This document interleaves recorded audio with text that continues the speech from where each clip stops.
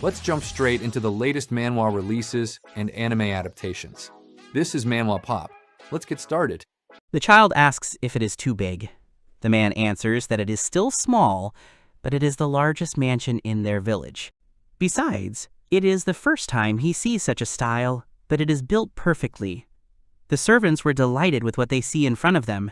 The hero thinks that with such power, he is not useless.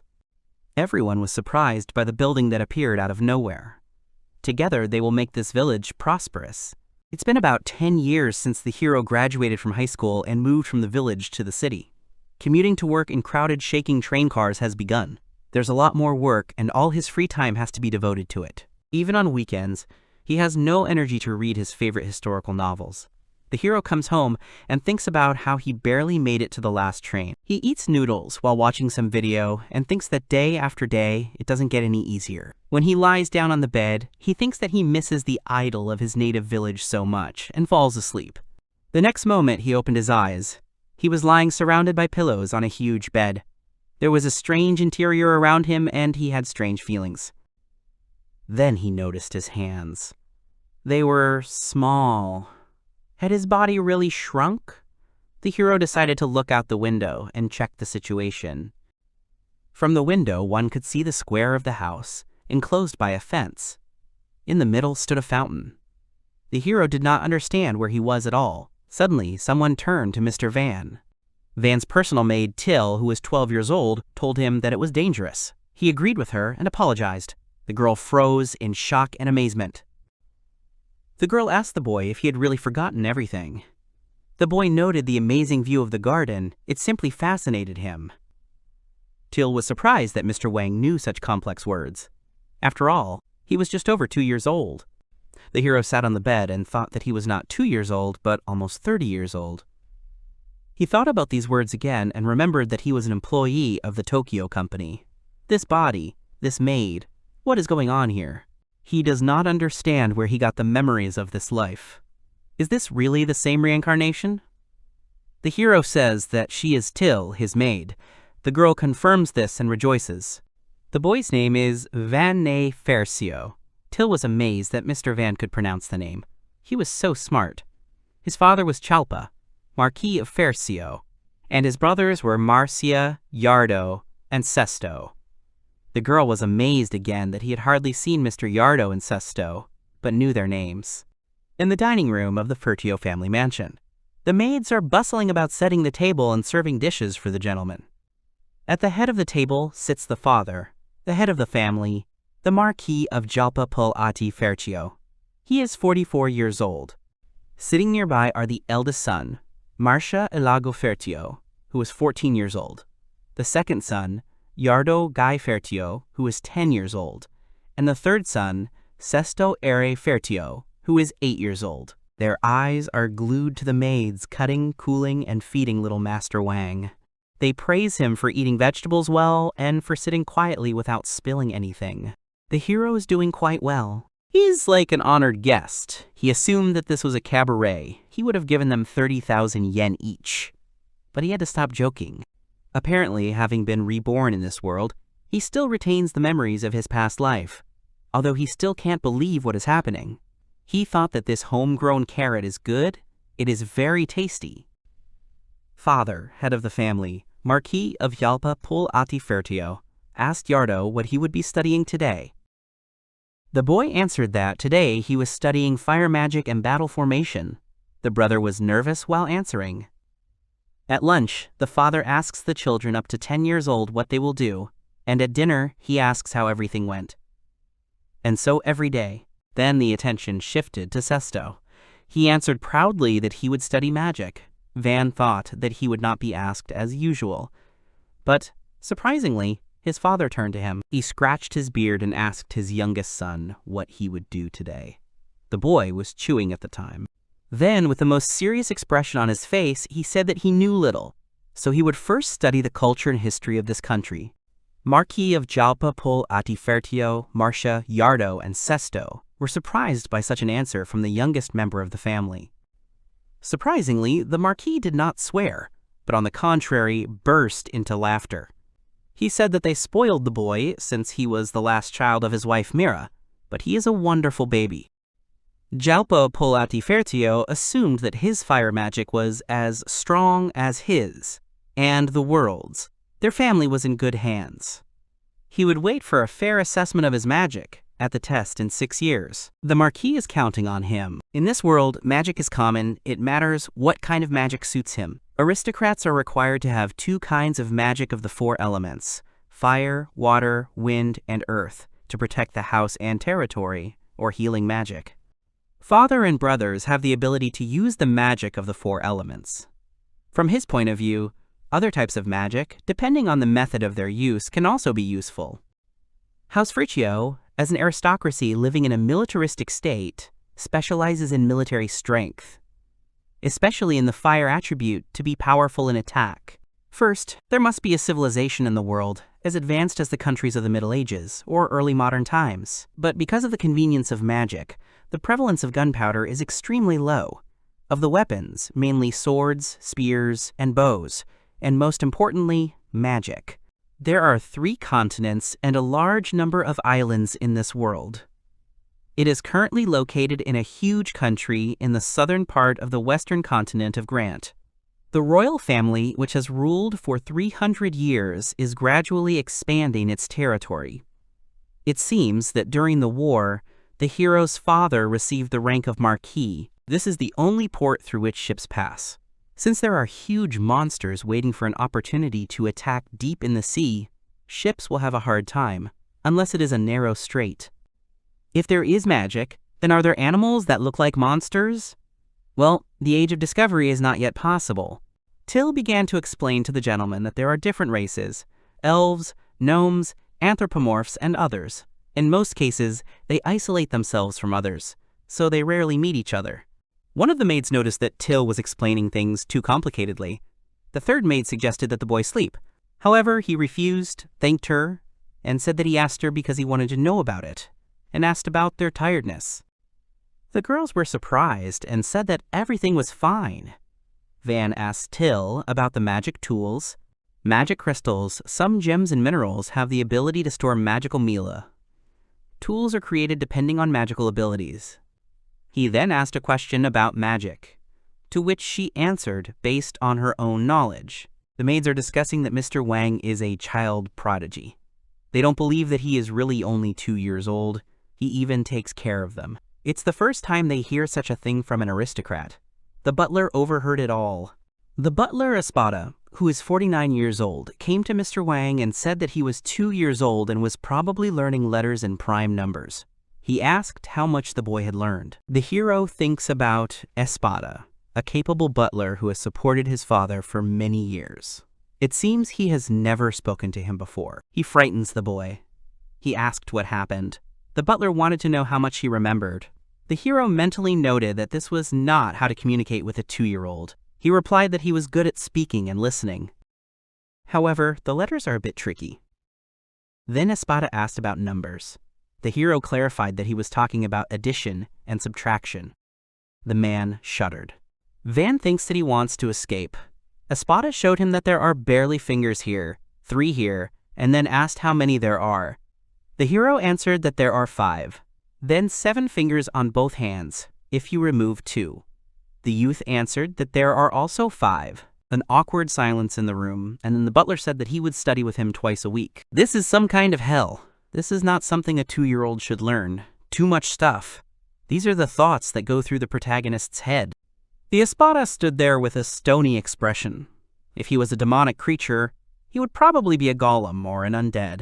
As a result, he continued to take his hellish lessons. Learned to read and write after a few weeks. Learned many things. Namely, the rules of war, the system of aristocracy, the management of the kingdom. Thus, the main character spent 2 years of his life studying. He stood on the training ground and held a wooden sword in his hands. As soon as he swung his stick, the maids immediately began to praise him for his good reflexes. The hero seemed to be fooling around in the room with Maiko. He would have thrown them 50,000 yen. Fencing is quite a fun activity. Suddenly Till came up to Mr. Wang, took his sword, and said with a smile that she had defeated him. He puffed out his cheeks and ran after the girl. One of the maids stopped Till and said that she had insulted the master and should regret it. Another maid suggested that the master punish her. The hero agreed to punish her. Till asked him not to do it. She admits that she committed a mortal sin by insulting him. The boy came up to her and did a shalban. That was all the punishment. As expected, he only fooled around with the maids for half a year. By the time he was 5 and training was done every day, he could already fight with the young future warriors. He took judo and karate at school, so he likes martial arts. He wins if he strikes first. Surprisingly, it's quite entertaining. In judo, it's important to knock your opponent off balance. In karate, you need to anticipate your opponent's movement to deliver an effective blow. These 2 points can be used in fencing as well. His opponent is about 10 years old, tall, and his arms and legs are long. He holds a stick in his hands and swings it, keeping his distance. However, he is a child, so his attacks are always the same. They have their own habits and movements. Watching them over and over again, you can win. Considering his huge 30-year experience, Van won and everyone began to rejoice, praising the hero. Unlike Mr. Yardo and Sesto, he talks to them more easily. These two are not interested in fencing because they are busy with fire magic. Mr. Wang talked to him the other day. Someone thought he was strange. The vice chief of the knights, Dai, who was 35 years old, decided to ask the young Master Wang a question. The boy thought that in front of him was one of the strongest members of the Marquis family. The man asked the boy to show him his hands. He obeyed, but did not understand the reason for this. Dai examined his hands and realized that the gentleman had no calluses, his skin was soft, his nails were growing. The hero replied that he would train more when he grew up. The man thought that Wang was losing to their students in training at night, but it seems he was wrong. The hero noticed that studying is hard. He will study harder when he can. He assures that he will not stop liking it. It is said that Espada gave him 3 times more to learn than usual.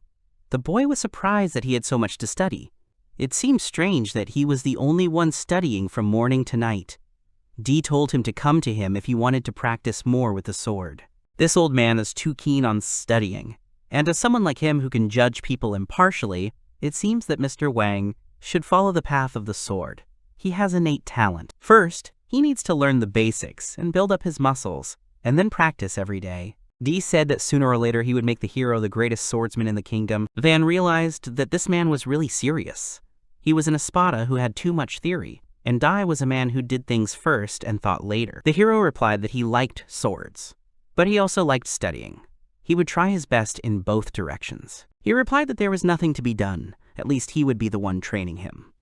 The hero asked the man to be more lenient with the child. He agreed, but it was an obvious lie. He had to do 100 push-ups, 100 squats, 100 jumping jacks.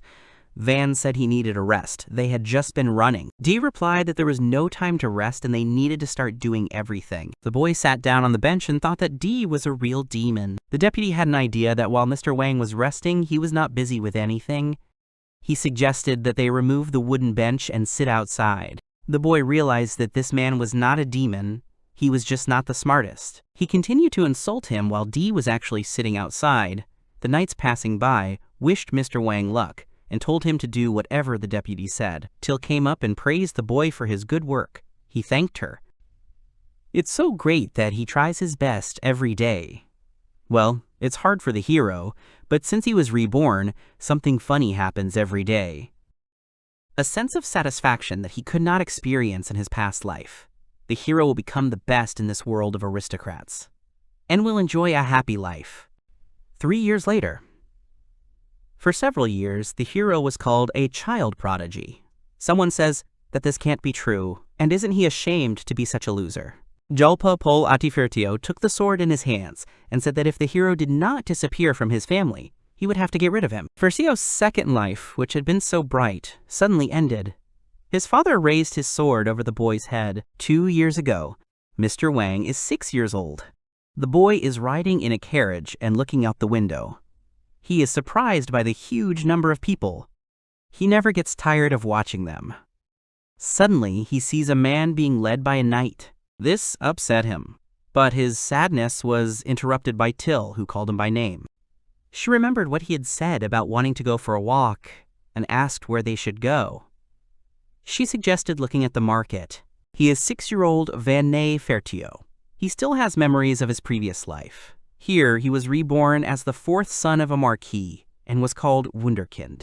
Every day, he goes through the hell of studying and fencing lessons. People are talking about how 12-year-old recruits are no match for Mr. Wang now, although the difference in their physiques is very big. And he studies what adults usually study. Obviously, it is striking. Till said that he was a genius, that he even managed to succeed in fencing, and that perhaps one day he would be able to overtake his brothers and become the head of the family. In the world of aristocracy, it's every man for himself. Money, status, reputation, and power. The winner takes all. Becoming one can radically change the future. So an attempt on the life of a promising younger brother is common among aristocracies. And unfortunately, he can't say that he has a good relationship with his brothers. They can take his life without hesitation. In other words, if he really wants to become the head of the family, the chances of being killed only increase. He can't live happily with such a life. The hero has decided to be a slacker. And even though he has decided so, he has no idea how to have fun in this world, because even in his past life, he was a workaholic. Mr. Wang was brought to the best market in the city. He decided to start with shopping. There were a lot of people at the market. Walking through the market, the hero had 2 escorts. They reached Mary's company. She has branches all over the kingdom. The hero compared its size to a popular American company. Suddenly, he heard the knight telling someone to hurry up. It was a child. They looked at the man, who began to angrily ask what they were staring at. This was not a performance for them. The accompanying knights immediately grabbed their swords. The man shuddered. Wang stopped them and asked the man who the child was and why he was tied up. He replies that this is the best thing he can do for his son. He has debts hanging over him, so he will sell him as a servant. Till explained that the Servant Act only allowed 2 types of servants: service due to debt and service due to crime. However, poor families have long-sold children they cannot feed into servants in order to earn a living. So the man transferred the debts to his child to turn him into a servant. Despite his terrible appearance, he does not even make a sound. Apparently, this is because service has become a common thing in society. Everyone is used to looking at such things. Suddenly, a woman appeared and asked if this was the Marquis's son. Till confirmed it. She showed the hero's robe and said that he was the famous Wunderkind, Mr. Vanne Fertio. The girl introduced herself as Rosalie and welcomed him to Mary's company. If he was looking for something, they would prepare anything for him. The man realized that the boy was from the Marquis's family and began to tremble. The hero assumed that he was worried about the punishment for abusing the servant system. Van turned to Rosalie and said that it seemed that the man had come to sell a child as a servant and asked for his price. The child looked about 8 years old. The girl asked about magic. He replied that the boy had thief's magic. She declared that he was worth no more than 3 silver coins. The man pointed to a shop nearby and said that they paid more than 5 silver coins for each servant there. The longer a servant could work, the more expensive he was, naturally. Rosalie answered what any shop would buy at a price lower than average. She would pay 3 silver for him. If he were a girl, she would double the price. Since a small boy is of little use, he is worth less, including the cost of raising him. The rope hard, and the boy fell. He started saying that he couldn't even get normal money from him. He continued to insult his son. People tried to stop him, but he shouted at them not to interfere. The girl told the man not to be stupid. Now no one would buy him at all. Who knows, maybe he was even lying about this child. The man shouted that they always made him look like a fool. He was not going to sell him to them anymore. He told the boy to get up and that they would go to another store. Suddenly, someone said that he was buying it. It was Van. Everyone looked at him in shock, but he added that he was buying the child for 5 silver. The boy mentally reassures himself. If things continue like this, the boy will be deprived of his life. The man asked if he had any money. Till replied that they had prepared gold coins. They did not have the silver 5. Rosalie offered to change them. The man was given the coins. He grabbed them and left without even looking at his son. The boy was left sitting all alone on the ground. The hero approached the child, freed his hands, and asked if the boy was injured and could stand up.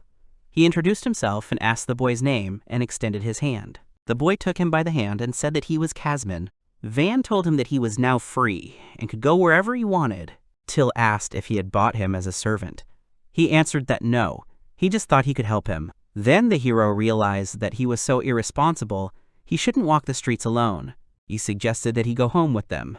There would definitely be work for him there. The knight said that Marquis would hardly allow God knows who to stay in the mansion, only if it was as his servant. The hero asked him if he was satisfied with everything.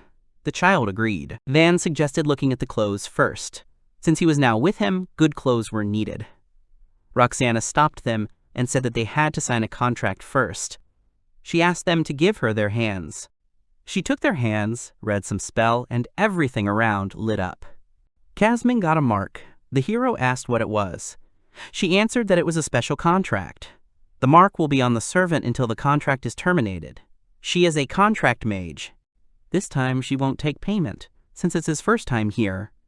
The hero thanked her, but he felt guilty. Roxana was surprised by the gratitude from the aristocrat, and then, coming to her senses, invited them to look at the clothes. First, they need to look at clothes for Kasmin. The hero took the boy by the hand. He was surprised. The boy was very embarrassed.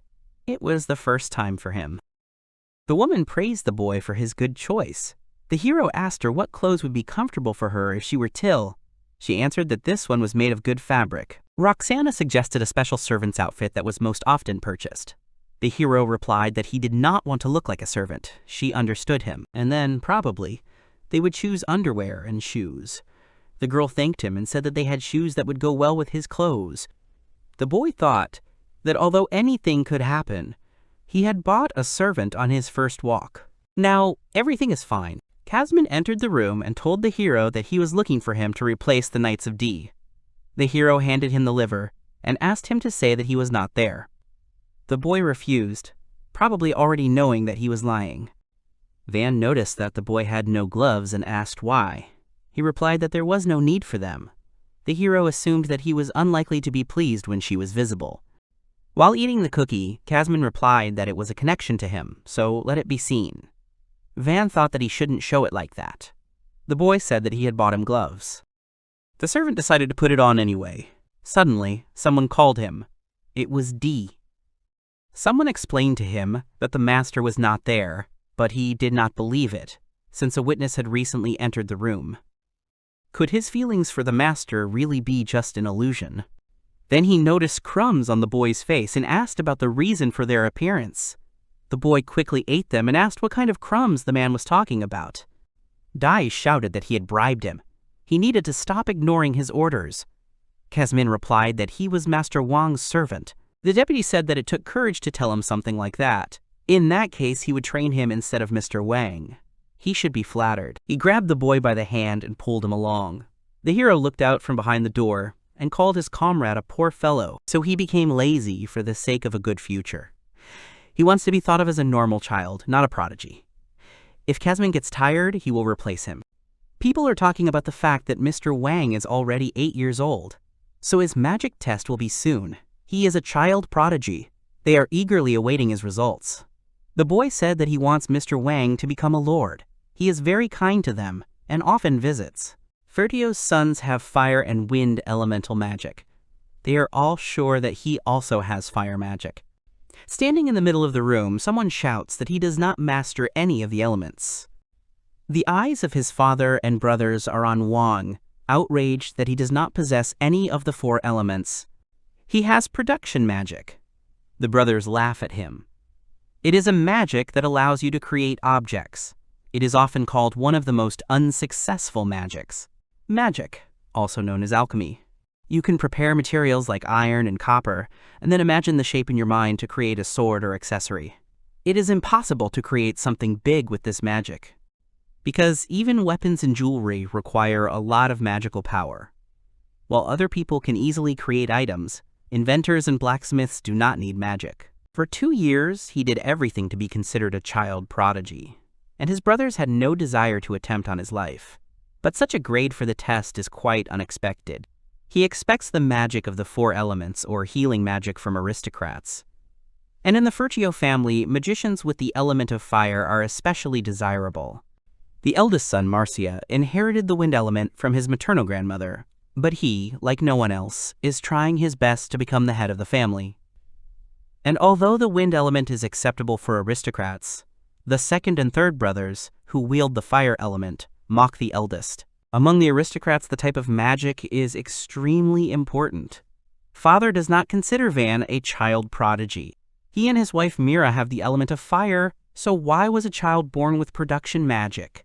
Her last child. His mother, weak in body but strong in magic, died giving birth to him. His father had high hopes for him. The man suggested that they stop chatting and took up his sword. He took out his sword and said that it was foolish to expect anything big from him from the very beginning. There is no place in the Marquis family for a child born with production magic. The man swung his sword. He asked if he was ashamed to be such a loser. If he didn't disappear from his family, he would have to get rid of him. The man swung his sword. Van was shocked. He didn't know what to do. Suddenly, Marcia stood in front of the boy and protected him with her body. The father asked what had happened. The young man told him that there was a place on their family's property that was difficult to develop because of its location, that remote village. The young man suggested leaving her to Van. Initially, it had a population of about 100 people. They are not engaged in production, but the Wolfsburg years in the north are full of resources. Next to the village is the county of Ferdinand, and on the other side is the hostile kingdom of Aranet. And although it is quite far, there is a fortress there which is used as a defensive base. In other words, the village can become a camp for preparing expeditions to the lands of Count Ferdinand. It is part of the territory he received when he became a marquis, and also the place where Count Ferdinand, whose territory had been reduced, sends knights to raid. That is to say, if they send Wang to this village, it would be fine to assign knights to his county. Besides, the newly acquired territory is hardly loyal to their family if they assign a person from the Marquis family there. Father told Van that he would become the master of this village. He could leave as soon as he was ready. The man expected nothing less from Marcia. He found a use for the useless things and left.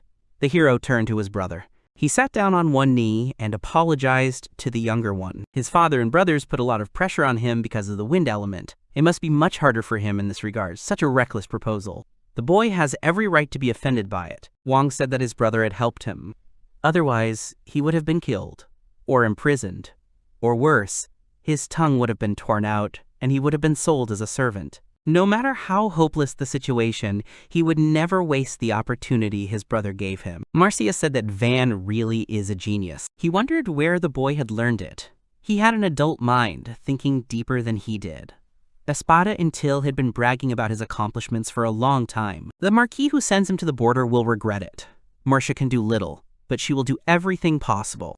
He hopes that this will help the hero at least a little. The boy extended his hand to his brother. Van smiled, and then he thanked his brother and shook his hand. Till shouts that even without magic, Mr. Wang is a smart and wonderful aristocrat. And even that wasn't enough for them, since they sent him to the countryside. Their master is amazing.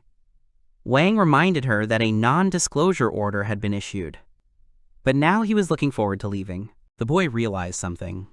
Away from the strict rules of aristocratic life, he would be free. I would like to think about what he should do in the future. As the owner of the village, he may not do anything outstanding and have a lot of free time. He decided to make the village a place for comfortable and happy life. Now he will be damn busy. Aristocrats are the most ordinary people. Despite their pompous speech and excessive pride, they run with their tails between their legs and give priority to the interests of power, forgetting about the people and their safety. A man with a scar on his face speaks about an escort for a young aristocrat. Maybe he's a nice guy. Or maybe he's a headstrong aristocrat who despises their kind. The girl said that's what most people think of adventurers. Then why did they accept the request? The man replied that they had little choice if they wanted to stay in the duchy. Wang approached them, greeted them, and thanked them for accompanying him. The man with the scar walked up to the boy, scratched his head, and said it was nice to meet him. The hero said with admiration that he looked so strong. He's just like a war hero, and his weapon is bulky. It must be heavy. The man confirmed this and said that the heavier the weapon, the more powerful it is. The rest of the adventurers began to get to know the boy and have a good time. After Wang left, the chief adventurer thought about it. It looks like they'll be accompanying an ordinary child. I want to pat him on the head. However, they shouldn't forget about politeness. The girl almost called him Wang Kun. The hero sat and checked some papers. Someone said that there is nothing strange in communicating with adventurers. The things are loaded into 3 carts. The knights cannot go with them, so Marcia hired 10 adventurers. The hero mentally thanked his brother. At first, he and Kamsen had only 1 carriage, but Till joined them. She had said that she had to go with him. She was his personal maid. The fact that his magic was not suitable for the aristocracy was hidden, and everyone who knew about it was ordered to keep quiet. But some people just can't be shut up. Dai said that he would also accompany him. Taking swords with him, he was going to train him. Van didn't like this idea. He can't use knights as escorts, can he? The man shouted that he was hearing about it for the first time and ordered 2 knights, A-Flat and Roe, to go with him. They obeyed. Espada told Mr. Jalpa that he was retiring a little early. Since his successor was old enough, he agreed. He was already 55 and wanted to relax in the countryside. The hero doesn't understand how the hero could let go of the Espada who worked for him for so many years so easily. It must be hard to find a successor who can replace him. As he got into the carriage, the man said that they would see if he could learn anything from the young gentleman in his old age. The boy mentally asked him to stop. The hero doesn't understand why they both follow him to a remote village. Well, but he is glad that D, who is strong in battle, and Espada, who knows many things, will be on his side. Till asked the boy if something good happened. She noticed that he was smiling. The hero didn't think this would happen, but now this trip to the border worries him. Wang replied that he was glad that they were with him. Smiling, he thanked them. To be fair, Till wasn't the only maid who wanted to go with him, but she was his personal maid. That's what she told Master Marcia when she was fighting for the job. They could take anyone they wanted. Mr. Marcia is a very busy man. He has no time to chat with the maids. And Mr. Yardo and Mr. Sesto don't care about the maids. But Mr. Wang is different from them. Always greets them, treats them sometimes, and even helps with cleaning. They even practiced swordplay together. All the maids love him very much. Van said that this also applies to Kasman. If he doesn't want to, he can stay. The service contract can be terminated or changed. He can ask Marcia to look after him. Kameen said that he decided to dedicate his whole life to him, and will always serve him faithfully and truly. The hero felt awkward and asked what he was talking about. Did he really like him that much? He answered that he liked him very much. He literally adored him. The hero blushed very deeply. There is no coat of arms of the Marquis family on this carriage, because the father does not want anyone to know of his departure. He must simply pretend that it does not exist. He had been in the city often for the past 2 years, so it was sad to leave. The daughter of one of the guards called Mr. Wang. He greeted her. She asked him where he was going. The hero did not understand who told her about it. She pointed to the carts that were labeled Mr. Wang's departure. This is an order from Mr. D. He thought it was sad that they were running away like criminals in the middle of the night, so he decided to reveal his departure to everyone around. The hero noticed that his father had told him not to tell anyone about this. Probably, D didn't even know about it. He must be sleeping in the carriage now, but when he wakes up, he will tell him about it. However, Dai himself was shouting at that time that the youngest son of Marquis Van Ney Fertio was leaving. The boy understands that he must stop him. The residents began to approach Mr. Van and ask about his departure.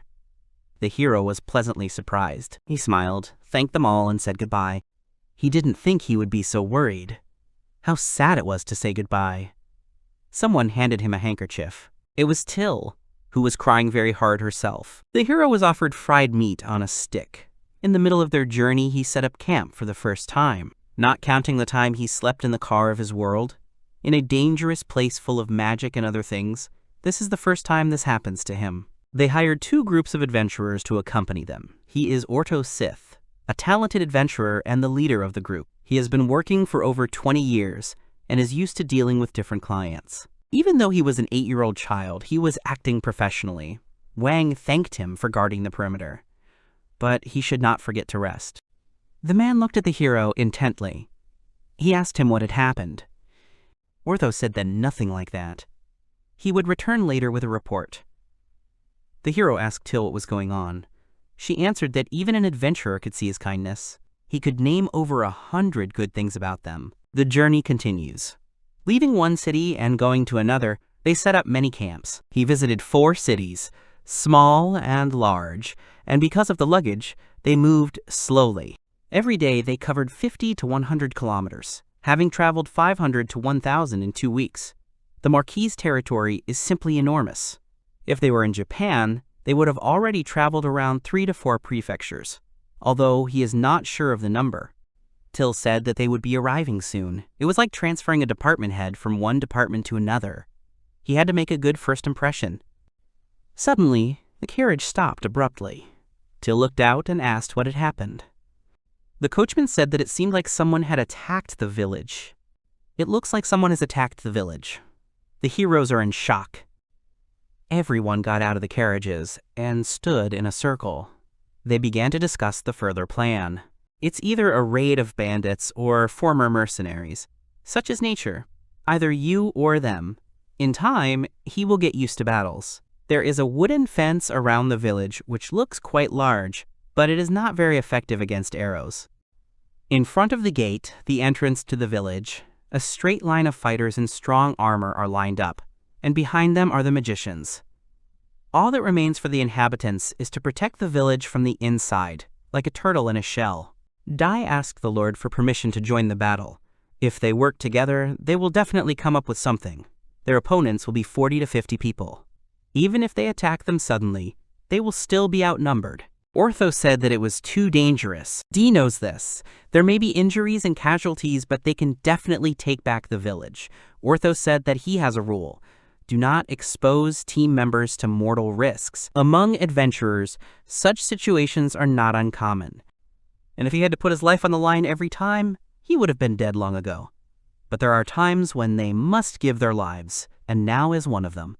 These are his lord's first holdings, and his first inhabitants. Ortho noted that he was a noble knight, but unfortunately, the same cannot be said about them. Even if they pay more money, he does not intend to die. In that case, Dee wants to ask them for something. If the situation worsens, they should run. Besides him, the remaining 2 knights will also die. Espada said that he was against it. More than 30 people would fight against him, including mages. As it seemed to him, mages are half of them. And then Dee would die too. After that, there would be no point in recapturing the village. He is the true mage of the 4 elements. The ground beneath their feet is just right, so they can count on his support. Ortho asked if he would really fight. He replied that they should not take risks. First, he will build a wall, and the adventurers will attack from behind the wall at some distance. When the enemies pay attention to them, Dee and his knights will attack from the side. If both surprise attacks are successful, they will be able to win. But what should they do with the mages? And if the archers show up, they will also be at a loss. This carriage is lined with iron plates in some places. After making the first attack, you can get in and drive away. The only task is to attract the enemy. Van asked if the butler also wanted to stay and fight. He confirmed and added that if he stayed behind the wall, Dai and the others would die. The hero objected. In that case, he would die too. The young man was not going to give him up. Espada asked the boy for permission to be selfish this time. The boy suggested using himself as bait. Everyone looked at him and categorically refused. Till shouted that she was definitely against it. She would not forgive him. If he became bait, she would personally go to the enemy. She would also join the battle, then they would definitely win. Casman said that he would go too, if they were together with Till. Van told them all to listen. He asked about the fact that he was now the owner of this village, so they should listen to him. They only hired adventurers to escort him to the village. They are not required to participate in the fighting. Espada is retired now. Having contributed so much to the Marquis family, he cannot die in a place like this. Dee and the others still belong to his father, and they serve him first and foremost. His father wouldn't like it if anything happened to them. Till is like an older sister to him, with whom he has spent more time than with anyone else. He does not want to see his dear person die. Casman, he is happy with his feelings. But even if he is a servant, he himself must choose, to live or to die. He will be happy knowing that he is satisfied with his life. They were ready to follow someone who was labeled as unworthy and kicked out of the family. Such wonderful people as they should not perish. He will just give them orders without doing anything himself. But he will never be like the boss in his past life. He must be responsible and do something himself first, for which he asks for their forgiveness. First, he will ride forward on the carriage, and they will attack from different sides. Concentrating forces on long-range attacks will be pointless. If nothing works, they must flee. They can leave his body, it's okay if they take his life. Since they don't know their names, they won't bother the Marquis. Suddenly, someone sighed. It was Ortho Hebe She Alakre Huzaoberbuffen. He said that only this time they would put their lives on the line. The child said that he would sacrifice his life. If he does it again, they will get angry. To be honest, the girl expected something completely different from the aristocrat. Everyone she met did nothing but scratch their tongues. The boy said the name Pluriel. She laughed and said that he even remembered their names. The girl thinks that she can give her life for him. Everyone else was thinking the same thing. The hero was thinking that he couldn't say he remembered her name just because she was cute. A flattened Ruth said that they were noble knights serving the Marquis. Serving Lord Wang was the same as serving the future heir. And now they would protect him, as if they were protecting the future of the family. Espada said that when all this is over, he would like the hero to think about all the responsibility that falls on the shoulders of a candidate for succession. He assures the boy that they will manage in 3 days. The hero thought that he was very tall and scary. The old man suggested using his strategy. First, he would create a wall and attack from a distance. D and his knights will attack from the left, and Orto's team will attack from the right. The rest who can defend themselves will remain here. The knights rushed to attack. Espada began to create a wall. The adventurers watch what is happening, with shock on their faces. They are shocked that he has already created walls. They note that this old man is not a bad mage. It is unlikely that a mage of the 4 elements will work as a butler. But here he is, working. The man asked Ortho why he decided to risk his life, because he could refuse the young aristocrat. He answered that he would be a great man, he cannot die yet. If it were possible, he would like to make him king. In the last 2 weeks, he has completely revised his views on adventurers. He had no idea that there were such people among the aristocrats. During all this time, he had become accustomed to Mr. Wang. If the master was in trouble, he would come to the rescue. But then he did not know. The master of a small village, escorting whom seemed like a troublesome task, but he put his life on the line when it came to his duties. Not only for the territory and the inhabitants, but also for the knights, the maid, and the servant. Moreover, for the lives of the aristocrats. He proposed a strategy in which none of them would die, but in which the 8-year-old child himself would die. Ortho said that the hero was strange, very strange. Till and Casman hugged the hero. The girl cried and said that everything was fine. And the guy said that if he was on the verge of death, it would be better if he covered him and died. The hero looked sad. He thought that they were more like family than his real relatives. The boys stroked their heads and said that there was a battle going on now, he should help somehow. The 3 of them would get medicine and tools out of the carriage. If it gets too dangerous, they'll help. Till and Casman wiped away their tears and agreed. The robbers let their guard down. Small settlements lack healthy governance, so such attacks end quickly.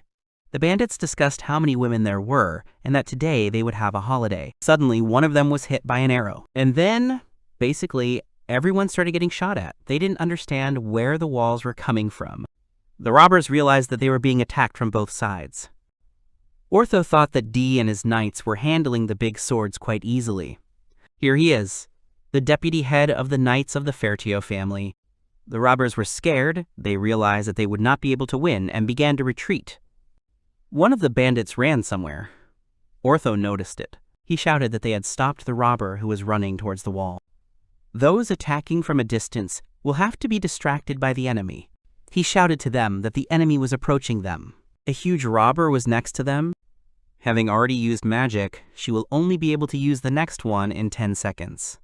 He won't be able to make it in time. Pluriel thought that she would die. Casman appeared. The hero said he was here, a warrior with heavy equipment. Pluriel thought it was reckless. 2 children would not stand against him. Van slipped under the robber's feet and cut off the place behind his knees. Casman entered the fray. He strikes the opponent's head and he falls down, exhausted. Pluriel is in shock. Van said that all the enemies could come running here. They need to keep their eyes open. The girl doesn't understand what's wrong with this child. A few bandits managed to escape, but they defeated the rest, and there were no casualties. This is the best outcome.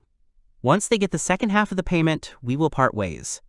Pluriel shot at Ortho, and he asked her what happened. Ortho offered to stay here instead of payment. One of the adventurers apologized to his comrade, and said that this order was convenient, since they were heading to the neighboring county. They would see each other again. The man agreed. One of the guys agreed to stay. The other said that if it was going to be long, he'd better leave. There were thick forests and mountains nearby, and they could earn even more by hunting. Pluriel said that Van is not like the usual aristocrats. Any adult would envy his thinking.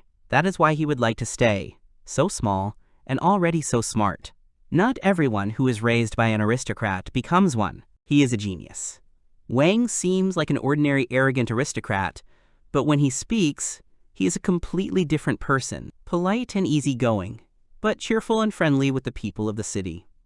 Even though he is an aristocrat, he has no desire to look down on them. Ortho thinks that he has never seen such aristocrats. If you think about it, his magic is completely useless for combat. The boy was literally ready to die. Pluriel said that he saved her when she was in danger. She must repay the debt. And he's not even 10 yet. A mystery child. He's the best aristocrat Ortho knows. If he were to become a ruler one day, he'd like to see how big his territory would be. He offered to help him. The other adventurers agreed with him. Till told Mr. Wang to start putting his life before theirs. The hero said he understood everything. The girl asked him to repeat it. Tesman understood that he needed to make an effort. Pluriel approached them and asked if everything was okay. He is so young, and he has already brought a girl to tears. Van said that he tries to be honest with girls, especially with those who are dear to him. The adventuress asked if the gentleman was an elf. As children, they are not particularly different from humans. Both then and now, she is not very polite to the aristocrat. The hero said that Till has been taking care of her since childhood, so he is an ordinary person. The girl realized that he does not care about impolite treatment. She asked about fencing. Wang pointed at Dai and said that he trained him even though he was too small. Said that he was training him to become stronger than him. Pluriel suggested that his butler Espada was training him. The hero confirmed this. His way of thinking is formed by the people around him. The adventuress bowed her knee and head before the boy and said that his actions and swordsmanship would save her in a moment of danger. She thanked him and said that she would never forget it. The hero smiled and said that everything was fine. If you think about it, as an aristocrat, he is very charismatic. He has already managed to win the hearts of adventurers. Espada said that it looked like the villagers were gathered at the gate. Till noted that, while it wasn't what they were expecting, they had finally arrived. Wang said that this was their first meeting, and they needed to make a good impression. The villagers looked very shabby, and their houses were in disrepair. The hero introduced himself to them. He said that he was sent here by Lord Fulthio, who has recently been ruling this territory, including this village. From now on, he will rule this village. An elder came forward and said that his name was Rhonda, and that he was very grateful for their help to the village. The hero heard rumors that in this village, neither the owners nor the soldiers take command. He wants to protect this village, so from now on he takes on the role of the leader. He hopes for his understanding and help. It was too formal an apology. Ortho tried to hold back his laughter. Rondo remarked that it was very kind of him. He invited him into the house. He tells him that once upon a time, 150 people lived in this village. 6 months ago, and last month, the village was attacked by bandits, so now only 100 people are left.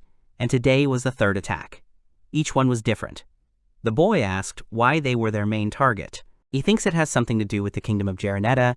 It's close to the village. The Knights of the Border Guard patrolled the border during the time of Count Ferdinand, but now that the Lord has changed, the border has been abandoned. Simply put, the village is in danger because it now belongs to Lord Fulthio, the Lord's influence.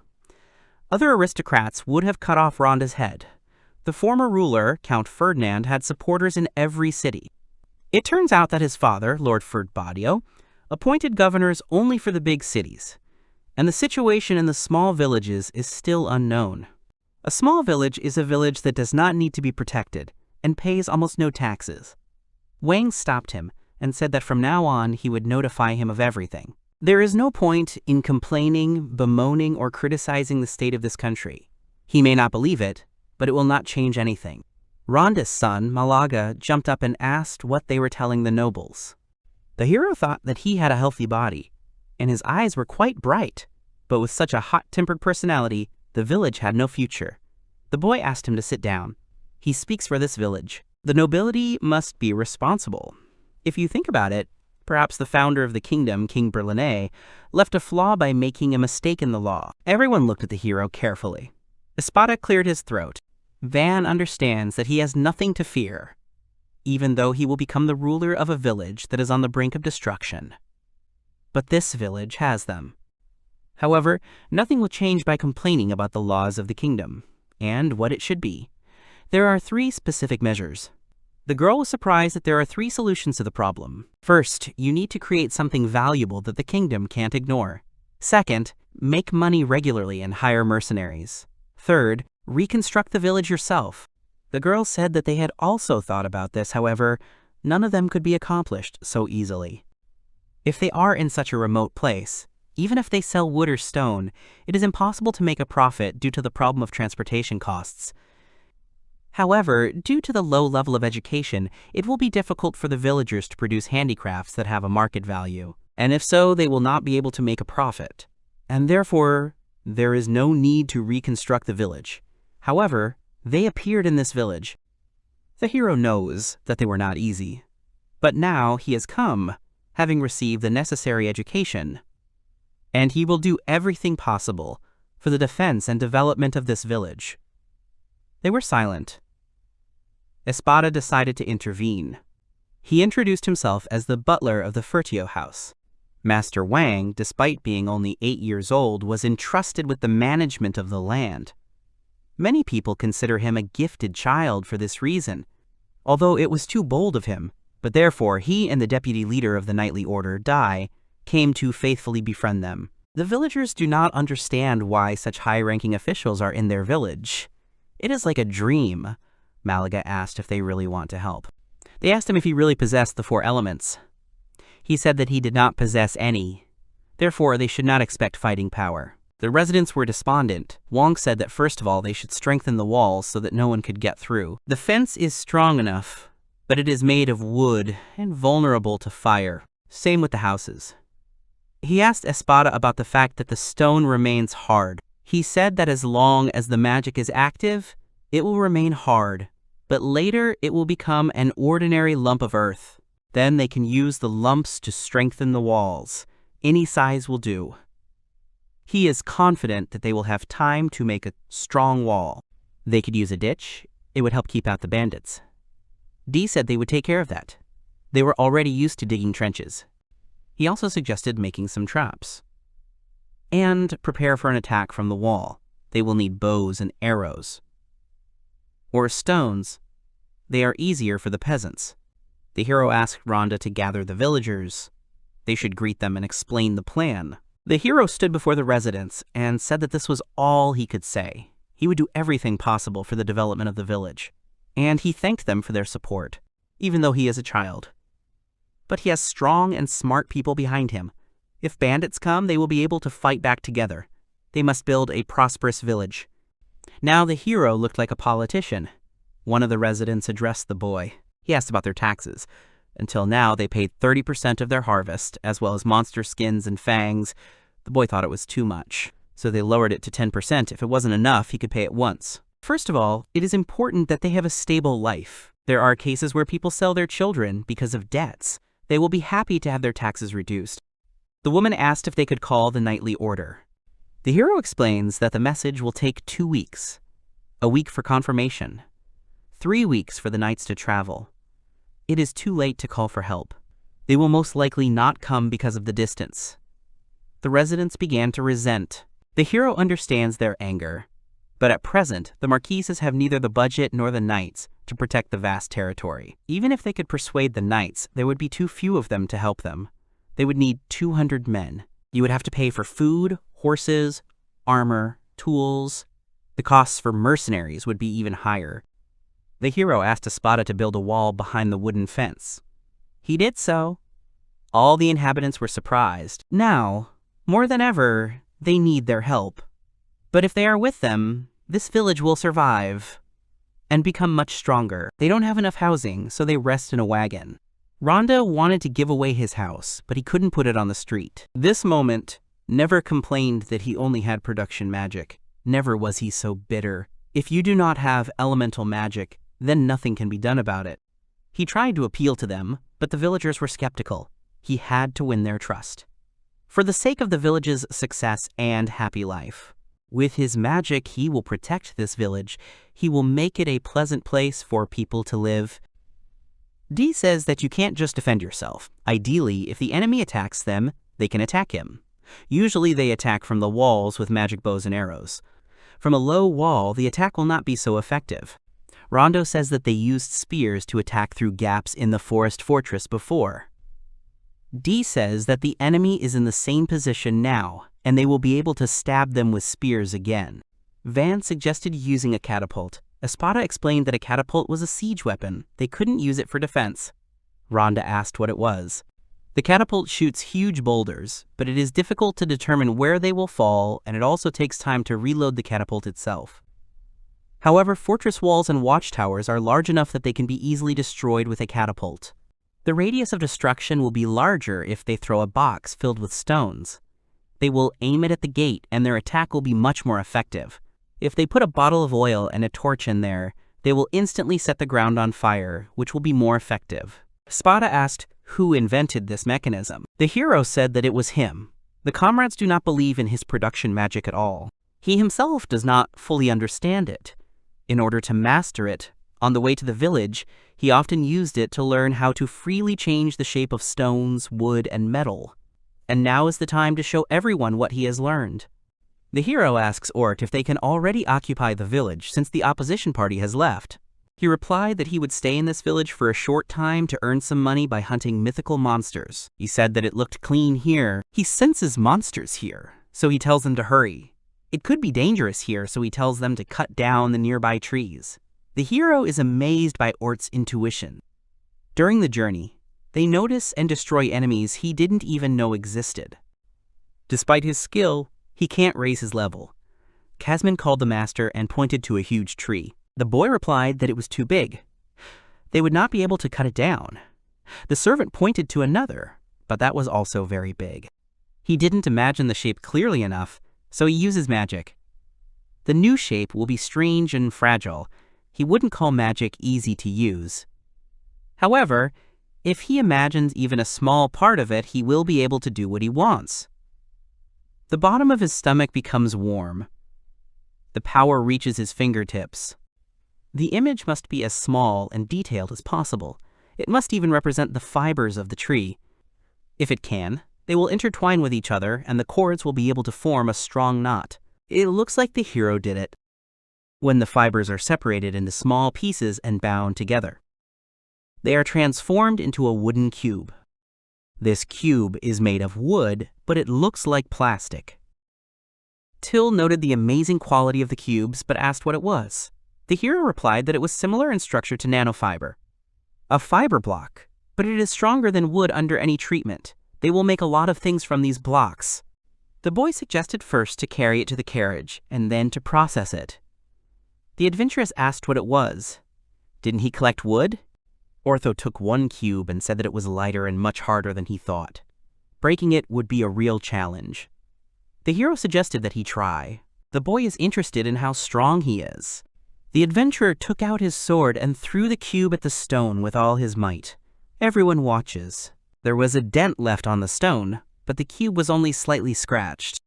There wasn't a single break in it. Till said it was so cool, it was really strong. So strong that he broke the stone. The hero asked what was harder, stone or wood. Ortho said that he was talking about the stone breaking, but this light block did not. So the hero found something very useful. During the ride in the carriages, Wang realized that his magic power was exhausted. This has consequences. He heard that magic is complicated, but has logic. Till said that all things are skillfully made. How does magic work? You need to imagine the whole weapon, its metal sharpened blades, shape. He succeeded. The hero noticed how Kazman looked at him with delight. He gave it to him. The boy beamed with happiness. He said that it would be his family heirloom. Till was also waiting for something from the gentleman. He gave her an axe with a skull. She was clearly discouraged. She thanked the boy. He asked her if she didn't like such a weapon, but he made it strong so that it would be impossible to scratch or break. Till decided to fix the situation and said that she loves axes, and she is delighted with this cool hatchet. The boy is glad that she liked it. He apologizes to her in his mind and says that he will make her an ornament, but a little later, he is not sure how much magic power is consumed, but wouldn't it improve his production magic? Looking at all the things he had created, the hero thought that all of this could be used in an unusual way. Espada began to build the wall. It takes shape once every half day. Orto says that this butler is a little crazy, but a very good mage. The hero is glad that they put him on the same level as Espada. The mage is a good butler. He supported the Marquis in difficult times. The adventurer also finds it strange. Such mages are usually attracted to the army. If he was an adventurer, he would be of the highest rank. The hero says that he is glad that he followed him, even though he was going to retire. The future is as important to him as the past. He hopes that Espada will have a happy old age. Espada appeared next to the Lord and said that he was growing up before his eyes. Now, as a lord, he would have to accept all the responsibility and weight of this title. He said that there had been no progress in the last 3 days. Now, it was more important to strengthen the village's defenses. He would work on strengthening the gates. The butler asked if the master would have time to strengthen them. Then Dee appeared and said that he would help to dump the stones into a pile. Van said that he was here to do something with magic. Dai was surprised and said that he admired him. No matter how hard he worked, he couldn't do anything with magic. The boy realized that this was wood, and the process was similar to making regular wooden blocks. The only thing that worried him was the weight. This was the key to defending against the enemy. For now, this was all they had. Everyone watches in shock what the main character does. They don't believe what's happening. The hero was able to transform the gate. It became large, with the coat of arms of the duchy. Everyone looked at it with their mouths open. The boy asked Ortho to cut this door with his sword. If he does this, he will be restored, so he can spare no effort. The hero wants to test the power of the wall, so he asks him to do his best. The adventurer struck the first blow. He continued to strike. Everyone covered their ears. The man stopped and was in shock.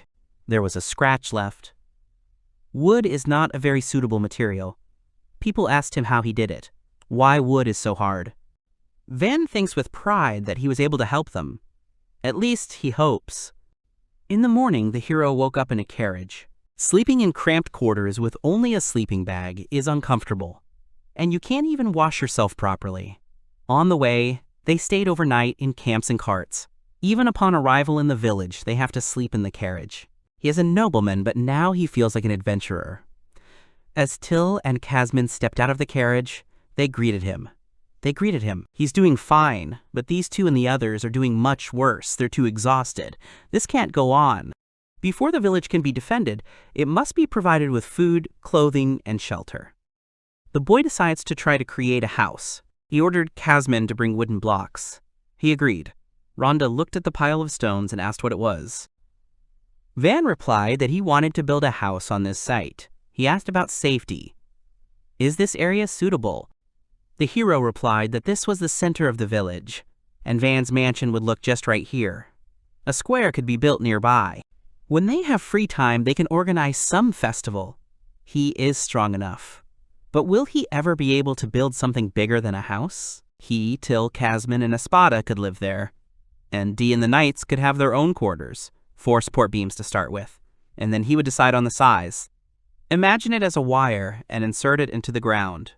The thicker the column, the better. Then you need the floor and the walls. Only then can you assemble the roof. You also need the interior walls. He had imagined it in his head, but now it seems much bigger. He used up all the blocks, but the house is finished. It now has a kitchen and a toilet, 1 large bedroom and a second smaller one. There are still 2 small rooms left. Something needs to be done with them, otherwise Espada will be angry. He'll hang shutters on the windows for now. He'll have to ask the merchant about quartz sand. The hero asked if he was too big. Espada replied that it was too small. However, it was the largest mansion in the area. It didn't look like wood at all, but it looked great. Till admired it. Kazman said that Mr. Wang's magic resembled the abilities of kings. Wang shook his head and said that magic was interesting. But he still thought that strong attack magic was much better. The citizens should feel like they are behind a stone wall behind their lord. Till said that she would rather live in his city than in the city of Marquis Jalpa. The hero thought that these were 100% personal feelings. Espada said that the hero is right when it comes to war, but in times of peace, people want a ruler who will make their lives better, and he can't name a person who would be better suited for this role than he is. Kazman said that he would always follow him. The hero awkwardly thanked him. Suddenly they heard a cry about what it was. The hero replied that it was a house built with magic. The knights were shocked, because he wasn't here a few minutes ago. Wang said that if they could get more wood, they could build houses for everyone. Dai gave the order to carry the wood. If necessary, they could use the carts. But everything had to be here by noon. The knights obeyed the order. The hero had never seen such speed. Where was the usual relaxed atmosphere? Orto said that they were also going into the forest right now. He would chop, and they would transport everything on carts.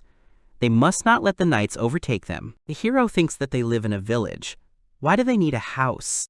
Residents looked at the house in shock. Rhonda said that he was told that he could build houses. People started complaining about their homes. As he thought, one house wouldn't do. But their houses are really flimsy. He told them to stand in line. They will provide them with new housing. The residents were genuinely happy. If his magic can make these people happy, then he has no choice. Espada and the villagers build barricades. Dee, along with Mr. Orto and the others, gather wood, and the hero took Till and Kazman with him to build houses. He's already gotten used to his powers, so he can handle creating these kinds of things. He really would like to be able to design his own interior. He feels like he's taking orders from someone else, and it's depressing because it brings back memories of his corporate days. But once he starts, he can't stop. Dee said it was a masterpiece. He was amazed. In essence, the buildings are grouped in fours, and the alleys and streets are arranged in a grid. This type of development is called block.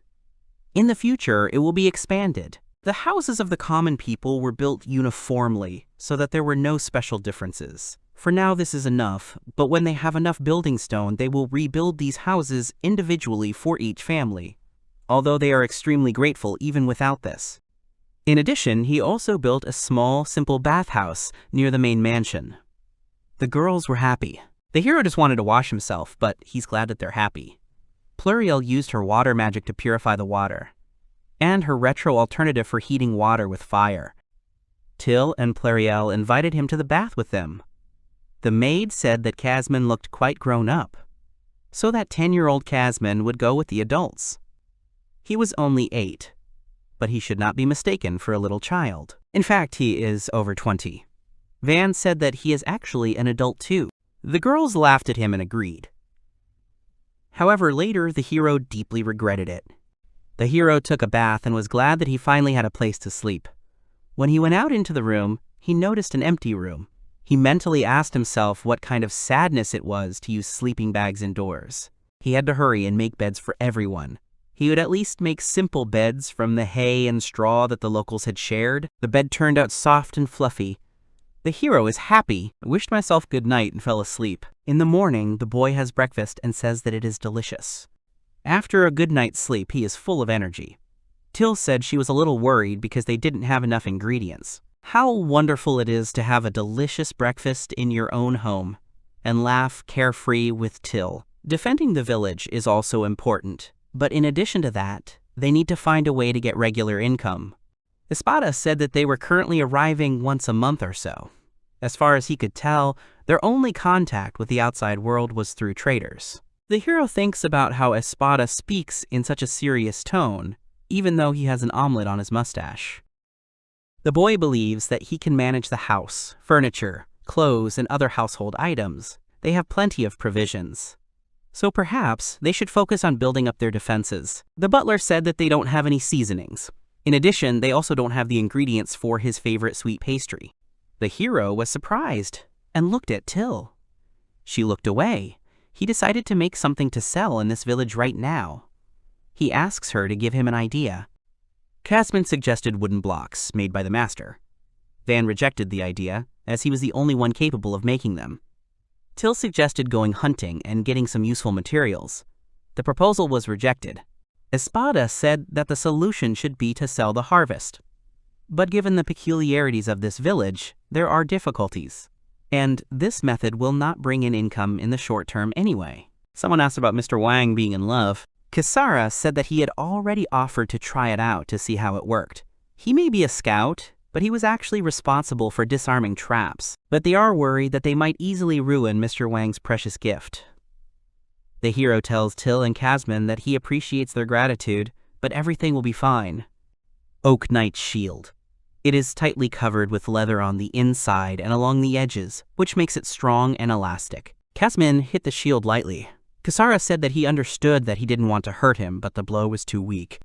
However, Kusa flew away from the shield. Everyone is in shock. The adventurer started crying and saying that he had just received it. It was brand new. Van came up to him and told him to hold the shield for a bit. He would make it stronger than before. The shield became whole again. Kisara was happy. Ortho asked what all the fuss was about. He noticed that they were just in time. He asked if they could sell the ore. There are quite a lot of powerful evil spirits in the depths of the forest. He believes that it is because of the Wolfsburg Mountains nearby. Either way, they can extract rare minerals without going deep into the mountains. It's iron ore, but there's also silver and copper. He even managed to get some gold. He showed it to Mr. Wang. This is mithril ore. The hero is very happy and surprised. Ortho has a suggestion. Until now, the problem of extraction was the great remoteness and difficult terrain. It seems that the only thing that was undertaken was nightly expeditions. But for them, herbs and minerals are of no interest. For experienced adventurers, this is a good chance to set up ore mining. And if there are such rich deposits in the foothills, then in the Wolfsburg Mountains themselves, you can definitely find even more. The hero decided to process the iron ore first. In the case of wood, the processing process occurs evenly, distributing between the layers. But in the case of iron ore, magic penetrates gradually, and there are those that it copes with instantly. The hero got a cube. Xara suggested he try to forge a sword from it. A thin, double-edged sword would be just right. Ortho didn't understand whether he liked swords or iron weapons in general. The young man offered to make weapons for all the adventurers, since they had brought them. Xara asked to make him one dagger and one long sword. The hero began creating the first iron weapon. He managed to create a sword in a short period of time. He handed it to Zara and said that he would be their first client. He was very happy. People watch and discuss how the hero creates weapons. Having improved the sword, the hero hands it to Zara. He cries with happiness. The other adventurers ran up to the gentleman and asked him to create weapons for them as well. The boy was surprised that his weapons were in demand among professionals. Pluriel said that it could be sold for quite a lot of money after it was tested in the case. Espada said that this was indeed a novelty. Ore deposits in the middle of a forest, not in the mountains. This is rare. The exceptions are golems made of stone, iron, and other ores, so if there is a dungeon nearby, that explains everything. The adventurers said that they had not come across anything like that. They haven't explored the area enough yet, so it's likely that there's a dungeon somewhere. Espada said that if the dungeon was discovered, their affairs would change dramatically. This village would start a rich trade turnover. Wang said that if they found a new dungeon, the importance of the village would greatly increase. Dungeons are a real treasure trove of resources. Most of the country's weapons, jewelry, and other artifacts were taken from underground. That's why they are so important. Finding a dungeon is a great achievement for adventurers. If this village reports the dungeon, it's unlikely they'll be able to accept guild members. There's simply a shortage of food and other resources. There is also the possibility of an attack by a neighboring country. Since the hero is an obstacle for the Fertio family, if they have the chance, they will immediately get rid of him. Therefore, it is necessary to expand and develop this village first before declaring the dungeon. It is not profitable to announce the dungeon now. The dungeons are important for both the country and the aristocracy. His family considers him useless, and they have no plans for his future. If he declares the dungeon now, it will simply be offered to one of his brothers. Therefore, he must use force to ensure that this village does not fall to anyone. So far, everything is fine with housing. Next comes financing and ensuring defense. We need manpower, but there are few who can work with their hands. We would like to stock up on weapons and shields before the merchants arrive. Defense is no less important. The outer side is almost ready. He laid out the stones and managed to make these walls as strong as concrete. Of course, all this was not without the help of magic. At first, there was not enough height and thickness, but he solved this problem. And on the wall itself, he placed simple ballistas. He used leather in production. It is equipped with a large shield at the front, allowing it to fire huge bolts without fear of enemy counterattack. He placed heads around the perimeter of the village on which he mounted ballistas. He praised Kazman for his work. He said that he simply gave him stones, and he transformed the village with such ease. He replied that he was a lord, so he was obliged to work for the good of the village. He asked Kazman what he was striving for. This is a question that could very well be asked of him. He replied that he wanted to protect him. Wang thanked him but asked him not to overdo it. Kazman was always so straightforward and caring about him. Next time he would make him armor. His dear knight needed a beautiful armor that would protect him in difficult times. The hero worked hard for the next 3 days. Espada said that this can no longer be called a village, more like a small fortress. Bandits will definitely not be able to get past these walls. And if only Jalpa had realized the power of Lord Wang, the House of the Marquis would have quickly prospered. Espada said that the head of the house considered the ability to fight to be of primary importance. There was no point in discussing it now. Dee began to complain and pointed out that if given time, Van would become stronger than anyone else. They started throwing different arguments at each other. Till and Kazman watched in shock. The hero was silent. Then he said that it is pointless to regret circumstances or the talent you were born with. It is important to be able to adapt and live with what fate gave you. He decided to quote a phrase he had heard somewhere before, and it seemed they liked it. Dee laughed and agreed with the master. The hero noted that the atmosphere had become more cheerful. It was time to work.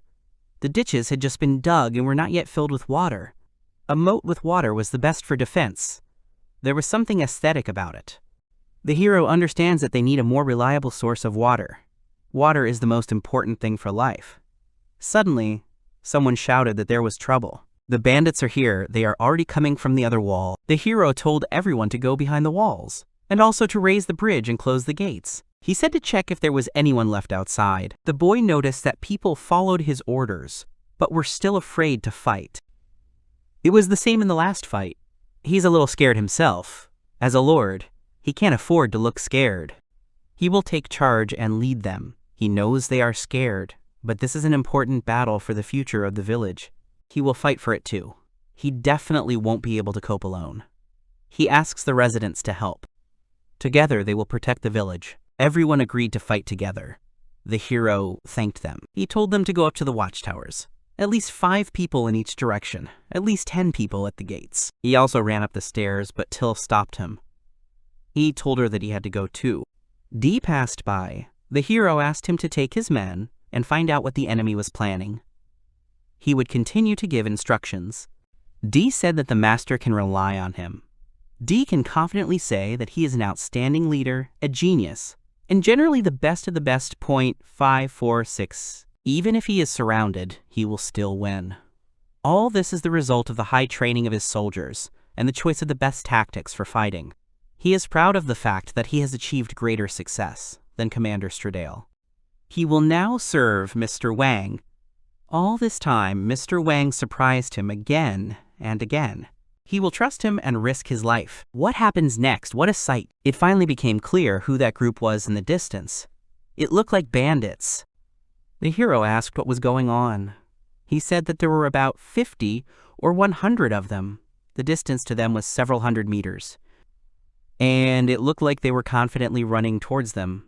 They needed to prepare for defense. The boy assumed that they were being followed by someone. It seems the scout noticed the tail. The bandits were being chased by an armored dragon. And it wasn't alone. There weren't even 2 of them. This is bad. Experienced knights have a hard time fighting armored dragons. And there is not a single experienced fighter in this village. Regular weapons will not be able to penetrate them. This magic is effective, but the only mages who can fight now are Espada and the daughter of that adventurer. And the adventurers themselves went to get materials. Even if there is no mage, a heavy knight could slow him down, and then strike at his weak point. But the locals are unlikely to succeed. They will not withstand heavy attacks with tail and claws. The hero ordered everyone to stand behind the ballistas and place the bolts from the ballistas nearby .559. D thought that it weighed no more than a dagger and would definitely not penetrate an armored dragon. He shouted to everyone to obey Mr. Wang and carry out his orders. The bandits ran and asked for help. There is no end in sight for the dragons. Even a large city would have a hard time repelling such an attack. About 40 monsters, 8 meters tall. They may use bandits as bait. The hero said that he felt sorry for the robbers. When he finds himself in a difficult situation, it is better to relax and laugh in the face of danger. Then a solution will be found. Van said to aim at the dragons. They should shoot when the bandits jump into the moat. Dai told them not to be afraid. If they hit the eye or the mouth, that would be just fine. They would have a better chance then. Today, none of them, Mr. Wang's subjects, would die. They would win this battle. They have to show what they can do. They have dragon shashlik for dinner tonight. Frightened people ran away, breathing heavily. They were being pursued by a whole crowd of armored dragons who were trying to reach the moat and hide from danger. The bandits began to slide down the slope. One of the fugitives fell. Then one of the monsters grabbed his cloak with its claw. Screaming, the man found himself in the air near huge, toothy mouths. The rest of the robbers were very frightened by what they saw. The defenders of the fortress also trembled with fear at this sight. At that moment, the knight shouted that everyone needed to get ready. After this, arrowheads emerged from the ballista. At this time, the bloodthirsty monsters were finishing their meal. Assessing the enemy and clinging to the weapon, D thought that this would be even harder than he thought. The taut bowstring indicated that the device was ready. Then the man shouted for the defenders to open fire. At that very moment, a multitude of arrows rained down on the dragons on the other side of the ditch.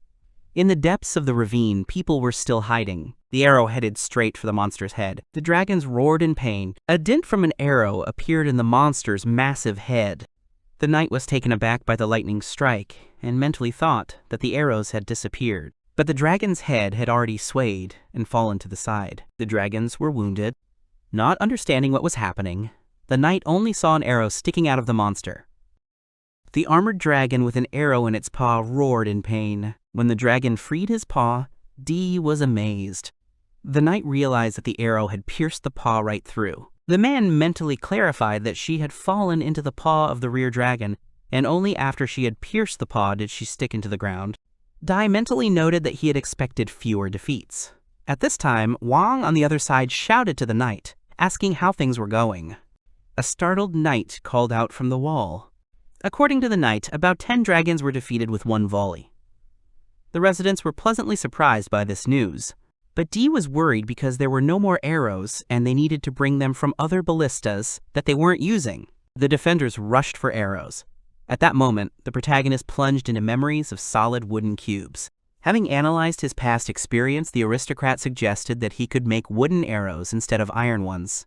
D gave the order to load the remaining iron arrows and cock the ballistas. The defenders, tense, aimed their weapons at the enemy. As he continued to ponder, the knight noticed that the men on the towers had taken up positions. D was confident that they would win, and the second volley would be even more accurate. Under a barrage of arrows flying at the dragons, the knight shouted that now the monsters would see the full power of this village. Under the roars of the monsters, D ordered to open fire. The knight was amazed. Many more dragons were killed by wooden arrows, which greatly surprised D. The knight mentally noted that the result was different from the iron ones, but he managed to pierce such thick scales. The man immediately ordered to use wooden arrows. At that time, he thought that the master was right, and they could cope without iron arrows. He gave the command to aim. D shouted the command fire. Finally, all the monsters were defeated. D and the other defenders looked at this sight in surprise. The knight shouted joyfully that they had won. The protagonist and his maid were shocked by this news. At that very moment, the villagers shouted with delight about the victory, and the happy Van was embraced by his maid with tears of joy in his eyes. D smiled at the people's jubilation. He noted in his mind that the enemy had been destroyed, while they did not even have any wounded, and they had spent about 60 arrows. The knight said out loud that if he had told Commander Stradale about this, he would definitely not have believed it. With a gentle smile, the man thought that such a result seemed simply impossible. Turning to Stradale, he noticed that Wang had grown noticeably. While the happy protagonist rejoiced next to his friends, the knight said that it was hard to even imagine. After a while, Wang went up to die. With his arms spread wide, the excited knight showed his master the results of their battle, happy that they had succeeded. The boy approvingly patted the knight. He noted that it was all thanks to D and thanked him for it. Looking at the battlefield, the hero was perplexed. The amazed Wang counted 44 monsters and praised his men. The knight laughed good-naturedly, clapping the boy on the back. He replied that it was all thanks to the nobleman's ballistae. The man was amazed that simple wooden arrows were able to pierce the steel scales. With a good-natured smile, Dai praised the ballistas and patted Wang on the back too hard. Wang, horrified, asked him to stop or he would fall. When the knight stopped, the hero turned his attention to the ditch. There were still bandits in it. He noted that about 30 people survived. D had completely forgotten about them. At that moment, a rope fell towards the frightened people. The knight threateningly ordered them to tie each other up, warning that otherwise they would be hit by the same rain of arrows. The people, in fear, immediately agreed. When the bandits appeared before Van, they swore that they would change. They begged him not to hand them over to the authorities. Otherwise, they would be made slaves or simply imprisoned. The aristocrat, surrounded by a crowd of citizens, pondered their words. They asked to be allowed to work for him. At this time, an old man stepped forward. The village elder said that these people often robbed their village. One of the villagers came out of the crowd and grabbed one of the bandits by the collar. He was indignant that they seemed to have forgotten that they had taken the lives of his parents and taken many lives from this village. Enraged, he shouted that he would kill him and prepared to hit the thief. But a small hand stopped him. Holding the attacker's fist, Wang apologized and asked him not to dirty his hands with it. The main character said and asked to leave it to him. With tears in his eyes, the man agreed. Addressing the crowd of tied-up people, he said that they would still have to face the law, and as soon as someone arrived here, they would be taken away. Wang ended by saying that for now, they would work for the benefit of the village. New workers worked on the dragons. The frightened robbers meekly agreed. Van and Ortho stood on the wall watching them work. The adventurer noted how many surprises there had been this week. Van just chuckled good-naturedly. Pluriel noted how many swords were in perfect condition without espada magic. Another adventurer questioned how difficult it was to deal with even one dragon. The girl noticed that even if 30 people used Master Wang's excellent swords, they would still only be able to handle 5 to 6 dragons at most. Ortho replied that we need to do it while everything is fresh. The next day, Orto, D, Kamson, and some of the villagers joined in butchering the carcasses. Wang changed the material of the stripping knife, and it became sharper. All teams completed the task in 3 days. Then the next night, in front of his estate, the aristocrat addressed the residents with a speech, noting the improvements in the village. The main character organized many fires and assured that now you cannot worry about money and enjoy delicious meat. Wang allowed everyone to drink as much sake as they wanted, but no more than 2 glasses per person. He himself raised his mug and congratulated everyone on their great victory. The residents raised their mugs and drank to the health of their master. The boy's friends were also there. The crowd roared, happy that they had managed to do it. People were happy with drinks that they had not had for a long time. The main character really liked the meat. Ortho noted that dragon meat was delicious. Van agreed. The adventurers who were involved in selling dragons explained to the aristocrat that the meat was so soft because it was protected by a hard shell on the outside. Ortho said he had verified that the ballista arrows were as powerful as the weapons Wang had made for them. The knight did not know that the Lord had given weapons to the adventurers, and he was upset that he had not given him the sword. The adventurers praised their swords, which suited them perfectly.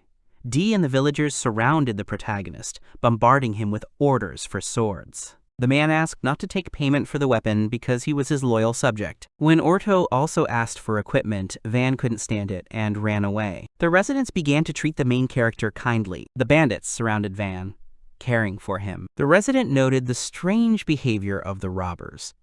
After all, despite the fact that the enemy was right in front of him and a hard life awaited him, he still went over to the side of the main character. Next to him sat a man who tried to hit one of the thieves, clenching his fist.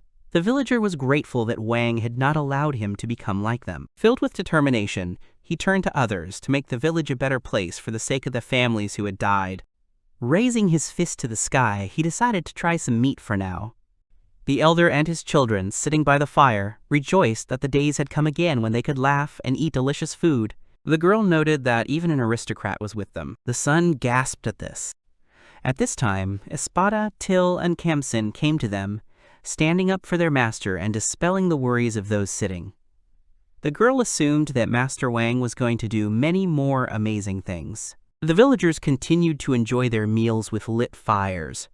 At this time, Ortho discussed how much he could get for the dragon. According to the adventurer's calculations, about 20 gold coins. Van was surprised by such a large sum, but the man did not take into account the expenses. Together with them, one monster could get about 8 gold. However, the aristocrat was satisfied with this amount, since they had 40 such dragons, so they would receive more than 300 coins. Having converted it into yen, the boy was amazed at the sum of 300 million. The butler approached and congratulated Van on his successful defense. The boy thanked him and offered Espada some meat, since he had also helped with the protective barrier, but the butler looked excited. He noted that this was an excellent result, but there were some difficulties. After clearing his throat, Espada disappointed the young man by telling him about the 50% tax they would have to pay to the Marquis's treasury. Van was not happy with this news. He remembered the tax system of his world and was mentally upset that even here it existed. The protagonist anxiously asked the butler if there was a way to hide their victory, but Espada doubted that it was possible with such a number. Van was very upset. Besides that, he remembered something. The nobleman was horrified and realized that they would learn about the state of the village. Wang thought that it would be difficult to keep it a secret. However, at that moment, a thought flashed through his mind. The protagonist reasoned that he did not know anyone who served the Marquis with such devotion for decades as Espada. He kept thinking that he would have to hide the truth, and that would be a betrayal of his father. But the hero had doubts, because the butler had previously preferred a peaceful life with the protagonist, rather than his father. Then he decided to trust and find out what could be done. Espada suggested informing the hero's older brother about this. Wang repeated the idea as he thought about the proposal. He then understood what the butler had meant, noting the shrewdness of this plan. The credit for the dragons must be attributed to Marcia. The aristocrat thought over the details of the plan. He decided that they would stumble upon the herd in the forest, destroying them separately. This idea, as the boy noted, was convenient for both of them. In this fight between the brothers, Van wants Marcia, who supported him in many ways, to win. Then, the protagonist looked at Espada with admiration, and then he praised the butler for his idea. The next day, the residents wished their master good morning with a smile. Many people thanked the hero. He mentally noted that they had become benevolent. Someone shouted for the master to allow him to marry Till. At this, the maid next to Van was embarrassed and indignant. The aristocrat only smiled softly. But suddenly the boy became serious and grabbed the girl's hand. The maid, not expecting this, noticed with a smile that Mr. Wang had not held her for a long time and asked if he wanted affection. The main character, frowning, remembered that in the situation with the bathhouse he behaved like an adult, but he was 8 years old and this was a child's privilege. Khamsin followed them, and the crowd of residents were touched. Suddenly, Van let go of the girl's hand, to which she gasped. The maid did not understand why the protagonist let her go. The aristocrat reflected on the fact that he was, after all, a milord. The boy mentally noted that affection was important, but dignity was also worth a lot. Van thought that Till would leave him someday, but her happiness comes first. After that, he turned to the maid. The aristocrat began to say that if a man appeared who would interest her, but then the girl interrupted him. Putting her hand on her chest, she answered with feeling that she wanted to take care of Vanya, so she hadn't even thought about it. She sincerely wanted to continue being close to him. The hero became embarrassed and took Till's hand again. Together with the girl and Khamsin was climbing the steps. Suddenly, someone called out to him. It was one of the defenders. The man saw the traitors. The boy leaned over the wall, trying to see them. The man clarified that they were Mr. Bell and Mr. Lango. Seeing two small dots in the distance, he was surprised by the defenders' abilities because he could barely make out their silhouettes, let alone their faces. Glancing at his companions, Van noticed that they were also looking questioningly into the distance. First of all, the aristocrat suggested raising the bridge and preparing the ballistas. The protagonist explained his behavior by saying that there could be bandits in and around the wagon. He said that one should be skeptical if they want to protect the village. After this, he ordered his companions to call Ortho and die. As he reflected, Wang noted that there was much to do, and it was up to him to make the most of each opportunity. He said out loud that the opportunity had finally arrived. The cart moved across the field, its wheels creaking. The two carts, with riders surrounding them, were slowly moving towards the village. The man driving the horses noted with concern that this time they were in trouble. One of the people in the cart continued the thought, saying that the cart had been damaged along the way. So many of the goods had become unusable, and then there were the costs of repairs, the cost of the stay, and the convoy. The seated man continued his disappointing conclusions that even after returning to Hashimura, they had not earned much money from selling, and they would not be able to buy elsewhere. This brought the driver to tears. He shouted in despair that there was a huge shortage. Then one of the riders called out to the crying man, asking if it was Hashimura. At this point, the carts stopped near a giant gate, to which the rider rightly noted that in terms of scale, this place did not at all resemble a village. The amazed man looked and agreed. Then the rider suggested that they were on the wrong road, to which the man driving the horses objected, but was himself surprised by the improvements in the village. At this time, from the wall, someone shouted the suggestion that they were traders. The visitors were presented with a majestic sight of a massive fortress. Wang emerged from the peaks of the tower. He introduced himself and said that he owned this village. He asked them to confirm that they were indeed merchants. The man sitting in the carriage turned to his brother in surprise at this news, explaining that this was the same fourth son of Marquis Fercio, who was rumored to be a child prodigy. The bald rider looked surprised. At this time, the brother continued, telling that their stronghold was the largest city, so they had seen him several times, and people often communicated with him, so he was quite famous. The merchant confidently said that this was definitely the child. The man was surprised because the boy should be less than 10 years old, and he became the owner of this forgotten village. He thought that he knew that geniuses were shunned, but not so much that the Marquis personally sent him to the borders. He supposed that this village needed to be turned into a fortress, but he did not understand why. The man who was driving the horses stood up and introduced himself and his companions.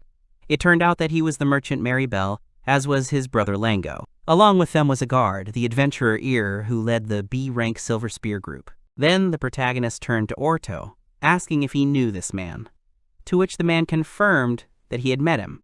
After this, the aristocrat allowed them to enter. Then the gates were raised, and the merchants drove through the gates in their carts. The amazed brothers were met with a wondrous sight of an improved village. The elder said that they had been waiting for them.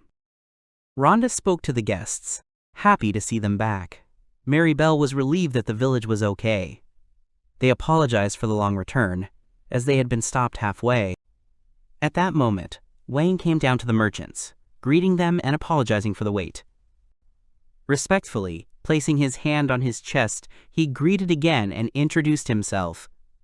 Looking nervously at the aristocrat, the brothers bowed respectfully and introduced themselves.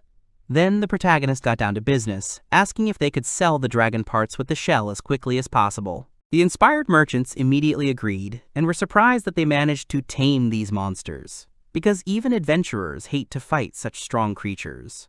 Crying with joy, the brothers thanked God for such a gift. They were happy that their village had received such a valuable material. The merchants realized that they were wrong about the shortage. Van offered to take them to the warehouse in that case. A surprised sigh was heard in the darkness of the warehouse. A room 10 times larger than theirs, filled to the brim, appeared before the brothers. They could not believe their eyes. According to Lango's calculations, there were about 20-30 meter long pieces of armored dragon material. His brother, standing next to him, was silently amazed by this spectacle. Wang shared with the merchant all the necessary information about the product and asked his opinion. He clarified that the cart was already ready, while Bell was amazed at the quantity. The man thought that maybe then what the aristocrat had told him was true. Then he replied that it was necessary to attract people to trade as soon as possible. While one of the brothers was looking at the goods behind him, the other asked to give them a month to come up with something. The aristocrat agreed and, being polite, offered them to taste the delicious meat. Then Mary Bell realized that they also had meat, and since this amount was too much for the village to consume, it would soon rot. Realizing this, the merchant immediately agreed to take the meat to a neighboring village for sale, of course, reimbursing the cost. The protagonist asked, doubtfully, whether this village had the opportunity to buy even the meat of such a dragon. Mary explained that the village was actually very poor and would have no savings after paying taxes, so the villagers asked them to get food. The man mentally noted that they were running low on food. The merchant thought that if they gave away even a little meat for free, it would help a little. He asked Van out loud for his consent. Realizing that Mary Bell was sincere in her desire to help, the nobleman decided to give away the dragon meat for free. He noted that despite being a merchant, it seemed that profit was not the most important thing for him. Bell told the main character the required amount, thinking that the rumors were not lying, and that the Marquise's son was a very insightful man. The merchant offered to pay for the capture of the criminals, mentally noting that then they would have no profit at all. The man thought that this was at least some payment for their work. The aristocrat thanked them, but instead suggested that they come to him in the future to offer a deal they would not regret. This deal was for good quality armor. This surprised Bell. Mary was surprised to ask Van, who was leaving, that in addition to a highly skilled draftsman and an amazing carpenter, he had also brought a blacksmith here. The main character didn't answer, but just smiled at him. Eyre and Mary Bell both exclaimed in unison that it was amazing. The aristocrat laid his weapon out before them, warning them that he had not yet figured out all the intricacies, but as an exhibit, they were worth their weight in gold. He allowed them to test it. Ortho suggested that the adventurer cut a piece of dragon skin with shell. The main character's weapon easily cut through the piece. Eyre couldn't believe his eyes, because he cut off a piece without resistance. Satisfied, Ortho praised the weapon and asked if he was sure it was an iron blade. The guard continued to be amazed by the knife's cutting ability, immediately deciding to buy it. Then he asked if they had a spear. Ortho continued to praise Iru's weapons behind him, while a pleased Van listened to the amazed Mary Bell. The merchant had undoubtedly decided to buy the weapons at their price. Looking at the mountain of equipment behind him, he apologized that they wouldn't be able to buy that much. The protagonist kindly replied that they could buy it later. The boy then gave the traders a tour of the village's improvements. The contented brothers greedily ate the meat by the fire. Bell, however, said admiringly that he was enchanted by this place. Mary decided to talk to the trade group and increase the number of traders coming, a suggestion that Van liked. The protagonist told about what they lacked in their village and asked to bring them, noting that good food alone is enough for the residents to feel good. The merchant agreed to help with the supplies. The aristocrat also asked for an advertisement for their weapons. This made the brothers excited. The boy mentally noted that they were probably thinking about an exclusive sale. He decided that these two were nice guys. Wang explained that if two people always traded along the same route and organized themselves to sell weapons, they would soon reach their village. This news hurt Bell. The protagonist suggested that the brothers think through their advertising activities in advance. He explained that the more they sell, the more they earn. The merchants were immediately inspired, shouting out that they wanted to know how to do this. To this, the aristocrat replied that it was necessary to open a village shop. Wang decided that it would be great if it were possible to come to an agreement with the owners of the enterprise or with anyone. The brothers were delighted with this idea. The boy thought that in honor of the stable income and the opportunity to have his own store, he would even build a house for Bell and Lango. While the brothers were in the background, they were happy about this decision. The protagonist thought that if they agreed, the shop would save him time, since he wouldn't have to negotiate with various merchants. In addition, this shop would be the first one here. Wang mentally noted that the deal was beneficial to both parties. At that moment, Mary turned to Lango, deciding to discuss the proposal with his boss as soon as possible. The merchant, placing his hand on his chest in inspiration, resolutely replied that he would set up a shop in this village until it took on a clear form. The aristocrat and the merchant extended their hands to each other. Wang sealed the deal with the brothers with a handshake, expressing his pleasure in dealing with them. The negotiations were a great success. Lango and the adventurers quickly left the village to convince the Chamber of Commerce to provide labor and materials for the village. Wang gave them his sword, dragon skin, and magic core to convince the Chamber of Commerce. The main character also asked to deliver a letter to his brother Marcia. Also, near the entrance to the village, the boy did something that amazed Mary. It turned out that the aristocrat had built a beautiful shop for Belle. The surprised merchant was amazed at the speed of construction, because they had just recently discussed the appearance of the shop. At this time, Wang explained the internal structure of the building. The protagonist kindly explained that he tried to do it according to Mary's description, but if he made a mistake somewhere, he could easily redo it. Belle was amazed that the boy had such power. The merchant thanked the nobleman for his work with tears of joy in his eyes. In his mind, Van decided that the goods should be ready in 2 weeks, so the business concerning Belle's shop was finished for now. In the afternoon, the aristocrat and his entourage left the village for the river.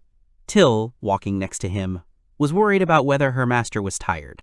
The boy answered the worried maid that everything was fine. He asked how she was feeling. The girl only smiled cheerfully and said that she could go for now. Kamsin walked silently ahead, easily cutting through the plant obstacles. The protagonist mentally noted his gentlemanly behavior. Wang was not happy about this, because he wanted to show his considerateness and kindness towards everyone, but he did not have the strength to help Kamsin. The journey from the village took an hour. Kamsin politely let the tired travelers go ahead, parting the grass in their path. Then the travelers came across a beautiful, wide river from which they were going to get water. Having chosen a suitable place, the man touched it with his hand. A ditch was formed and a wall blocked the river. Thus began the work of lowering the water level. Espada used his magic to dig tens of meters in an instant. While the butler was resting, Dee, Kamsin, and the rest of the guys broke through manually. Van follows everyone behind and strengthens the earth and walls. The protagonist was mentally amazed by the Espada's magical power reserve. At that moment, Dee made an unexpected sound. As the knight dug, he began to laugh. This made the boy wonder what he was laughing at. The butler noted that Dee was already over 40, but in his prime. The aristocrat was surprised by this. This news caused excitement among the other guys. Till noted that it was quite a labor-intensive job due to the distance between the river and the village. Van agreed, but noted that they would need water. The protagonist expressed the opinion that the work is hard, but he believes that working together to achieve the goal is very enjoyable. He mentally noted that in addition to the barrier, there is also satisfaction, which one cannot fully enjoy alone. The boy thought that if living conditions were improved, then many things in the village would become normal, and it would be easier for traders and other people to come here. The aristocrat decided that this was what they needed to achieve in order to live comfortably in this place further. About 8 hours later, one of the sweaty and tired workers shouted that he could see the village. This news surprised Van, because according to his plan, it should have taken about a week. However, the main character announced that the work was finished for today. Espada and Dee were surprised by this decision. The knight commented that at their current pace they would reach the village in a few hours, but the nobleman objected. The boy drew their attention to Abe, Lo, and Kamsin. They looked like the boys were at the end of their rope and could no longer continue working. Dee sighed in disappointment, because it seemed to him that after so long he had found a good way to temper. However, he admitted that it was still better not to give too much work. Wang was amazed at the knight's endurance. Dee's power simply terrified the protagonist. Looking at Espada, he mentally agreed that it was definitely terrifying. This day had shown the hidden strength of the older generation and veterans. The next day, to everyone's surprise, they dug down to the village before the end of the morning. After this work, it was time to lower the water. After clearing his throat, the boy gave a speech. He thanked them for their contribution and announced the completion of the water supply work. The crying Aba and Lu, as well as the inspired Kamsin, listened to the words of the gentleman. Meanwhile, the main character said that he understood the difficulties they had faced in a day and a half, and he was very grateful to them for that. Wang waved his hand, signaling that the time had come. The aristocrat excitedly announced the discovery. At that very moment, the wall collapsed from the pressure. The water spread across the moat with lightning speed, taking your breath away. The boy himself was amazed by this event. Everyone clapped joyfully. While resting, people watched the flow and noted how quickly the water moved. The villagers were also curious and amazed by the newly arrived water from the river. Small children ran along the edge of the ditch after the water current. They were surprised by what they saw. The happy elder rejoiced at the time and effort he had saved. To this, the inspired Van noted that special equipment for filtration was also needed. To this, Rhonda only sighed questioningly. At that moment, one of the people helping approached the main character and handed him the medal. He looked at him with admiration and interest. He stood in front of the boy, embarrassed. Not understanding, the aristocrat asked the reason for his behavior. Then Lo replied that he was interested in what kind of device the gentleman would create.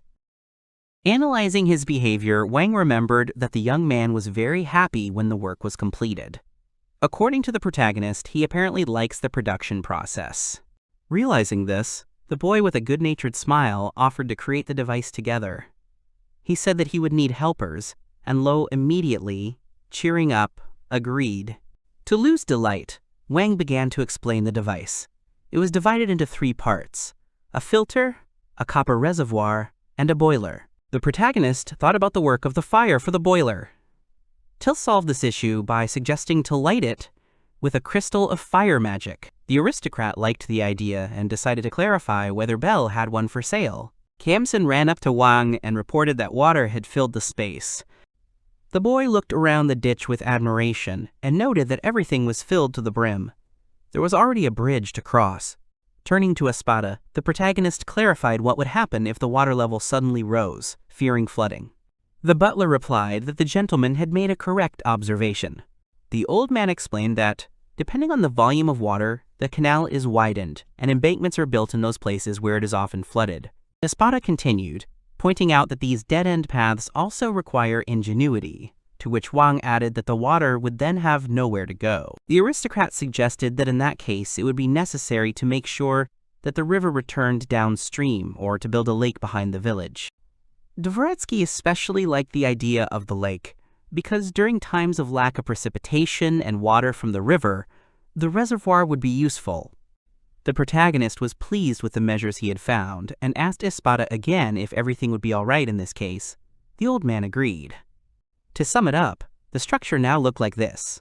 The lake had to be built about 200 meters from the back of the village. This was a forced urgent project before the rains came. In 3 days, the lake was mostly ready. The aristocrat noted that he would like to install some sort of water outlet, but he needed to think about how to use it in practice. But Wang let go of the situation and simply enjoyed the large amount of clean water. The disgruntled boy noted that it was still early morning. The main character noticed that even the sun had not risen yet. A disheveled Till brushed the aristocrat's hair and apologized excitedly. She noted that many people, including Rhonda, looked worried. Van, meanwhile, was hastily buttoning his shirt. It turned out that the early awakening was provided by the elder and a crowd of residents. Throwing a cloak on the boy, the girl conveyed that Dee and Espada were already on their way to the right place. The protagonist, in turn, asked about this place. Till replied that they were on their way to the newly created Lake Van. The boy was puzzled by such a name. The inspired maid said that the lake was named in honor of the main character's merits, which they decided to preserve as a legacy for future generations. The girl also reported the news that the village was now also called Van. The aristocrat interrupted her, saying that he felt awkward and that he felt that things were not quite right. One of the residents hurried the gentleman. Having said this, the man immediately ran away. The boy was unhappy that they left him. Together with Till and Kamsen, Wang hurried to the lake. Tired of running, the main character later decided to build a passage from the other side. A crowd of residents looked at the lake. As he approached, the aristocrat asked excitedly what was going on. In response, the surprised residents began pointing to the lake. Something appeared on the water's surface. A sea creature resembling a mermaid emerged from under the water. Uncomprehending, Wang could only ask in surprise what it was. It is believed that deep in the forest, in a picturesque river, live mystical creatures with beautiful blue hair. They are half human, half mermaid. Their species is called Abgalu. The protagonist had never heard of them, to which Espada clarified that this species is rarely seen. Van asked if the girl was an Abgalu. Meanwhile, the half-mermaid, half-human was watching them from underwater. The aristocrat wondered in his mind if she was still a child. Then he called her from the shore and asked her name.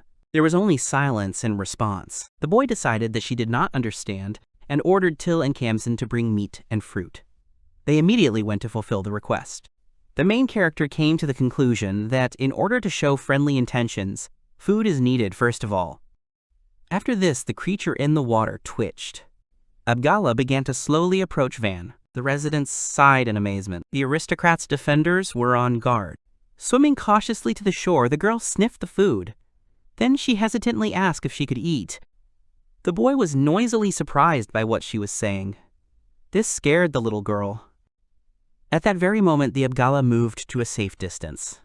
The protagonist immediately hurried to apologize and asked her to return. Mentally, he could not help but note her speed. Van politely offered her meat and fruit. The girl accepted them.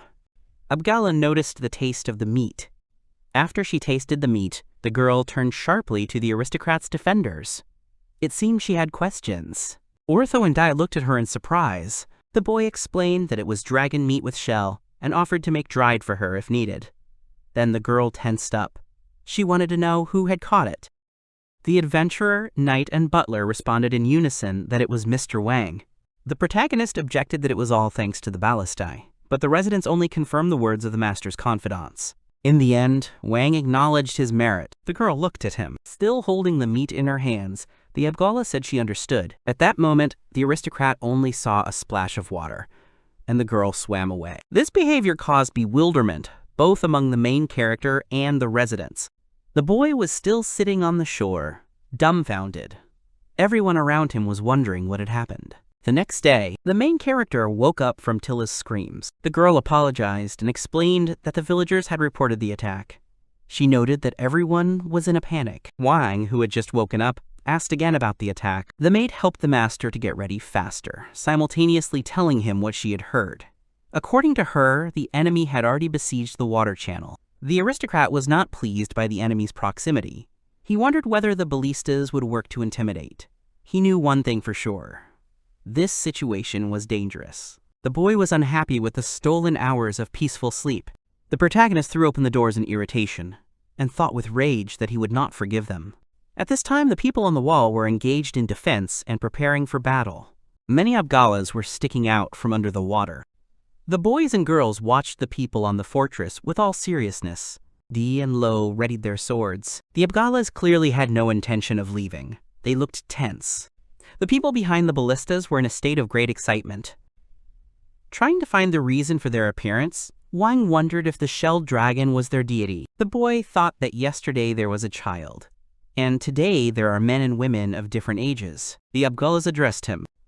It was a strong man with a crown on his head. He wanted to talk to the young man. The protagonist tensed up from the terrible gaze of this sea creature. Playing it safe, the aristocrat decided to take strong people with him. Then a merchant approached him. Mary Bell was delighted to suggest that the Abgalu had brought in a lot of rare raw materials. He said that doing business with them was a great commercial opportunity. The man enthusiastically asked to come with him to take a closer look at them. Van allowed it. Together with his people, the protagonist went down to the Abgali. The man who called him said that his daughter was grateful to them. The boy asked if they were talking about the girl from yesterday. With ferocity, the Abgal continued that he had heard of the dragon being defeated at the hands of Van. This excited the boy. The man was convinced that it was indeed him. Behind him, the other Abgalas were surprised by this. The sea creatures were amazed. Looking at his companions, the aristocrat thought that thanks to the atmosphere, they realized that they were strong. The chief Abgala admitted that the protagonist was a brave man. After this, he gave his approval for the marriage between Van and Lada Priola. The boy was surprised. Then he asked about it again, with indignation. Wang, becoming agitated, began to clarify the situation. It turned out that this Abgala is Priola's father, Erdoric. His name is Vesta. He began to praise her appearance, not understanding why the main character refuses. The aristocrat asked where she was, and Vesta pointed to her. The girl was playing with her friends at that time. The protagonist noted that she was still a child who did not understand anything, and asked when the conversation about marriage had even been raised. Vesta clarified that Lada's family had not previously maintained contact with humans. But in recent years, the river where they lived became a watering place for shelled dragons, causing them to lose many of their comrades. Therefore, the father is looking for a strong groom for his daughter, who can give a peaceful life to his family. Van realized that for the sake of safety, the chieftain's daughter would have to marry as a condition of the contract. The boy remembered that political marriages were not uncommon among aristocrats. He told Vesta that Priola could marry whoever she wanted in the future. The protagonist promised that they would protect them regardless of this condition. This answer struck the leader and prompted him to think. The head of the Abgali decided to live near the groom. He specified who owned this reservoir. To this, Wang asked them to move to the lake behind, since there were bridges there and merchants or guests might scare them. The boy, stunned, realized that Vesta was calling him her fiancé. He shouted after the sea creatures as they swam away that he had not given his consent to the marriage. Turning around, Priola waved goodbye, shouting that she and the groom would see each other again.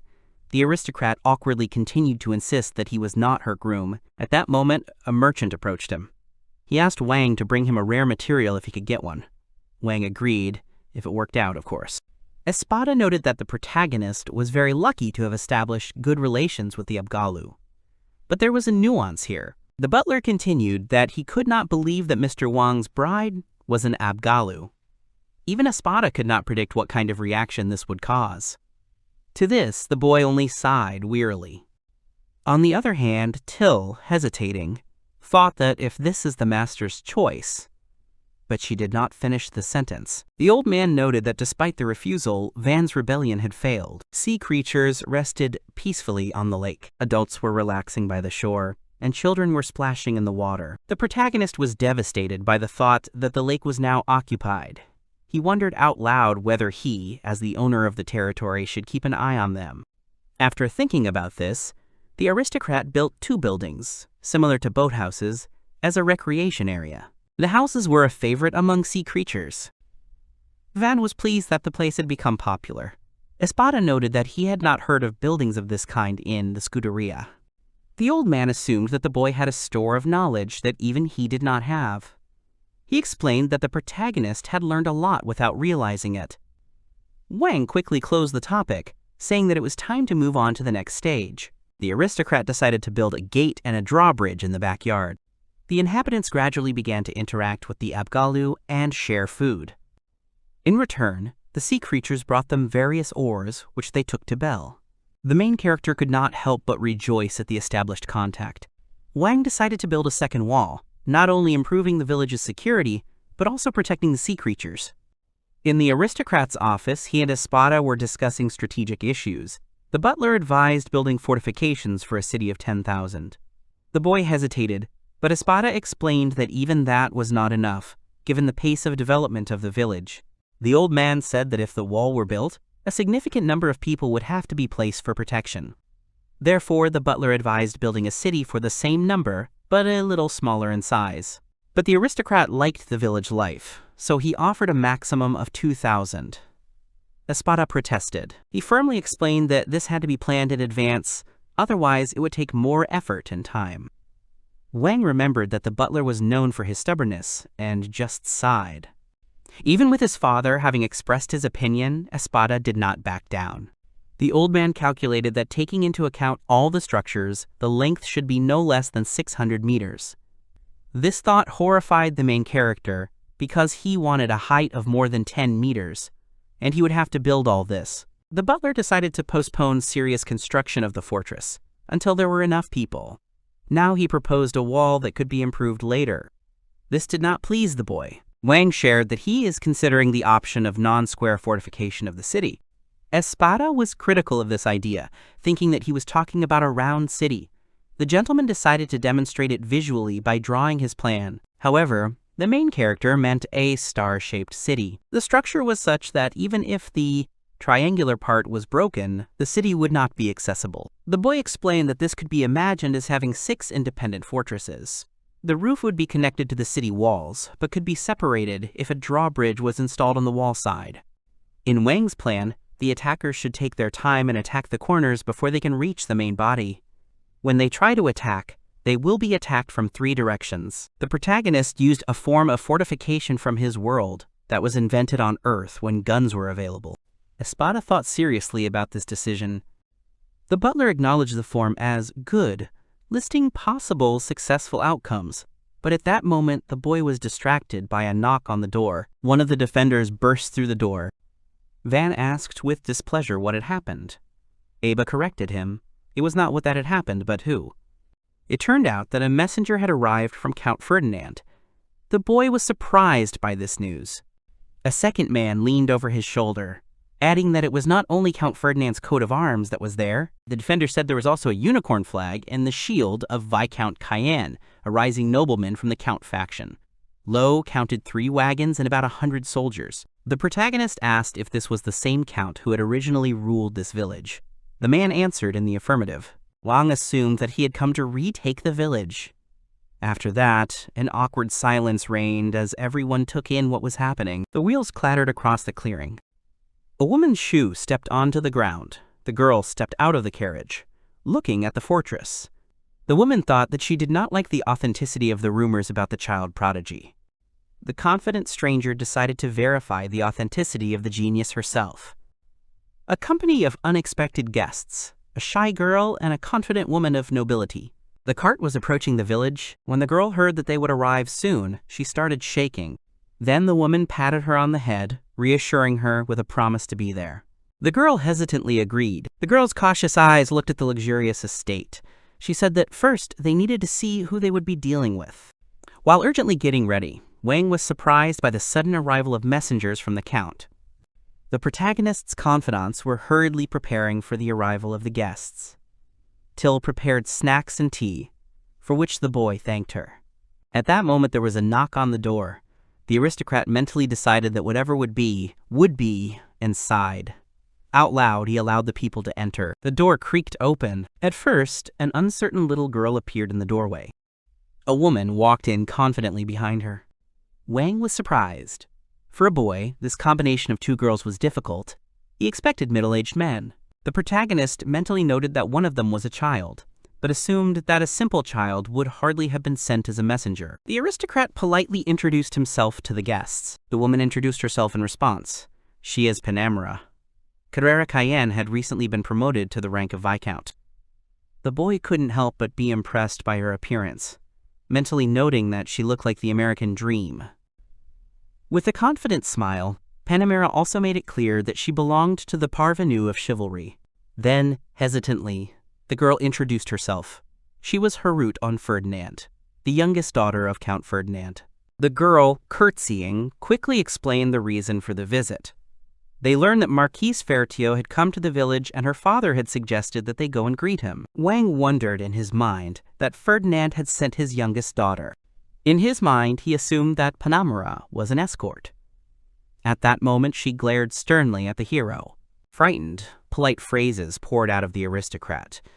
He invited them to sit down. While the guests were sitting down, the boy was thinking that going from a knight to a baron, much less a viscount in one generation, was not an easy path. He assumed that this beautiful girl was an influential person with a clear head. At this moment, the woman spoke, turning her attention to Van's appearance. Panamera suggested that the protagonist was younger than Harut, but had better self-control. After that, she asked the aristocrat directly what he thought about the reason for their visit. The boy mentally noted the straightforwardness of the question, deciding that they seemed to want to find out his true intentions. Van thought that the Count, whose territory had been reduced, would be angry and reverent towards the Marquis at the same time. And with his arrival in this village, the Count might have come to the conclusion that the Marquis might be planning a surprise attack from the border. Maybe that's why Ferdinand sent a strong man with many years of combat experience and his daughter. After that, the protagonist decided to answer the messenger. He voiced his assumptions out loud. Van believes that they are here to clarify the situation of the opponents, and then to reach an agreement with him. After this, Panamera laughed, surprised that he, a boy of 10, managed to see so deeply into the root of the problem. The woman openly confirmed the protagonist's speculations. Panamera was embarrassing both the boy and the girl who had arrived with her straightforwardness. She explained that during the search for a worthy heir, Van's name had often come up in the last 2 years. She also noted that after the ritual of determining magical abilities, the ceremonial opening of the boy genius's abilities did not take place. The Viscount assumed that perhaps it was not the magic of the 4 elements, but it was still unclear to her how an aristocrat could be made the nominal owner of a fiefdom where there was absolutely nothing to do. Panemura continued that it was rumored that Wang was a child prodigy, and that usually fief owners had to be educated enough to work for the development of the territory. The envoy made it clear that for these reasons, the Count wondered why the protagonist had been entrusted with lands bordering Ferdinand's territory and the kingdom of Geronet. With a stern look, she finished her explanation, trying to uncover the aristocrat's true intentions. Wang thought about how, in this country, a fight between aristocrats was forbidden, and stating something so bluntly could be punishable. He assumed that they took these risks and gave him the information to see his reaction. The protagonist decided that there was no point in hiding it, and confirmed that he did not have the ability to use 4-element magic.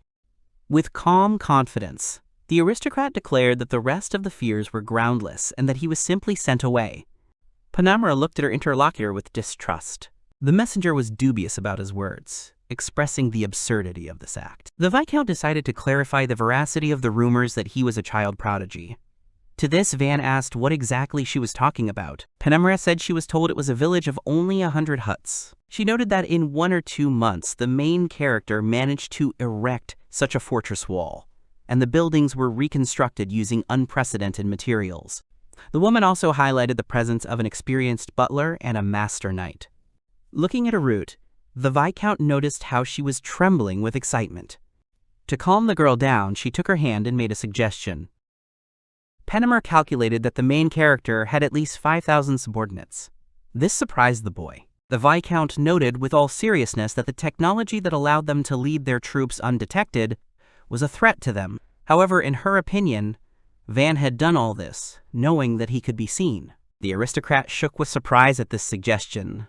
The woman waited for an answer. The messenger continued that this apparently meant turning the border into a new military base. At this time, the protagonist, covering his mouth with his hand, tried not to laugh. Wang thought that from an outside perspective, it actually made sense, since he had been kicked out of the house so quickly. While he was trying to hold back his laughter, the girls looked at him in surprise, waiting for an answer. Panemura became serious, not understanding what was funny. From the sight of her, the boy's defenders sensed danger and reached for their swords. But the aristocrat only laughed innocently. The protagonist laughed at this serious atmosphere, apologizing.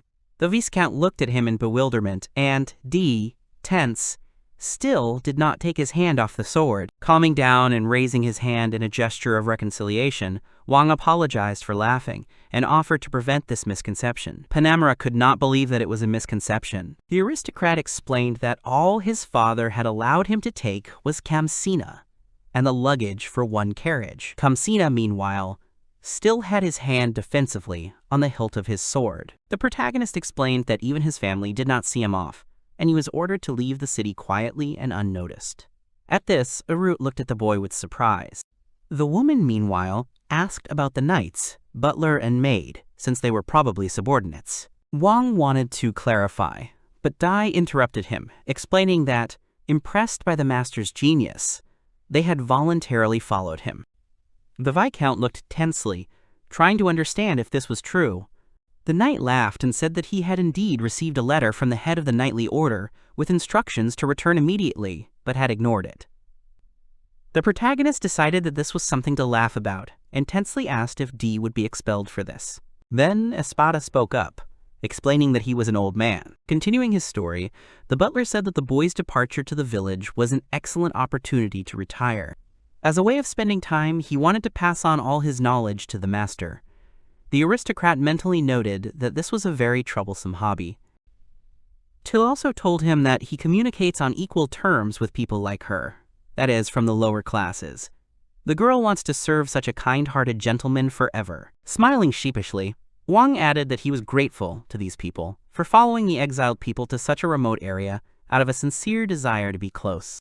The Viscount calmed down a little, but she still had a question about the transformation of this village. She wondered how an aristocrat would explain it. After that, the boy stood up, offering to see everything with his own eyes. Panemura asked where he was heading. Reaching for the door, the protagonist explained that he was going outside, as he was just about to build a new outer fortress wall. This proposal made the messengers nervous. Walking outside, Wang sighed in surprise, amazed at the number of knights. The Viscount, meanwhile, gave orders to her people. The residents crowded in the street in surprise, looking at the crowd of unfamiliar knights passing by. Meanwhile, the main character asked the workers to bring wooden blocks. In a neat column they, together with the envoys, went out of the gate. Suddenly, the boy noticed that Panamera had stepped forward. The woman with a stern expression asked where exactly they were going. Turning around, the child prodigy mentally assumed that she most likely thought it was some kind of ambush. Then Van turned to Espada, asking if they were there. The butler, looking at the plan, confirmed it, but noted that the corners would be a little further away. To this, the main character suggested making the wall about 2 meters wide, so that he could make adjustments later. The old man took this into account. Turning to the envoys, he warned that they would now make a fortress wall. This amazed the girls. At that moment, a noise was heard. It turned out that the noise came from Espada, who caused the stone to move. Arut and the Viscount were amazed. Pinnamer was especially surprised that the old man was a retired first-class 4-element magician. While the boy was feeling the stone, the woman doubtfully noted that if the magic was lost, the wall would have to collapse and lose its strength. But she did not finish her thought. At that moment, Wang began to use his magic, thinking about the variety of materials that could be connected in this wall. He made a mental note that he wanted to make perfect concrete, but they didn't have the materials they needed, so they would make temporary arrangements. At the same time, the wall was erected. Panamera didn't understand how the main character did it, but then carts with wooden cubes arrived, and the boy continued. The woman asked if they were used to build houses, and Van confirmed it. Under the girl's surprised looks, the aristocrat continued. He mentally noted that a metal coating would then be applied, and when constructing the gates, first of all, one must imagine their shape and strength. The envoys and their people watched the aristocrat at work in amazement. In the thick fog, the main character announced that he had finished.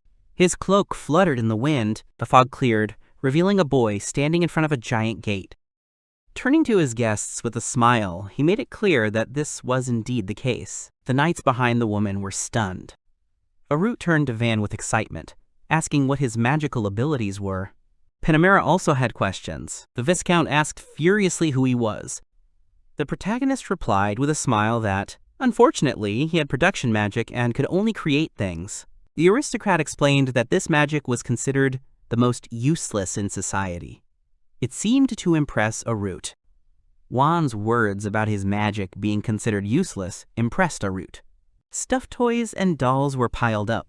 Because her father was busy, the girl was unable to spend time with him, and her mother had no interest in her, so she left her with a nanny. For obvious reasons, Arut was considered worthless. This is because of her timid nature, fastidiousness, and inability to study. At first, there was nothing for which the girl had a talent. Her only talent turned out to be the magic of doll making. Physically, Arut was not skilled in dancing, but she could control the doll and move it more freely than her own body. The girl wanted to please her mother with this ability. To gain approval from her parents, Arut trained her magic. She dreamed of performing a dance with a doll her size. But everything turned out differently than the girl expected. For her efforts, she only received a slap in the face from her mother, who screamed and called her a talentless child. Then her mother grabbed her by the hair, and little Arut cried from the pain. She recalled that she did not understand what she had done to anger them. The mother threw the girl out the door. Arut continued to remember that she then learned the reason for their anger. It turned out that the magic of puppeteering was considered vicious and despised in high society. The girl cried, because magic, as her last hope, also did not come true. After what happened, Arut was left completely alone. People stopped paying attention to her, and her mother stopped visiting her altogether. Because of this, the girl stopped leaving her room. Surrounded only by her toys, she spent her days inactive. Ferdinand's daughter was in despair, blaming herself for her uselessness. The memories of her mother's harsh words made the girl cry, again and again. All this made her scream in despair. At the age of 10, she was summoned by her father for the first time. With tension in her voice, Arut noted that she had not seen him for a long time. Ferdinand confirmed this, as did Panamera, who was standing right there in the Count's office. The Viscount asked Ferdinand if he was sure of her candidacy, since when dealing with a person without a title, one could simply send a summons. The Count objected and asked to do as he said. All this time, his daughter stood uncertainly in the office. Harut mentally wondered who this woman was. Panamera understood the Count, clarifying that their return would depend on the other side. The Viscount then turned to Ferdinand's daughter. Panamera leaned towards Harut, introducing herself and asking if she had heard about her future marriage. The girl, perplexed, shrank uncertainly. The girl, almost crying, explained that she had not been told anything about this. The Viscount said that the marriage would be considered if the groom was capable. To this, Harut despairingly suggested that she was not needed here. The girl thought that she was being kicked out because of her uselessness. The woman objected. Panamera said that her brothers and sisters already have spouses, and she is the last one left. With a joyful smile, the Viscount ruffled Harut's hair, saying that she would be lucky if the man turned out to be good. The girl did not expect this from the woman and, stumbling, could not utter a word. Ferdinand's daughter remembered the powerful, gentle hand that touched her. She looked at the woman smiling at her with joy and embarrassment, thinking that she had met a person who cared about her. The subsequent carriage ride of about 3 days proved to be the most joyful of Harut's life. Mrs. Panamera was kind to her, though she often found cause for anger. The Viscount often showed aggression, but still remained kind. When the girl said that she was good for nothing, the lady would hug her tightly after reading her the lecture. Panamera often started a conversation with Harut, stroking her head. When the girl suddenly began to cry with joy, the Viscount was not at all angry, but only stroked her head again. Squeezing Mrs. Panamera's hands, she thought about how much she loved them. With a soft smile holding the Viscount's hand, she thought about how gentle, warm, and magical the hand was. However, the woman only joked. The cart approached the village, and Harut thought that she did not want any marriage and wanted to always be close to Panamera. Therefore, the girl decided not to approach this boy and just watch him, as if they had nothing in common. It became obvious to Harut that Van was a special person. The main character was the complete opposite of the girl. The aristocrat amazed her with his confidence and the presence of subordinates who respected him. Despite being younger than her, he already has so much going for him. He is talented and self-confident. Harut had no doubt that he would definitely live up to his parents' expectations. She wondered why he was so lucky until he told her about his relationship with his parents. Then the girl realized that he was treated the same way as she was, but she did not understand what the difference was. Watching and listening to Van, Harut's feelings slowly changed. She became very interested in the boy. The girl thought that if she hadn't stopped her training after her mother's words, she might have become like Van. Ferdinand's daughter, having gathered herself together, decided something. Looking at the new gate, Harut decided to try her hand as well, while the Viscount declared that this force was a threat. Panamera was concerned about the boy's ability to establish bases in strategic locations, as well as the Marquis's focus on the Count's territory.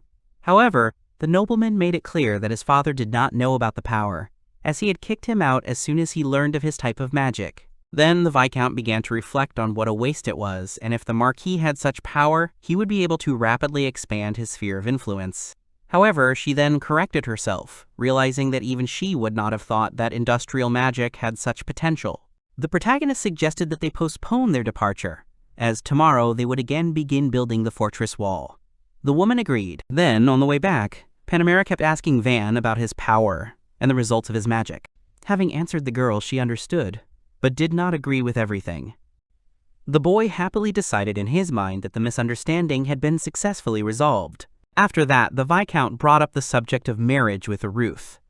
Then the boy realized that this was most likely the reason why the girl was sent here. He mentally assumed that they sent their daughter to eliminate the feud.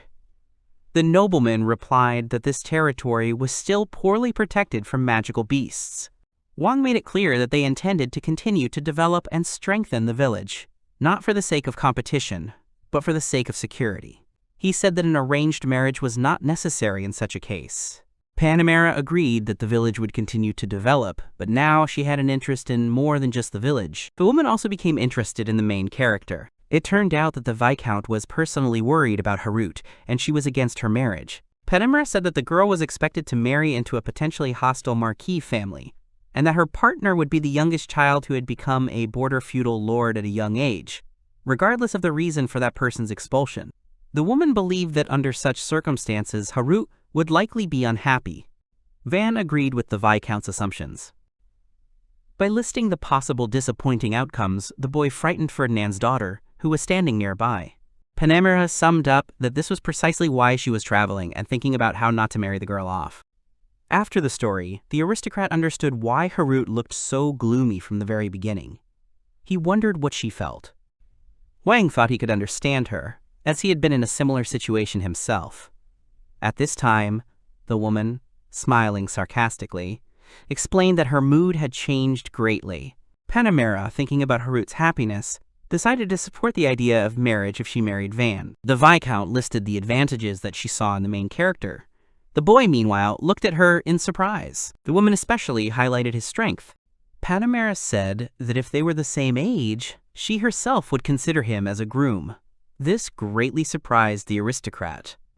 Wang was embarrassed, but delighted by the praise. After so many compliments, Panamera's impression had clearly improved. Van didn't want her to stop, mentally reminding himself not to reveal his emotions. Then the Viscount turned to Harut, asking her opinion. The woman let the girl decide for herself, to which Ferdinand's daughter hesitated, not knowing what to say. With tears in her eyes, she agreed that Wang was a good man, but she wasn't sure yet. The worried protagonist at this time replied that he himself was not ready for marriage yet, but was not against Harut settling in the village without marriage. He reflected on the fact that a child at such an age does not know what he is signing up for. Turning to the girl, the aristocrat said that this was an important decision, saying that she could take her time and think it over. However, Panamera did not understand the reason for Van's refusal. Taking a keen look at Wang, the woman noted that his strength was a rare thing that could become a target for other countries, so he should strive for greater protection for himself and his territory. Then the protagonist asked about the advantages that this marriage would bring for development, to which Panamera explained that after marriage she could count on the support of Count Ferdinand, and above all, on her own support. With a good-natured smile on her face, the Viscount noted that she shouldn't say this, but the marriage would eliminate the possibility of Count Ferdinand's knightly order attacking in an attempt to reclaim the territory. The boy, worried, mentally noted that she had said it anyway, and it all sounded very much like a hoax.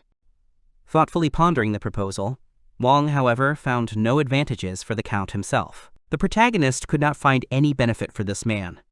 At this point, Panamera, smiling, noticed that the positions had changed places. The woman expressed her intention to stay the night and gave the boy a whole day to think everything over properly, and if anything happened, he could talk to her or Harut. The shocked aristocrat asked again, to which Panamera only snorted. Laughing, she was glad that she was finally able to see the real boy, noting that he made a much better impression this way. The Viscount said that before that, he didn't look like a child at all. Van asked if her soldiers would also stop. She reminded the noble that they were in enemy territory, and for a fragile woman it was dangerous, so she wanted her people with them. In his mind, the protagonist argued that Panamera was fragile, ranking her among the strongest people he had ever met. The woman suggested that if they stayed, Harut would stay in Van's mansion, which greatly embarrassed the girl. Ferdinand's daughter was horrified that she would have to share a bed with a boy. The main character was also tense about this situation. He was mentally surprised that there was a readiness for such a decision, considering that Harut was only 10 years old. While the girl was dying of embarrassment, Panamera chose to let Harut settle in with her this time. She asked if there were any more rooms in his mansion. Wang asked them not to worry about it, as he would immediately begin making the inn. Laughing, the woman thanked him for this. After this, the aristocrat built a hotel for his envoys.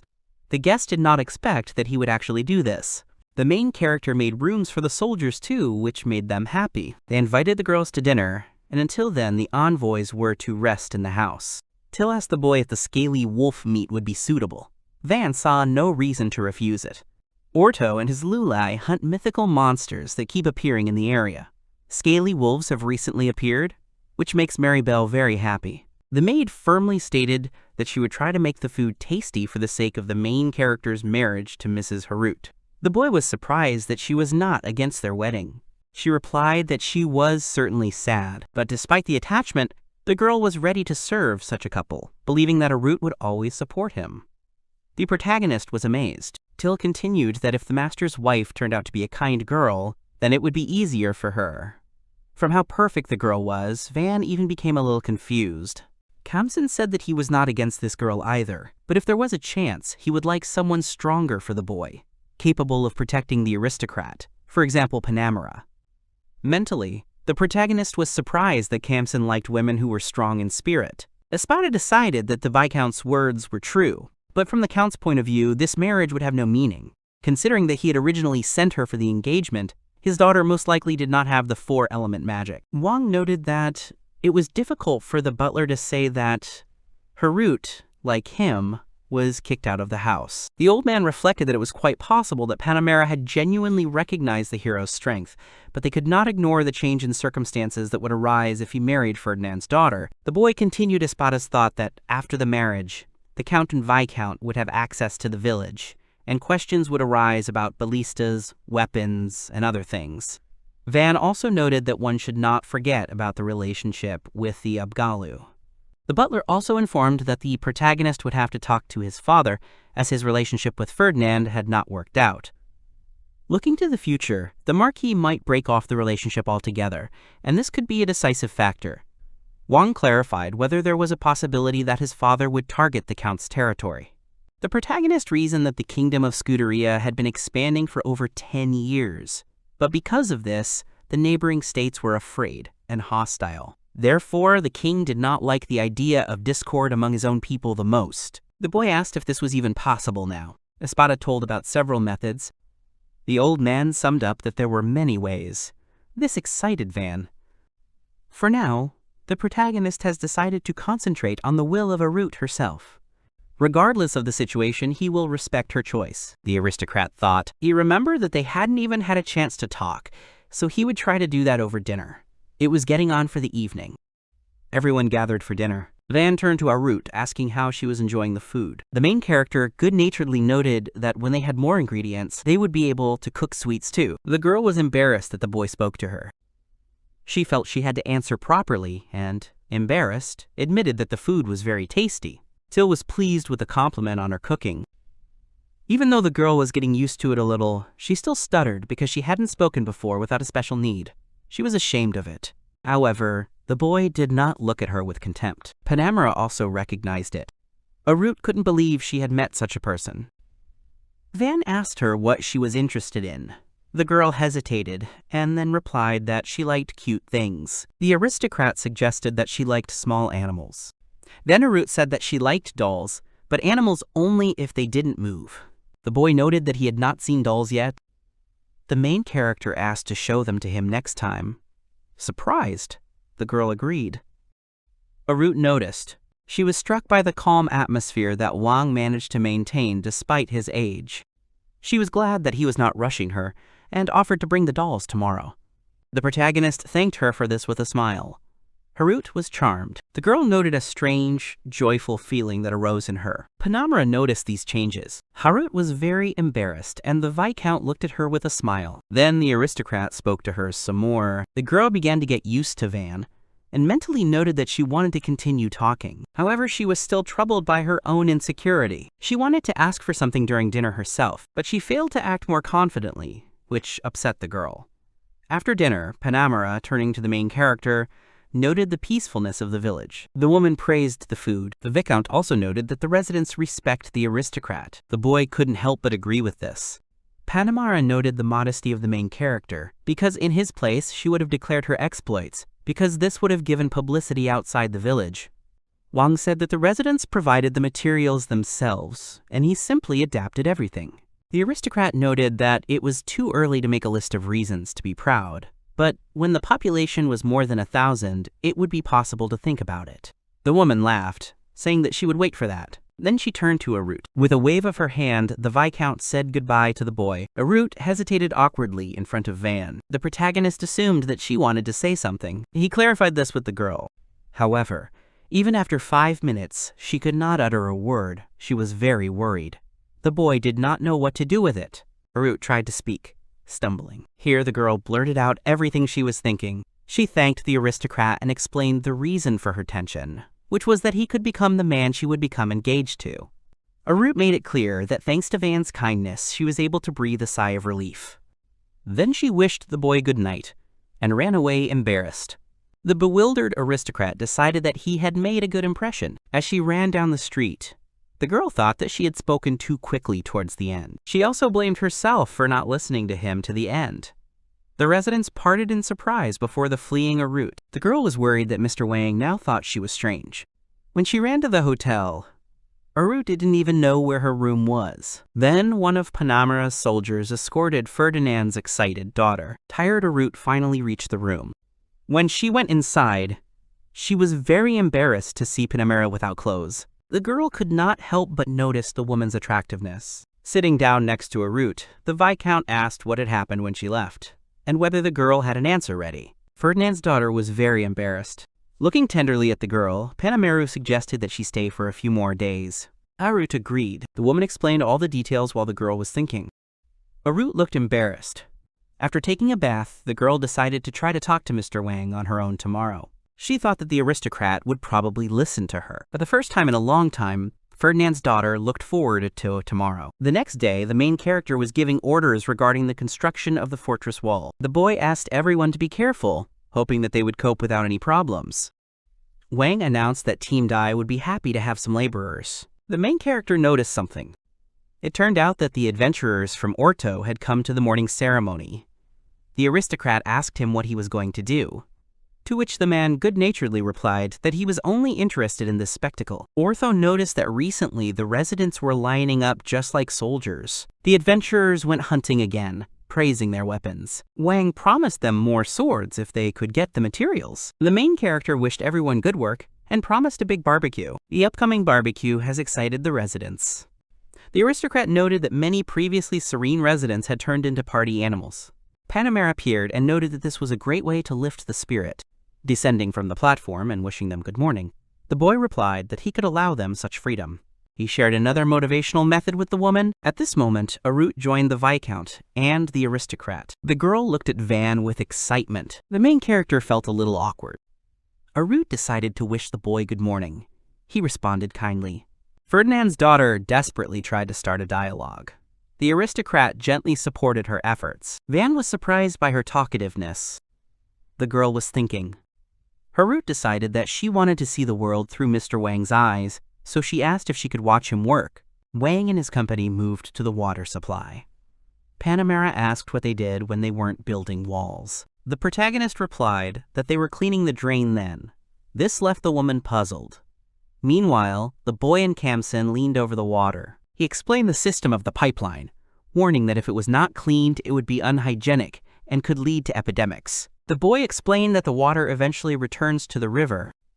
At that moment, a tail flashed in the water. It turned out that 2 young Abgalu had swum up and offered to help ferry the water. The messengers were very surprised. Panamera wondered what these sea creatures were doing here, while Arut was seeing them for the first time. The Abgalu children responded joyfully to the lady. With him was Priola, who, as usual, declared herself Van's bride. The boy felt awkward at this statement. The girls could not believe that he was marrying an Abgala, but the aristocrat made it clear that it was a misunderstanding. The main character once again made it clear to Priol that they were not engaged. Offended, the girl swam away, and the other children were horrified by his actions. They announced that Van was cruel to Lada. However, the aristocrat bribed them again with fruits, and they stopped their exhortations. The boy shared with the Abgali that they were having trouble getting the waterproof slabs out from under the water. The sea creatures immediately helped. After some time, the main character asked to close them. The boy suggested doing this every day, and Wang happily took advantage of the opportunity. Panamera asked about the Abgalas. The boy replied that they had joined the inhabitants. Taking up the materials, he said that they were now going to the city walls that were being built. The Viscount noted that they are considered a ghost race. Aruth also commented on the Abgala. The construction work was in full swing, as expected from Espada. Wang clarified how construction is progressing, noting the speed of work. The main character immediately found a solution to the problem with the corners. The boy ordered that this wall be built as well, and Espada took note. The aristocrat admired the butler's immediate acceptance of the unprocessed instruction. Wang continued to think about what was the best course of action.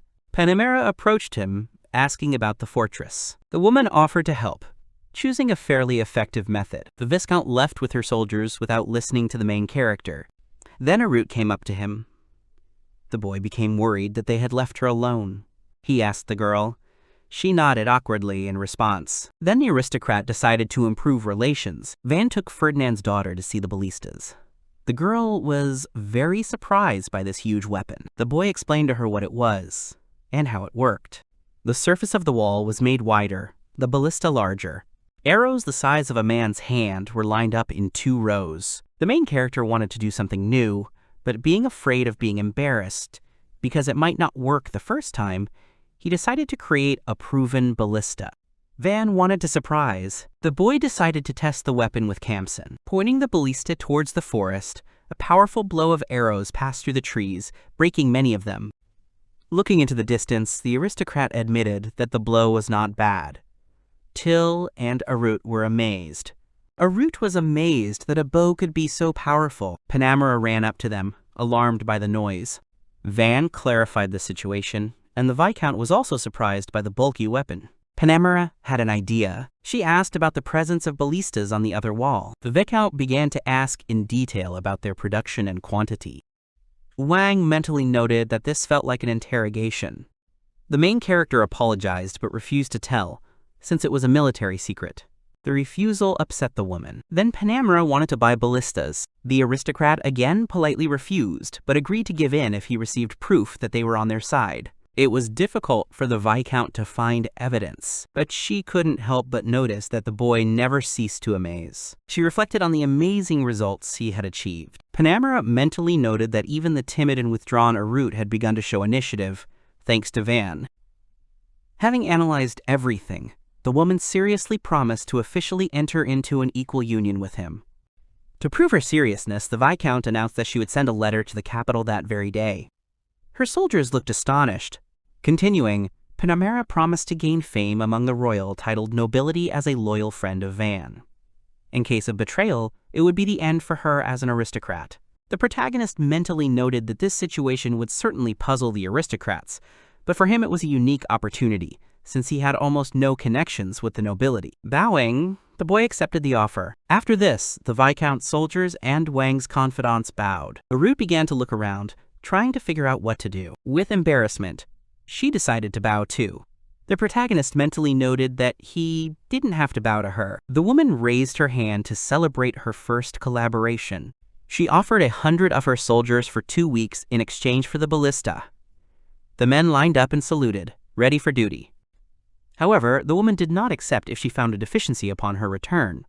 Wang mentally rejoiced at the opportunities that opened up with trained people. Then he clarified all the details of the transportation. Kemsen exchanged glances with Till, and then approached the Viscount. He advised her to take at least 1 arrow made by the master, but the woman did not understand why. Then the boy handed her the sword made by the main character. Wang mentally noted that he had been very happy about this sword when he had received it just recently. He had been discussing it with Panamera in the meantime. The protagonist was curious to see new sides of Kemsen, as he had recently learned that he admired Panamera. Panamera noticed that against a man with armor and shields, the sword seemed less reliable. Then Kemsen asked for an unnecessary sword to test. The woman pulled out her spare sword. The Viscount said excitedly that if even 1 chip appeared on it, it would be amazing.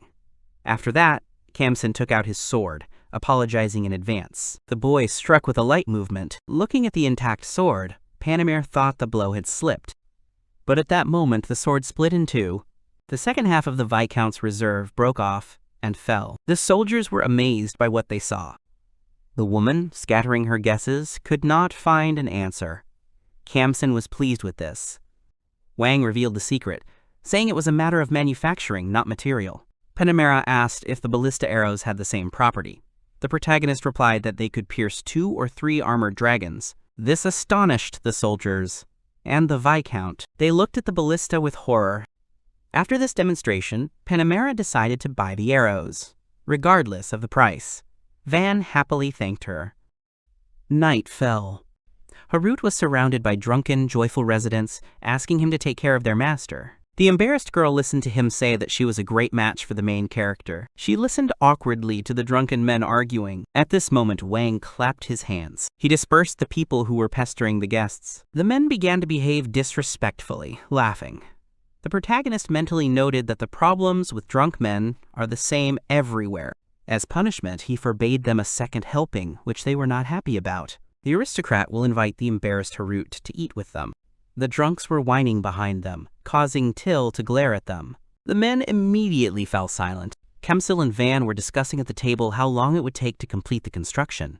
Harut asked what part of the wall was finished. The main character answered that it was all of it. This surprised the girl. The boy noticed that it was not being built according to the usual order and time frame.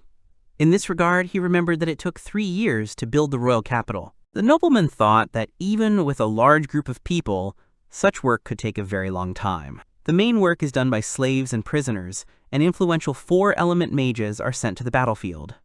Van noted that even if you build a wall out of earth using magic, it will still end up as a block. The main character wanted to finish the construction before Lango arrived. Harut inquired about the reason, worried that this man was dangerous.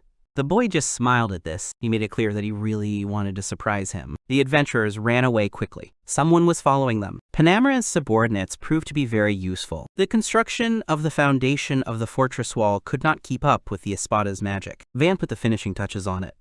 After dinner, the main character was dragged off to study by Espada and D. In less than 2 weeks, the 2 fortress walls were completed. New double-barreled ballistas have appeared. Panamera noted that they have already helped so much. She lost count of how many times Van surprised her. The protagonist couldn't help but mentally note the Viscount's form, but he almost blurted it out loud. He quickly covered his mouth with his hand. The boy told her about his immediate plans for development. Panamera envied the aristocrat because having territory was her dream. She told Van that for military exploits in the next battle, she would try to get territory for which she would not have to pay. At this time, people were running towards them. A terrible rumble was heard in the forest. The creature was breaking trees. The adventurers, running out of the forest, ordered to hide in shelters. It turns out that the dragon was very close. To everyone's surprise, a giant dragon flew out towards the fortress. People were scared. The adventurers decided to delay him and buy time, while the others fled to the village. Wang was thinking about what was the right thing to do. The protagonist thought that everyone was in danger. People were ready to fight. Panamera decided to help. Then the aristocrat gathered himself and confidently shouted for Ortho to run to him. They would strike with the ballistas. Van gave instructions. The Viscount made it clear that their enemy was a forest dragon. She gave orders regarding Aruth. The girl was worried. The main character noticed that Aruth was afraid. The boy decided to reduce the tension. He reassured her with the presence of weapons and strong people. The aristocrat noted Panamera's participation in this. Van confidently said that they would not lose. Aruth excitedly wished them luck. The protagonist asked Till to go with the girl. The maid agreed. The adventurers, with the enraged dragon behind them, approached the gate. Wang gave orders, but mentally noted that it was difficult to fight a flying enemy. He ordered to aim at the wings to deprive him of the ability to fly. The girl fell. The adventurers turned to look at her in shock. She told them to run and not think about her. Ortho tensed. To give Pluriel time to escape, the adventurer began to distract the monster. But the dragon was not interested until one of them attacked him. This made him angry, and he chased after the man. With tears in his eyes, he asked his comrades to run. The adventurers listened to him. Xara was upset that he was abandoned. Ortho expressed that he had no doubt about his speed, giving the order. With tears in his eyes, the man continued to be indignant. Zaro promised to remind the boss of this, arguing with him. Van hoped that this conflict was for fun. Here the main character ordered to aim and shoot. He announced that Zara would be eaten if they slowed down. The adventurer did not like this. Panamera said she could stop him. The Viscount prepared to attack. Wang guessed that the Count had appointed a man of such a young age to a responsible post for a reason. Seeing the woman's ability, the protagonist thought that it was obvious. A fiery whirlwind formed in the sky. She threw a fire spear at the monster. However, the dragon dodged. The monster paused. At that moment, the defenders fired their ballistas. They managed to hit the wing. Van noted the monster's good eyesight. He dodged many of the attacks. The wounds should slow the dragon down. The protagonist orders to prepare a second shot. Arrows rained down from the ballistas. The monster growled furiously and dodged. The aristocrat noted with regret that the second shot did 0 damage. At that moment, the adventurers ran through the gate with sighs of relief. The boy interrupted their joy. reminding them that the attack had not yet been repelled. Panemura began to summon the fire spear again. She said that this would buy time, but everyone should take refuge in the village. The dragon dodged the fire again. However, with a movement of her hand, Panemura immediately turned her attack on the rebounding monster. Wang watched in surprise as a barrage of fire hit the enemy. The dragon roared as it was roasted. It tried to escape. The main character could not help but notice the power of fire magic. The woman leaned on her knee. Panemura then rushed to the village to organize a counterattack. While the aristocrat was organizing the evacuation, the monster was already ready. The monster jumped onto the fortress. Wang noted that due to his wounds, he could only rush after them. The boy thought that after the armored dragons, they were too self-confident. This is an exceptional type of magical creature. Then someone ran forward. It was Dee who decided to fight hand to hand. The protagonist quickly managed to convince him otherwise. At this moment, Espada was heading towards the dragon with a serious attitude. Wang tried to stop the butler, but he continued to walk towards the dragon. Wang tried to stop the butler, but he continued to walk towards the dragon. His persistence angered the aristocrat. The boy said he wouldn't leave without him. Smiling softly, the butler replied that that would be a problem.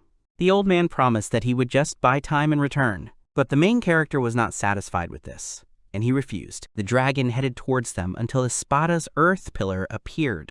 The blow hit the monster. The old man was satisfied. Wang couldn't help but be amazed at his abilities. But the boy noted that it was already too late. The main character tried to urge the butler on in every possible way. He noticed that running was difficult for the old man, so Kamsen volunteered to help. After this, Wang entrusted the butler to Kamsen and ran ahead. The aristocrat looked at the fortress.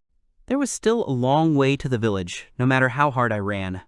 Wang thought about how to help people whose stamina was running out. Meanwhile, Panemura and his men took up positions. Wang continued to run and gave orders. On the move, he managed to encourage the shooters. Then the Viscount asked him what she should do. The boy was amazed to realize that Panemura was waiting for his instructions. The protagonist asked the woman to restrain the dragon with her magic and direct a volley of ballistas. Smiling, the Viscount replied that she couldn't come up with a better plan. She happily noted that this was the first time she had been given instructions on magic.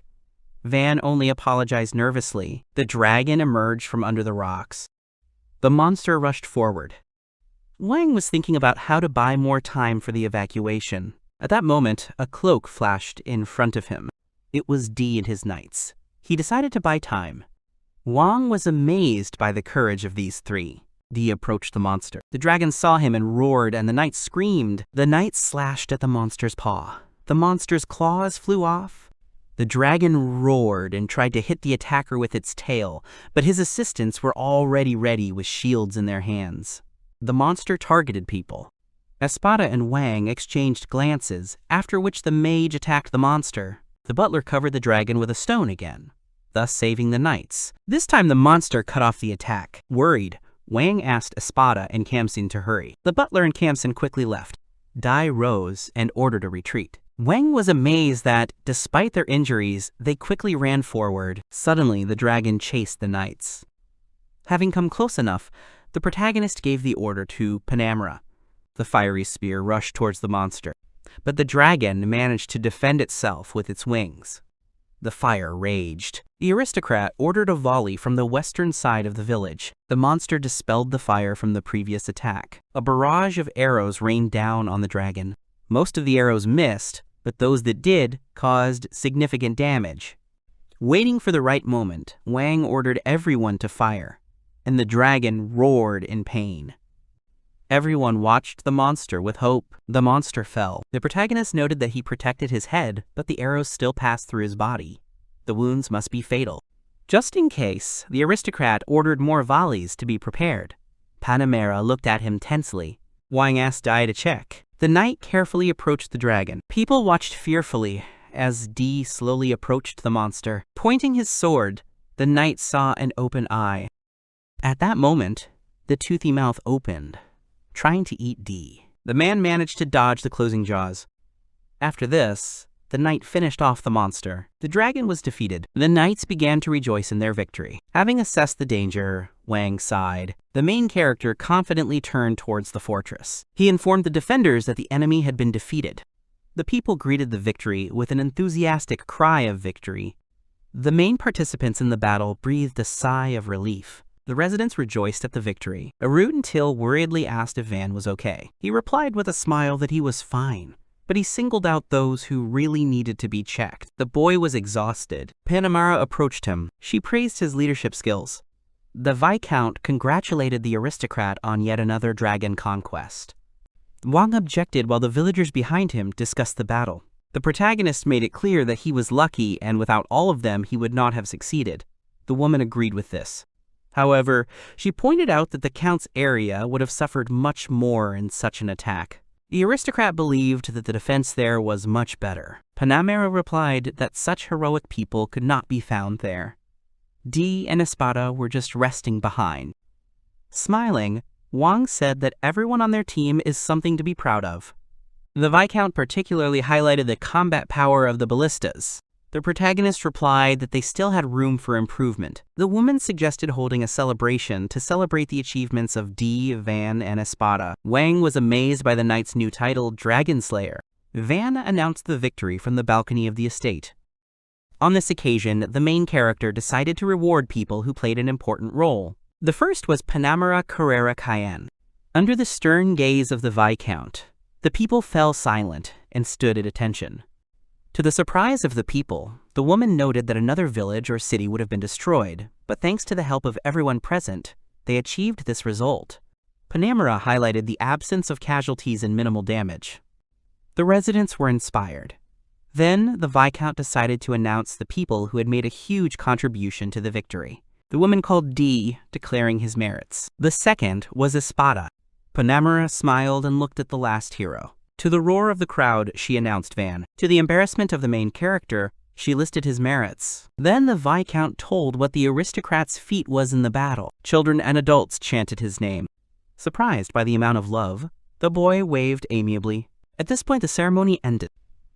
Meanwhile, the cutting of the raw materials began. Panamera was still amazed by the sharpness of the weapon. The Viscount, amazed, counted hundreds of such swords. But the aristocrat cooled her down, asking for 5 gold pieces for their manufacture. This upset the woman. Thanks to the Viscount and her soldiers, they quickly collected material, but the warehouse was full. Then an even larger warehouse was built. When most of the fortress wall was completed, the merchant Lango returned to the village. The man was certainly amazed by the changes. Then his brother made it clear that this was not the only problem. Wang greeted Lango. The man brought with him a large group of traders. Maribel asked to accompany her brother to the new warehouse. The protagonist politely invited the merchants to get into the carriage. The merchants couldn't believe there was a dragon inside. While the merchants were amazed, the boy blissfully talked about future profits. Bell counted at least 100 white gold coins. Wang was amazed at the huge amount. He then asked the merchant about the trades he had mentioned. The man explained that this was a public auction in the capital for particularly expensive items. The protagonist made it clear to Bella that he and his brother would also profit. The merchant praised the boy's intelligence and empathy. Mary noted that he was ready to put his life on the line for such a profit. The aristocrat proposed to organize a trading company. This proposal struck Belle as a shock. The merchants were amazed at the improvements in the village. They showered the boy with offers. One of them suggested opening a store. It was a merchant from Mary's company. Wang clarified how much they were willing to buy it for and how much it would be sold for later. So one of the merchants asked for a moderate price for the dragon with the shell, giving them future advantages in return. However, the main character understood what this conversation was really about.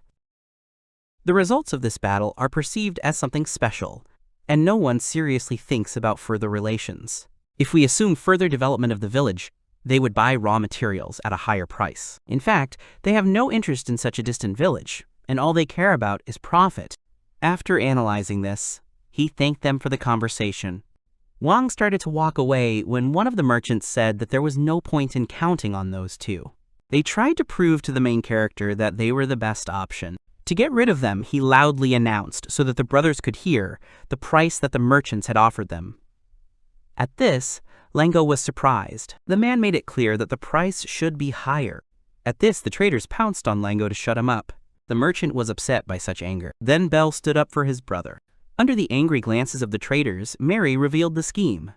Mary Bell continued, "The merchants were unhappy about this. One of the merchants tried to bribe Bell. Wang noted that he could hear them perfectly well, but the brothers proved their honesty. Honesty was much more important to Mary. It is trust, according to the brothers, that will bring the greatest profit in the future." One of the traders went on to threaten to expel him from the trading company. After the altercation, the boy asked if everything was okay. The brothers were unhappy with the greed of the merchants. Bell decided to continue as an independent trader. The merchants took up their goods and began to clarify the details. It turned out that to create a trading company, you need a recommendation from an aristocrat. However, in return, aristocrats receive a large profit from this. Such nobility can get money without doing anything. Then Van asked about the collection. Mary Bell made it clear that everyone has their own. The protagonist asked who had recommended Mary's company. The question excited the brothers. Mary's recommendation came from the Berlin royal family, which rules the country. The boy noted that this was bad. The brothers agreed. In the background is a tall, beautiful building with columns belonging to a trading company. Wang reasons that the higher the title of the aristocrat who supports the foundation of a trading company, the stronger and larger it is. The hero notices that such a trading company receives all sorts of warm welcome, as well as brand image and patronage from an aristocrat. Wang sits on a wooden bench, crossing his legs, and does not quite agree with such rules. The boy rested his chin on his right hand and said that it was unfair for the king to have a favorite. Opposite Van are the manager and his brother. The former says that Mary's enterprise can open a store in any city on favorable terms. Feudal lords become customers because of the rare materials, slaves, and other things obtained by the knightly order. He adds that Mary Triumph, the company's chairman, is rumored to have been the king's own concubine. In the background is an image of a woman in a hat with roses. His brother is surprised by the words about a concubine. Wang says, with concern, that things are getting worse and worse. The hero reasons that if an influential trading company notices that the people they are in conflict with are organizing their own enterprise, no one will support the latter. He imagines the mustachioed traders whispering. Wang said that the Merchant Guild, however, is a huge organization that exists in many countries, including theirs. The head office is in another country, so the guild can approve the establishment of a company if the conditions are acceptable. The manager agreed with Wang's words.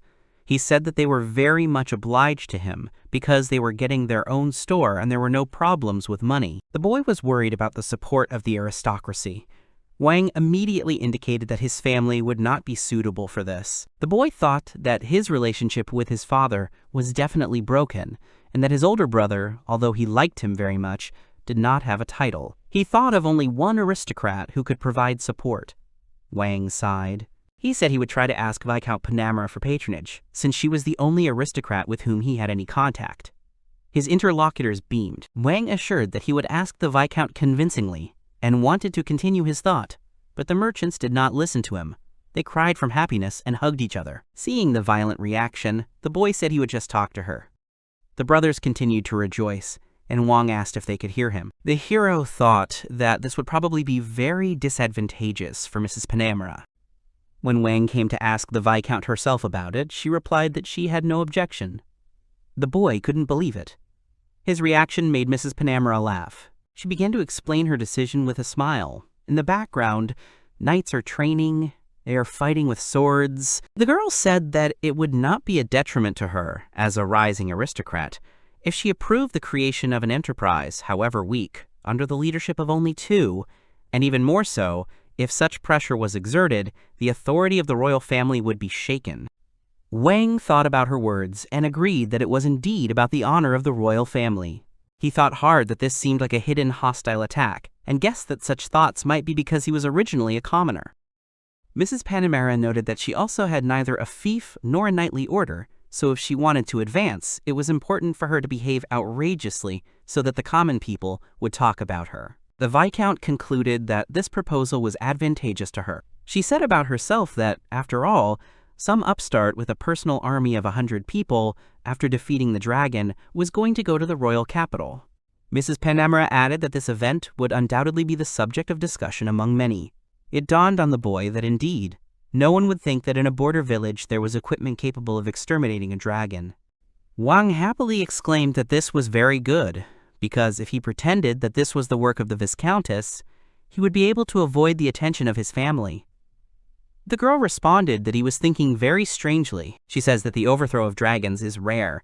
Details and guesses will reach the high aristocracy. They will learn about the raw materials, how to defeat it, how many people there were, about the place and the damage. Acceptance into the groups and the royal order depends on success. Mrs. Panamera added that even if she was declared the one who had defeated the dragon, various checks would definitely lead to Van. The boy was not pleased with these words.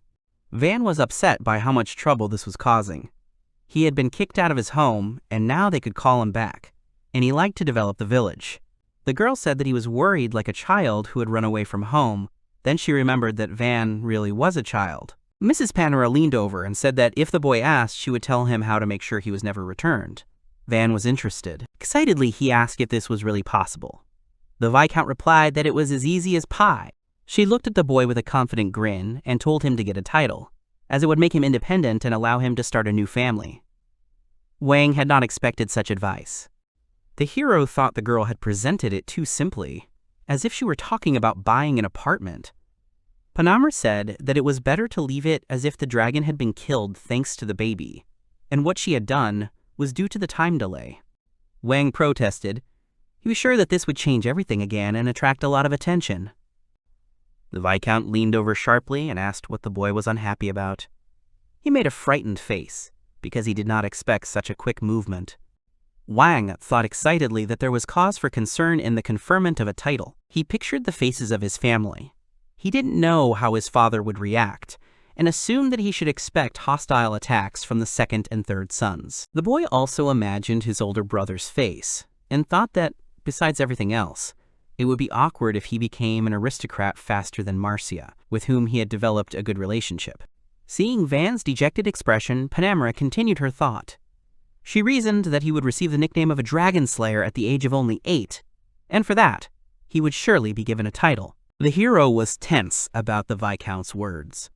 The girl said that he would receive a lot of money and a trading enterprise that she would support from the very beginning, and here one could only talk about advantages. But she also understood his excitement. Mrs. Panamera shared her experience. Immediately after receiving the title, the number of her enemies and comrades who tried to take advantage of her increased. A sinister smile appeared on her face, brought on by the memories. The girl menacingly declared that she had turned them all into ashes. A magical flame blazed in her hand. Van, shocked, loudly asked about the ashes. Panamera laughed and said that if he had enemies, he should use ballistas. If the number of those overtaken by the punishment was large, no one would go against Van anymore. The boy shuddered at such advice on survival. The hero carefully said that if all the merits were attributed to him, the Viscount would have no steps for his own advancement. The girl grinned and asked if she had heard correctly that the boy was worried about her, Panamera Carrera Cayenne. She did not think she led a life that would make an 8-year-old child worry. The Viscount looked like a snarling wolf. Van felt like a defenseless rabbit in front of her and, trembling, assured that he was not at all worried about the girl. The boy, still feeling like a rabbit, said that he was more worried about himself and asked the Viscount not to eat him. She laughed and replied that his answers were as funny as always. Mrs. Panamera smiled broadly and confidently told Wang not to worry, as she would not be eating him for the next 5 years. The girl also added that in order for Van to continue to grow, this time she would give him the feat with the dragon.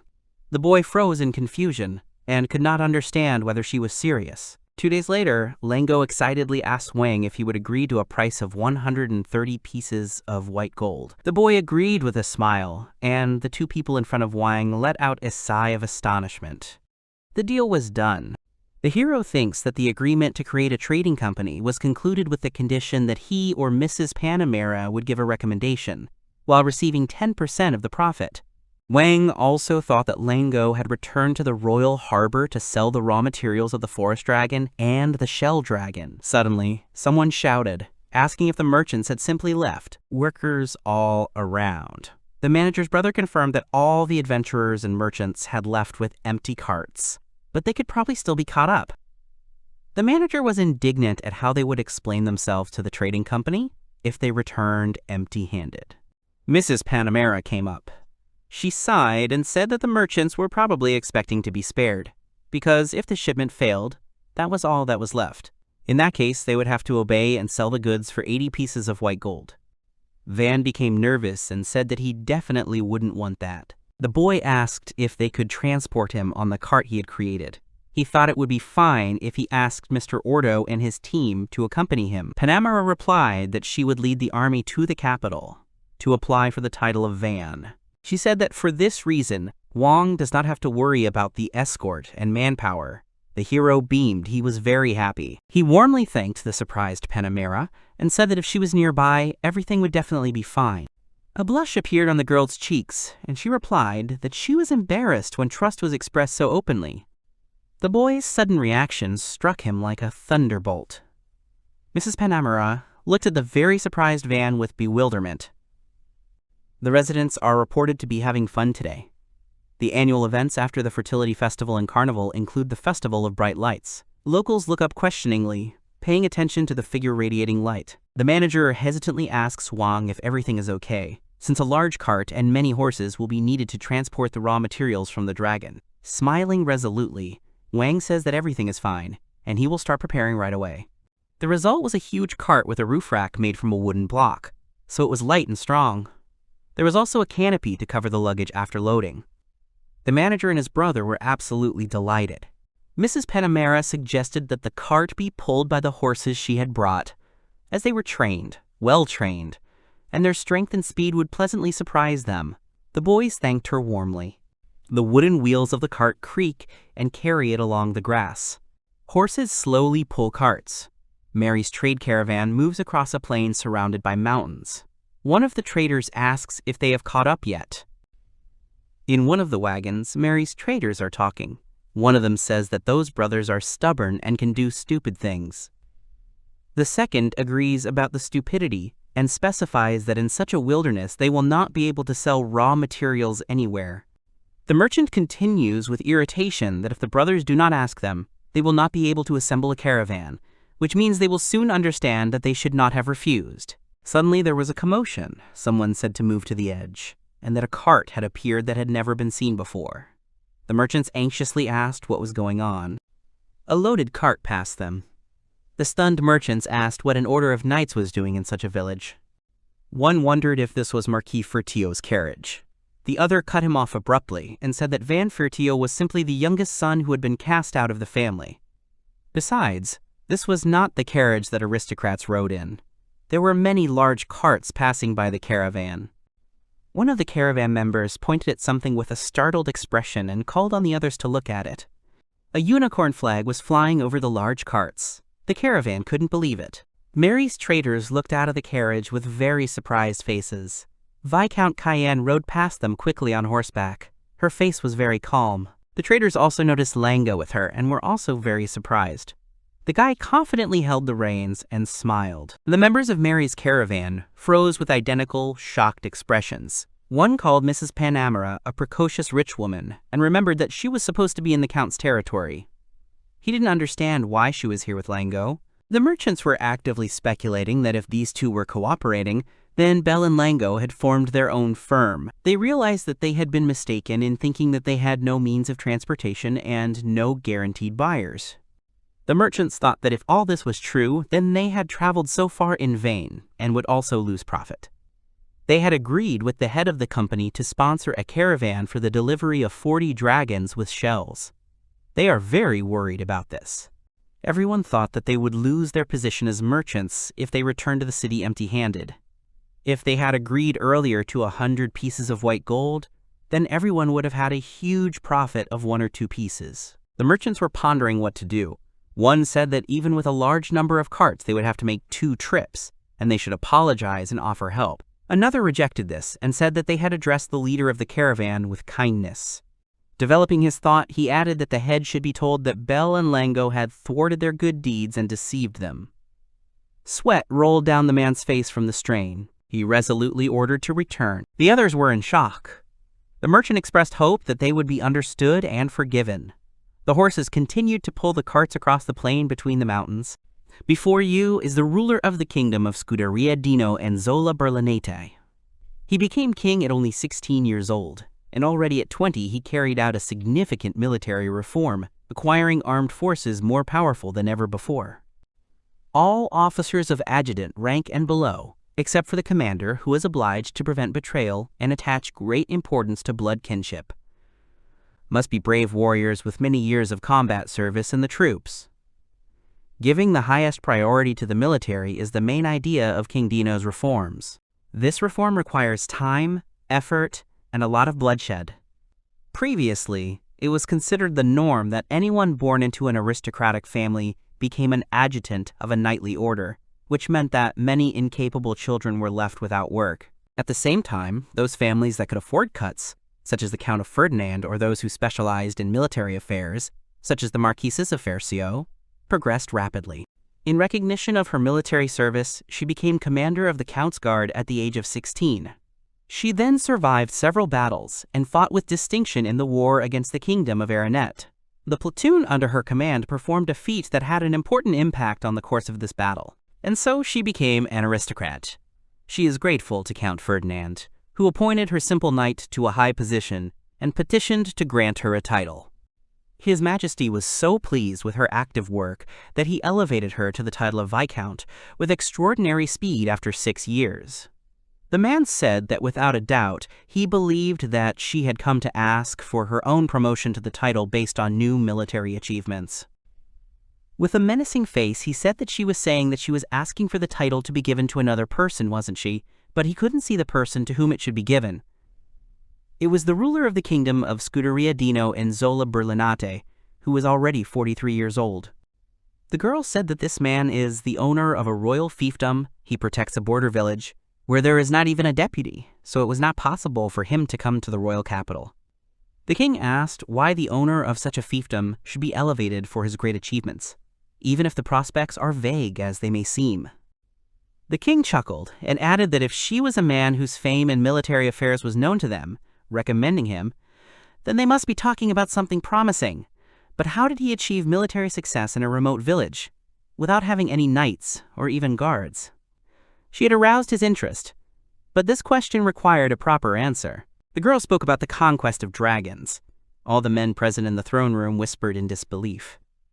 They were surprised that this was not a rebuff, but a conquest. The man standing near the king asked again and said that if it was true, it was really amazing that a mage who owned 4 elemental magic grew up in this village. The girl said that this man owned production magic in his family. He was not favored and was expelled. The man, near the ship, asked if the man had dealt with the dragons. The king interrupted him, asking seriously who this man was. The girl replied that he was the son of Marquis Fercio, Van Ney Fercio. He was a hero who had defeated dragons when he was only 8 years old. Kroll asked what she was talking about, since the Marquis had not reported anything to him about it. The girl explained that she knew nothing about the report, but in fact the information could be confirmed by the person who was the main figure in this conversation, the villagers, and also by herself. She said that on the day the boy had made his way, with some difficulty, to this nameless village of only 100 people, it had been attacked by a group of robbers, but the group had been crushed and the village had been cleared thanks to him and the modest number of subordinates and adventurers who had previously acted as escorts. The king said in surprise that, despite his young age, he was able to fight and win, no matter how you look at it, and not everyone is capable of that. The girl thought that she had aroused the king's exceptional interest. She said that the first thing the boy did was to build clay walls to strengthen the village's defenses and restore the destroyed houses. People wondered if it was too strange that an 8-year-old child had done all this. She said that the ancients' fighting capacity consisted of 100 commoners, the deputy commander of the knightly order, the marquis, 2 of his knights, a butler, an elderly mage, and 5 adventurers. She also took part in the battle with one of the dragons, but only to the extent that she held the enemy back a couple of times. She added that in the end, thanks to the feudal Lord Van Ney Fercio and his subordinates, the battle was won without a single casualty. The advisor replied that it was hard to believe something like that right away, but she must have had proof. She replied that she had raw materials from the slain dragons. She decided to clarify that there was also raw material from 40 dragon carcasses with shells. The men screamed when they heard about the shells and 40 dragons. Even for the capital knights, such a battle is not an easy task. The girl saw the commotion she had caused, but they were understandable.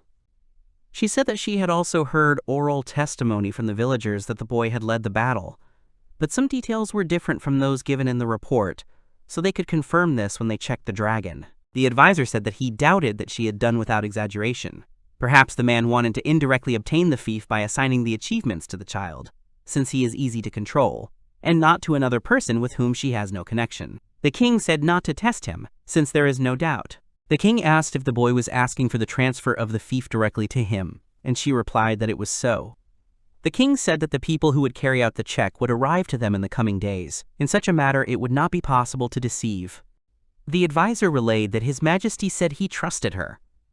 If all this turned out to be an attempt to mislead, then her title would be taken away, and, what's more, she would be severely punished. He repeated this, asking if she understood this.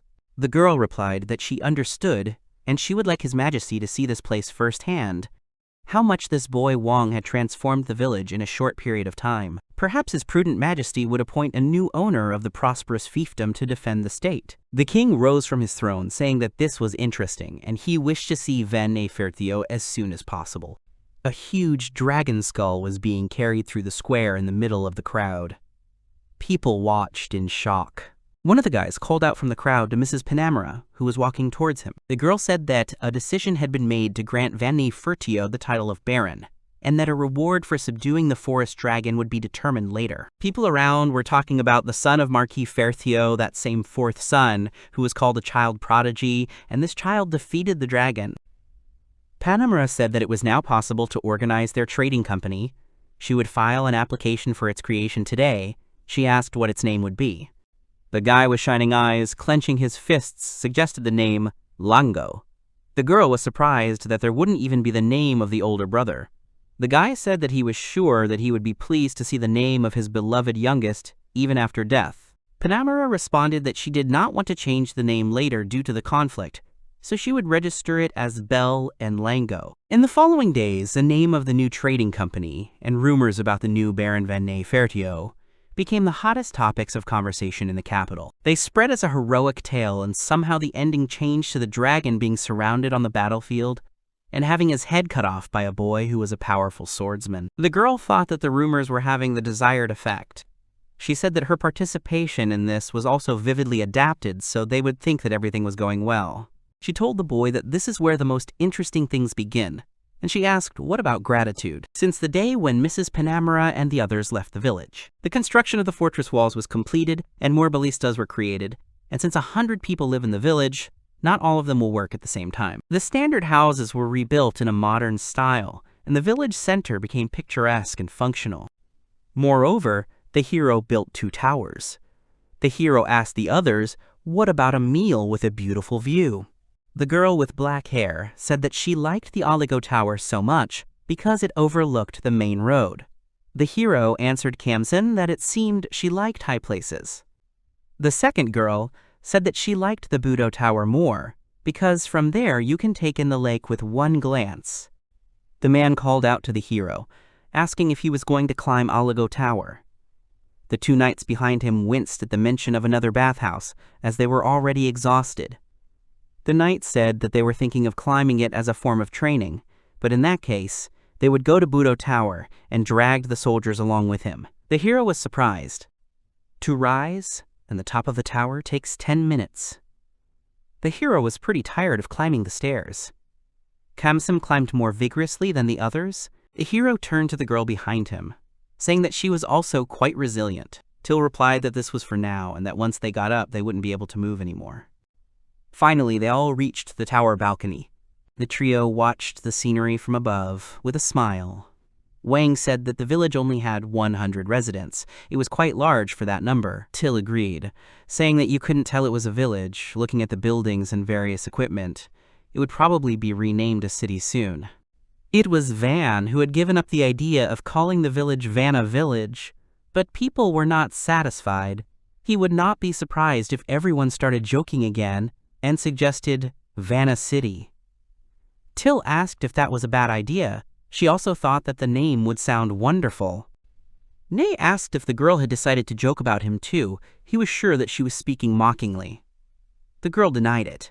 Kamsen called the hero, pointing to the side. The hero said that recently his vision had become as sharp as that of the villagers. He could not see anything so far away. He could not see anything. Kamsen said that this was because he began to look into the distance often. To Kamsen, that these were not soldiers or adventurers, but many children and old people, as well as a number of servants. The hero asked if he was serious, and asked how much the young man's eyesight had improved, the talent of their settlement. The hero thinks that there is still more than an hour before their arrival, so why not have lunch for now? Till agrees, saying that today she has prepared his favorite sandwich with a fried egg. She assures him that it is very tasty, because thanks to Mr. Bell, they now have the best quality bread. The boys were saying how delicious it was. At that moment, someone ran up to them. The young girl called out to Mr. Wang. The hero thought about how lovely she was and smiled. Lady Panamera left for the royal capital, and Aruth did not follow her, deciding to live in this place for a while. She was trained by Espada. The hero asked Harut what had happened to her. He even became less formal with her because she was a child. She is very little, and when the hero says that she is lovely and he feels something different from love for her, he really wanted to stroke her head. He really stroked her hair. The girl became embarrassed. The guy thought she was the sweetest creature. He apologized for his actions, saying it was unintentional. Stuttering, she asked to listen and said that if he didn't mind, he could just call her Arut. The hero thought how cute it was and asked if it was really possible. The girl, shyly, said that she just thought it was easier for him. Then the hero, calling her Arut, asked if she had come to tell him something. Stammering, she wanted to tell him that wanted people had come to this village. The hero noticed to himself that she had pronounced village questioningly. She said that there were a lot of people, and asked what to do since there was nothing from the fortress walls to the village itself. She asked if he wanted to talk about it in Mr. Wang's house. The hero noticed that she had begun to get used to him and was capable of normal conversation. But he still felt shyness in girls, but now she was taking a pose in which it was immediately clear that she was addressing him. The girl continued to babble about how many villagers were talking about something, and she wanted to tell the hero about it. The hero replied that in that case they would continue the conversation at his house, but first they needed to find out if their guests were on a friendly wavelength. Till said that Orto and his team had set out for the forest before noon. Then the hero ordered to call back D and his men, as well as Espada to be present. Kamsen raised his hand and said that he understood, and ran around to call them. He ran to the opposite tower. The hero was surprised at how much energy the guy had. The hero thought that he too was training one way or another during construction. Kamsen's strength of spirit and efforts amazed him. Kamsen himself challenged and overcame D's hellish training. And although Kamsen himself does not realize it, when it comes to fencing, he is one step ahead of the hero. Abu and Ro are also overworked due to impatience and rivalry. The hero felt a big difference in physical fitness. Arut said that Mr. Kamsen is amazing. Even in this world, among children, the hero will be the fast child, the one who is good physically. A crowd of people came to the hero. The butler said that he believed that these people came from other villages. Their representative was waiting at the door. The hero asked to let them in. An old man entered the office. He apologized, asking if this was the village of Seat. The hero repeated his question. The old woman said that they thought they had reached the village of Seat, but what kind of amazing city was this? The hero asked about the village of Siat and asked Espada if he knew anything about it. The butler replied that the village chief told him that the so-called Seat people used to live in this place, and it seems that because of its remains, some people call the village Seat.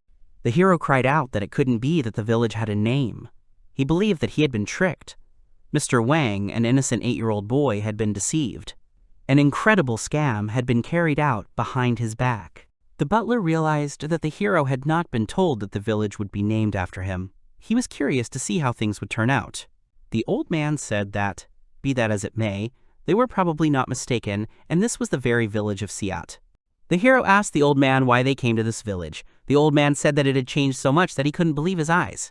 Of course, he had been here in his distant childhood, but not to such an extent. The hero shouted again why the old man had come, and then remembered what he had said. The old man said that if he saw that they were on their way from the neighboring village, there were fewer young people, and taxes were collected strictly, and they could not resist on their own, so they decided to go to this place to discuss whether they could accept them. The hero asked if he was talking about resettlement. In this regard, one can encounter various obstacles. He asked why there were so few young people. The hero dared to suggest that they had gone to earn money in the city and then settled down. The old man said that they had not left the village of their own free will.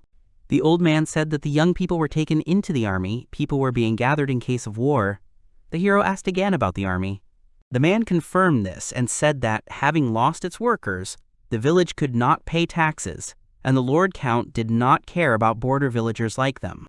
The hero realized that they were from a village on the territory of Count Ferdinand. He remembered that Starkey said that it was located nearby, however, it was quite far.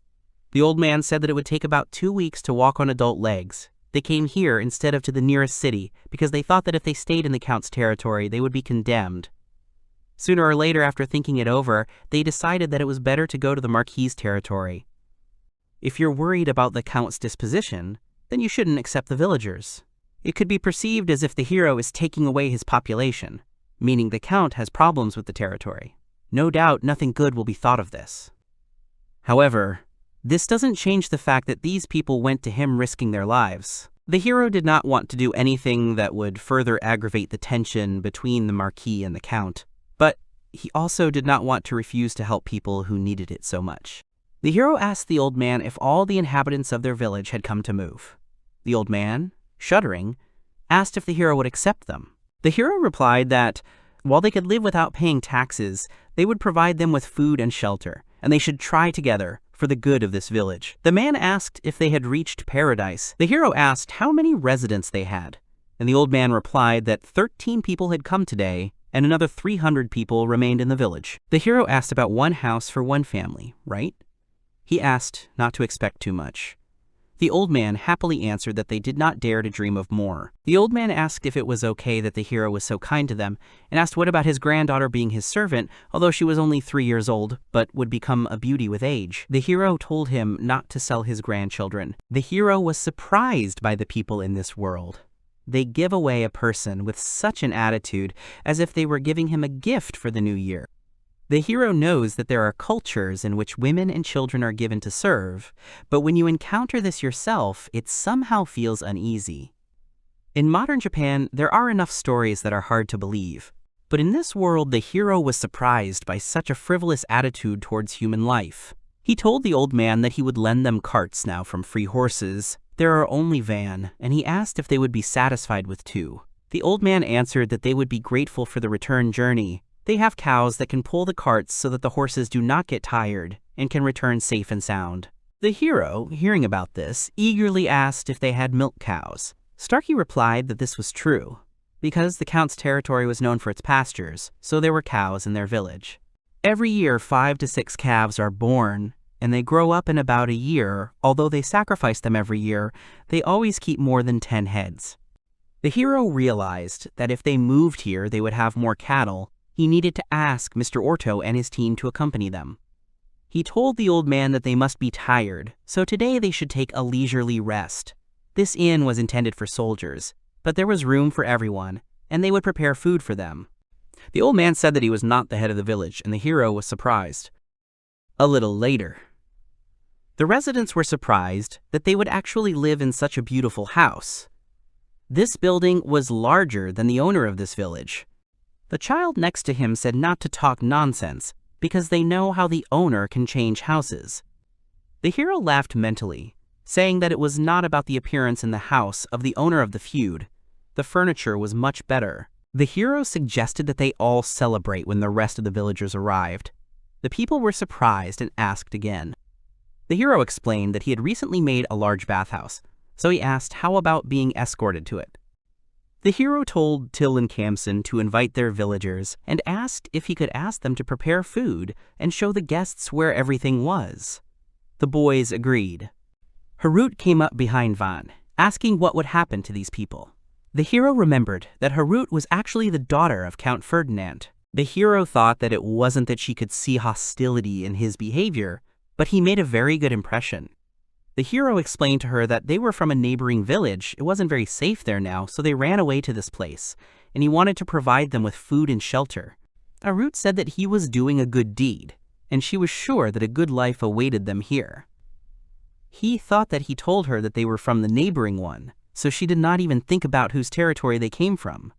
Van remembered that about 2 months had passed since the day she arrived, and he asked how she was, whether she would live here. She stuttered and replied that she, too, thought it would be better that way. The guy said that they were still children, so they should forget about any kind of marriage. Smiling, he asked what she would like to do. He wanted her to think carefully.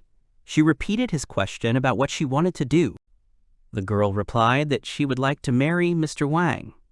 Stuttering, she began to explain. He asked her if she wanted to get married, and the girl blushed. As a true gentleman, Van will not make the lady feel embarrassed. The girl, blushing, covered her red face with her hands, covering her eyes, when the hero asked if he should pretend that he hadn't heard it. The girl agreed to this. The guy understood. The girl called out to Mr. Wang, saying that he had an unusual gait. The guy, smiling, replied that she imagined it. When a man understands that he is not indifferent, he is at the height of bliss. People crowded around the tables. Mr. Wang was called, saying that they had returned. The boy congratulated Ortho on his return. Seeing the state of the people, he asks what happened to them, because they are all covered in blood. He said not to worry, because it was the blood of monsters, and asked for forgiveness. The hero did not understand what he was apologizing for. Ortho said that they had accidentally discovered the entrance to the dungeon. The hero was a little surprised to hear about the dungeon. Everyone fell silent, and only later did it dawn on the hero. The hero realized that this was the very thing they had tried so hard not to find. For some reason, yellow birds, fat merchants, and pocket monsters adore them. When Espada was nearby, he called the gentleman, and he shuddered in fear. The man said that since they had discovered the dungeon, they needed to report it immediately and send a messenger to the capital. The hero asked that if they didn't hurry now, Daddy would take everything into his hands. Espada replied that it was definitely the best thing they could do to report to the capital in secret from everyone else. Ideally, the hero would like to first receive the title and this village's lands, and only then tell about the dungeon, but there was nothing to be done about it. A branch of the Adventurers Guild will appear here, so a weapon shop and an inn are needed. They have a character, so an entertainment place and a gambling house would not hurt either. To maintain public safety, a nightly order will be needed, and we also need to prepare for an influx of new residents and livestock from the village. Ortho called him. The hero said that they had already found him so that he could wish for nothing, he would give him a horse. So he asked him to go with a report to the capital of Kassar. He was surprised, crying out whether Van really wanted to send him alone. The hero asked if he, as a lookout, had found that dungeon. Clutching his heart, Kassar asked how he had guessed. Ortho didn't argue that Kassara could handle such a task, but said that it would be better if they went too. The hero said that the problem was that they already had a task to escort residents from a neighboring village. As for the reward, it would most likely take them about 2 weeks, so he asked how about a large gold coin. Ortho, immediately, without thinking, wished Kassara to be careful on the way to the capital. He shouted that they have no conscience. The hero of the herd felt sorry for Kassara, so he handed him a mithril sword and asked if such a reward would suit him. Now the others were dissatisfied, telling him to stand and telling him to change, with them expressing a desire to go to the capital themselves. Others considered it unfair. Kassara shouted joyfully that the master had given this task to him, and waved to his comrades. Thus, Orto's group went to meet the villagers, and Kassara went to the capital with a report about the dungeon. Kassara joyfully waved his sword, hummed a song, and said that good deeds are rewarded after all. He looked at the sword, saying that the young master knows his business. This dagger is very light and comfortable. A little later, the boy made a halt with the horse. Afterwards, he moved on. Sometime later, Kassara said that while he was admiring the new weapon, the time on the journey to the capital flew by unnoticed. After a few kilometers, it would become visible. Kassara saw an overturned carriage. To the side of the carriage, a group of orcs were devouring a horse. Kassara tensed as he watched them. He thought that they had a good appetite. Any orc is always driven by one of the basic needs: appetite, fatigue, lust, and finally, bloodlust. Simply put, this orc feels arousal, or a desire to kill towards whoever is currently in the carriage. The guy started twirling his dagger, saying that normally he would be a tough opponent. He grabbed the dagger, adding that now it seemed to him that the fight would be even too boring. The orcs continued to eat the horse. not reacting to Ksar. The guy started attacking the monsters, cutting them. The monsters growled as the boy attacked. The boy told them they should have stayed still.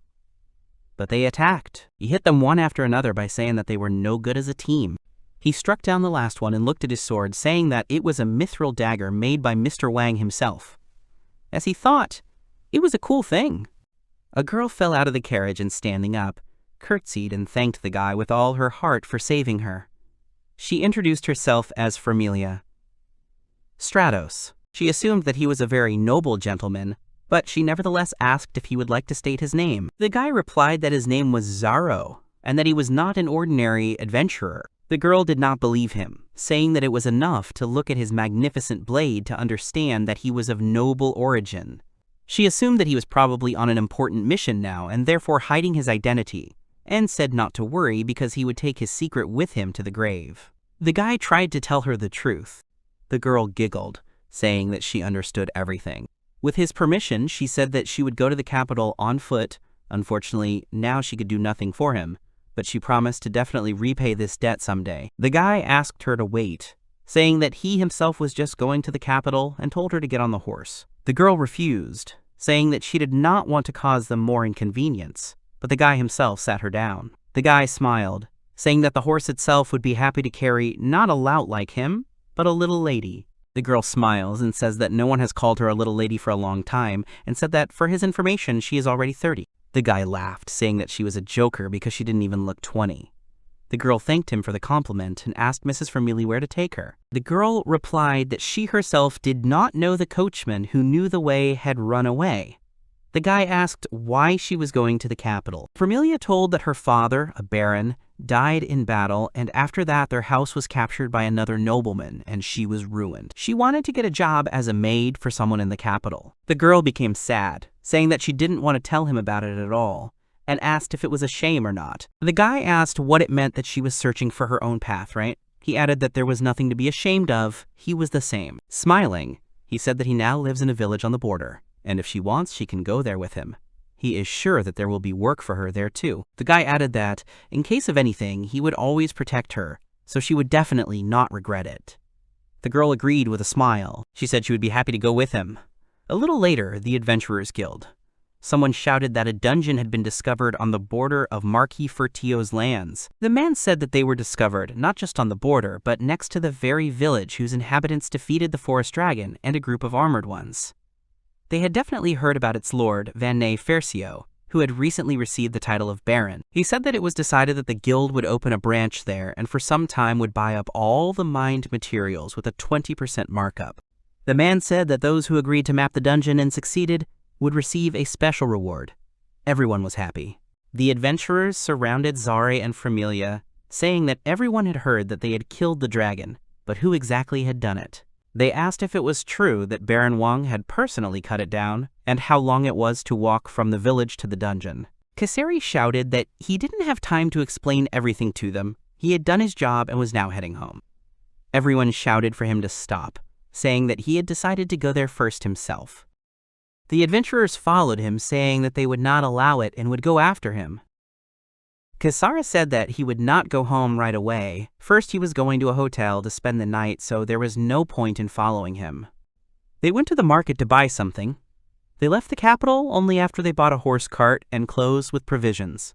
But a whole crowd followed him anyway. The girl called out to him, apologizing because he had paid for her hotel room and food, and she already owed him so much. The guy replied that it was nothing, because it was his own fault that he had gotten her into all this, so she shouldn't worry.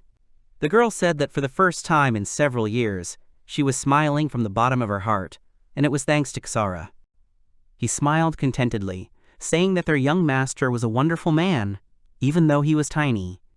He said that she could count on him, and could be sure that their village would pleasantly surprise her more than once, and that her smile would become even more beautiful. The girl agreed, saying that she would wait with impatience. The carts moved forward, and the exhausted people walked alongside them. Orto asked the man if he thought Ksara would reach the capital without delay.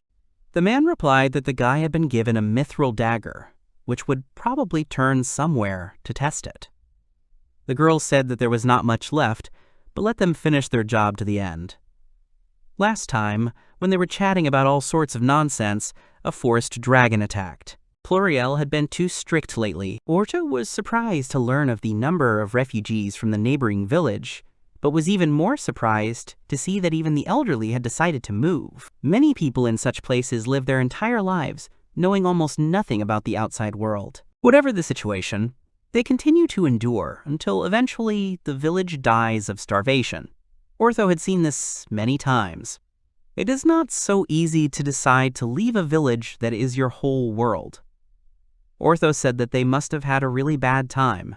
He noticed a woman who was barely able to stand on her feet, but still refused to get into the cart, giving up her place to the elders. Orto asked her if she was okay and that there was only a little time left.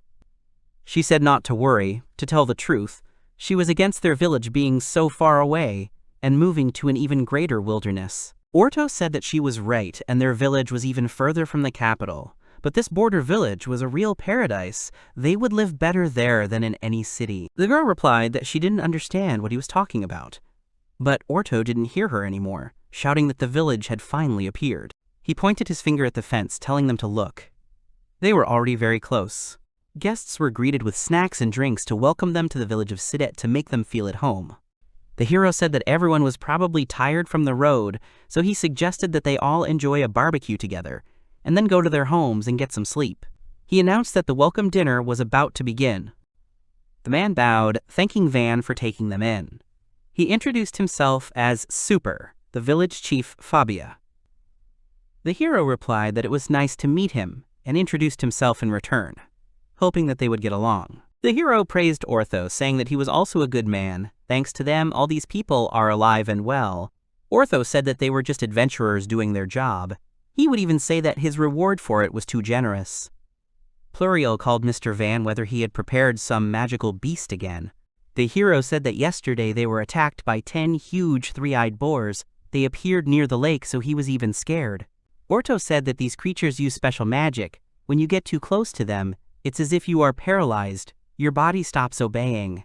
The hero didn't know that they were so dangerous. The hero said that it was good that 10 shots from the ballista were enough.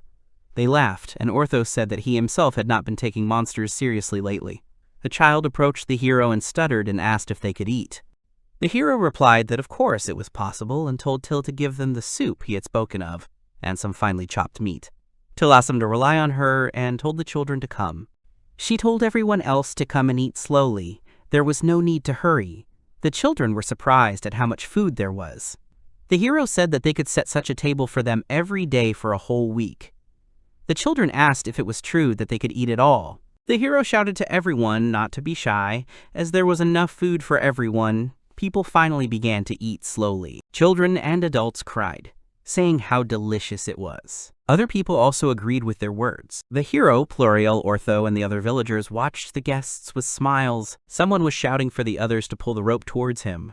The number of residents of the village of Siat was growing, and it was planned that the flow of people would only increase.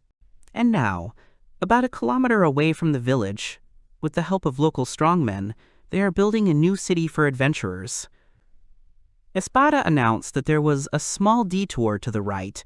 The hero commanded the people to go to the right. The old men of the neighboring village were used to taking care of the cows in the farm. Abgalu provided water and grass to help take care of the animals. Surprisingly, the old men in Abgalu seemed to have a good chemistry. The children from the neighboring village were delighted to see the new houses. In addition, in awe of the size of the fortress wall, they explored the inner territory of the village, together with the children from Siat. The hero thought about how incredibly happy he was that it was so crowded. He was casting a spell when someone called him. Dee approached him asking if he needed more logs. The hero replied that he really needed another 100. Dee said to rely on him and promised that he would prepare 100 today. Dee shouted to the people, calling them to get into the carts and go to the forest. Everyone supported him. The hero was surprised, thinking that he could collect a nightly order like that. Recruitment to the ranks of members of the order. Everyone fell silent. One of the guys raised his hand, saying frankly that he had already been invited by Mr. Espada, and now he needed to sign some kind of agreement about joining the ranks. Dee cried out in surprise. Espada also called the other guys. Dee cried out if Espada was serious. The hero thought that he could have guessed earlier that he was late. The other guys waved, saying that they were still free. The hero was happy, saying how great that was. Then the hero decided to appoint Dai as the head of the order, and Aba and Ro as his deputies, and so it would be possible to form an order of about 20 people. The hero shouted that this was not enough, and they were building a new city. If so, they would create an exclusive squad for this village, and let the Espada be stunned. Kamsen ran to the hero, calling out to him. He said that there was a medium-sized cart with one horse to the side and that Mr. Kisara was there. He had finally returned. It was quite far, but many more carts were following him. The hero thanked him, saying that when the distance was decent, nothing could be seen. Till replied that everything was fine since she couldn't see anything either, just like a root. The guy thanked her dryly, saying how kind they were. Finally, the hero saw a guy accompanied by a girl. The hero was surprised, asking who it was. Till screamed that it couldn't be either. Till suggested that perhaps he had saved this girl from danger in the capital and fallen in love. Harut thought it was delightful, like a tale of heroes. The hero thought it was too good to be true. Kamsen said that Mr. Kisara is an amazing person. He runs fast, senses someone's presence better than anyone, finds and disarms traps, and he has a specific way of wielding a sword, and he is a skilled swordsman. In addition, he seems to be a master of throwing stones and knives. The hero was surprised that he is so omnipotent. There was a short conversation about how cool or uncool Kisara was. Kisara approached and called out to Mr. Wang to stop talking so loudly about him. The hero turned around, greeting Kisara, and, by the way, asked who was next to him. Kisara said that they met under strange circumstances, and she said that she had nowhere to go, so he brought her to this place. He asked if it was okay that there would be more residents. The hero agreed that there were already about 300 of them. There would be no problem. Kisara asked if he was talking about those people from the neighboring village. The residents increased in an instant. Till introduced herself to the new girl in a friendly manner and introduced her to the Lord Van Ney-Fersio. The girl introduced herself as Familia Stratos. She said that not far from the capital she was attacked by orcs, and then Lord Kisara saved her and escorted her to this place. The hero asked if it was true. Embarrassed, the guy said that he hadn't done anything wrong, he wasn't that cool. The girl didn't agree with him. She said that even if he said so, for her he was more beautiful than any hero from the tales. The girls were delighted, until the hero again skeptically asked if it was true. Remembering the main thing, the hero asked about the crowd that followed the guy. Seeing these adventurers, the hero decided that the end of the world had come. Kisara apologized and said that when he reported to the guild about the dungeon, a bunch of fools came running, eager to profit from something. It would be bad to scare the villagers, so he asked to let them spend the night outside the village. This was also not allowed. In the future, adventurers should become the local main guests. Here, good rumors about the village should be spread. The adventurers liked it. The hero said that the guy was probably tired and said that he could return to the village with the others. He asked to wait a little longer and an inn would be ready for the night and the hero would build a small fortress around it. Kisara agreed and asked where the boss was. Van said that Orto and the others were currently exploring the perimeter of the dungeon and it looked like the area was in poor condition. Apparently it would not be possible to build a stronghold there. Kisara said that it would be his turn here. Sarah said that he would rest today and set an example for them tomorrow. He and the girl bowed as they left. The hero noticed that the girl was definitely from a noble family. Arut said that it was Baron Stratos' daughter. The hero asked again, asking if she knew her. Arut said that she only heard what the maids said, that the Baron had died, and the family had fallen into disrepair, the house had been destroyed. Till said that it was a nightmare, because she looked like her age and had already suffered such hardships. Arut said that this is not so, and said that Familia is about 30. Everyone froze in shock and asked again. Kamsen responded that the world was full of miracles. The hero thought she was a teenager and decided to leave it without comment, because it was better not to say anything unnecessary about a girl's age. After all this, the hero then suggested returning to the creation of the city.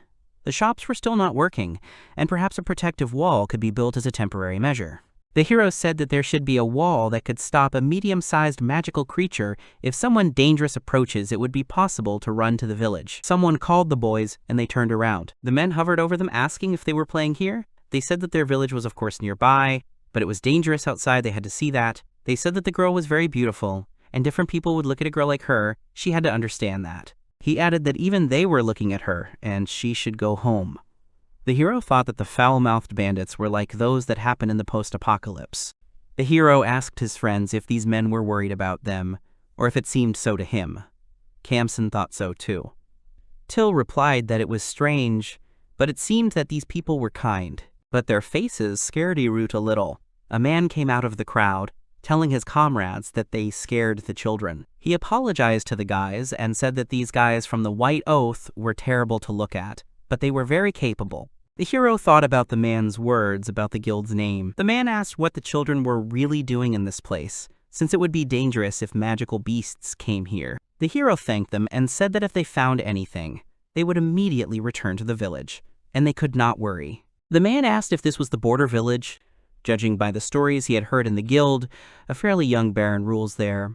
He has enough money and people, so it turns out that such a village is a very important stronghold for the Marquis. The hero wondered in his mind who this baron was, and whether there was such a young and capable aristocrat in the Marquis' faction. The man leaned towards him with a smile and asked what he was playing.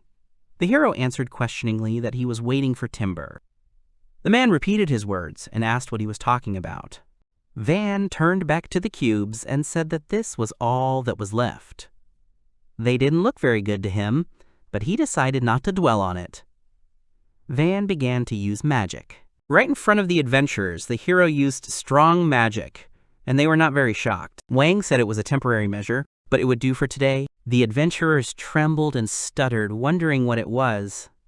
The hero sighed, saying if they understood, but it looked unreliable. He added that it was much stronger than it looked, but in about a week it would create a good defensive wall. The adventurers shouted that they were not talking about this at all. They did not understand what kind of cool magic it was. They called Mr. Wang from the side. Dai threw the logs on the ground, saying that he had brought 30 logs so far. Hearing the hero's name, the adventurers cried out in shock, asking if this boy was really Van Nay Fertio. Dee pointed his sword at them and angrily asked who it was that told him to step forward. The man said he was a knight of the Marquis Fertio family, and then corrected himself, saying he was the head of the Cietian Knights Order of Dai, and he would punish the culprit. The hero noticed that he was beside himself with anger. It was scary. The adventurers began to warm up for the fight, and one of them called Dee, an old man, asking if he really thought he could beat them, and said that he could try. Dai cut through his opponent's sword with one swing. The adventurers were shocked and froze.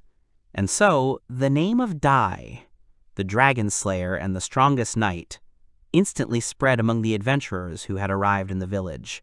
Kohai from the baseball club among them. Dee told the men that if they committed atrocities, they would not be spared. The men stuttered and promised that they did not want him to hack them to death. The hero thought that public safety would be fine, so why not? With Dee's impression of him.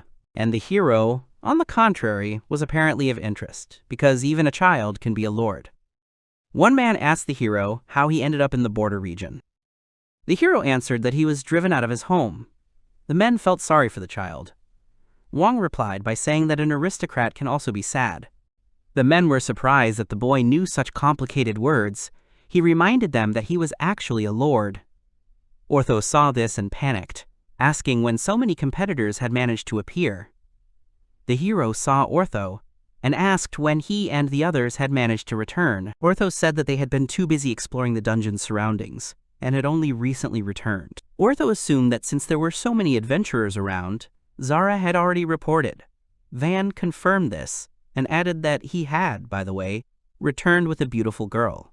Everyone was surprised. Pluriel asked again about the girl and, at the same time as the others, said that it was a lie. They were called from the outside. It turned out to be Keasare, saying that they were so late that he was already going to check on them. A researcher would arrive in a day, and the staff from the guild could go to explore the dungeon tomorrow. Familia called Mr. Ksar, and he remembered her. He introduced Mrs. Familia to the boys. Stratos said that she had kept him company on the way from the capital to the village. He introduced his adventurer partners to the girl, and said that he was going to help them, but since they had already returned, he would not go today. He waved, saying that they would stay at the hotel until tomorrow, and decided to take his leave.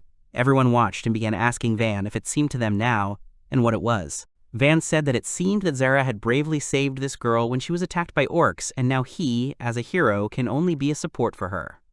The guys were shocked. The fact remains a fact. They need to accept it.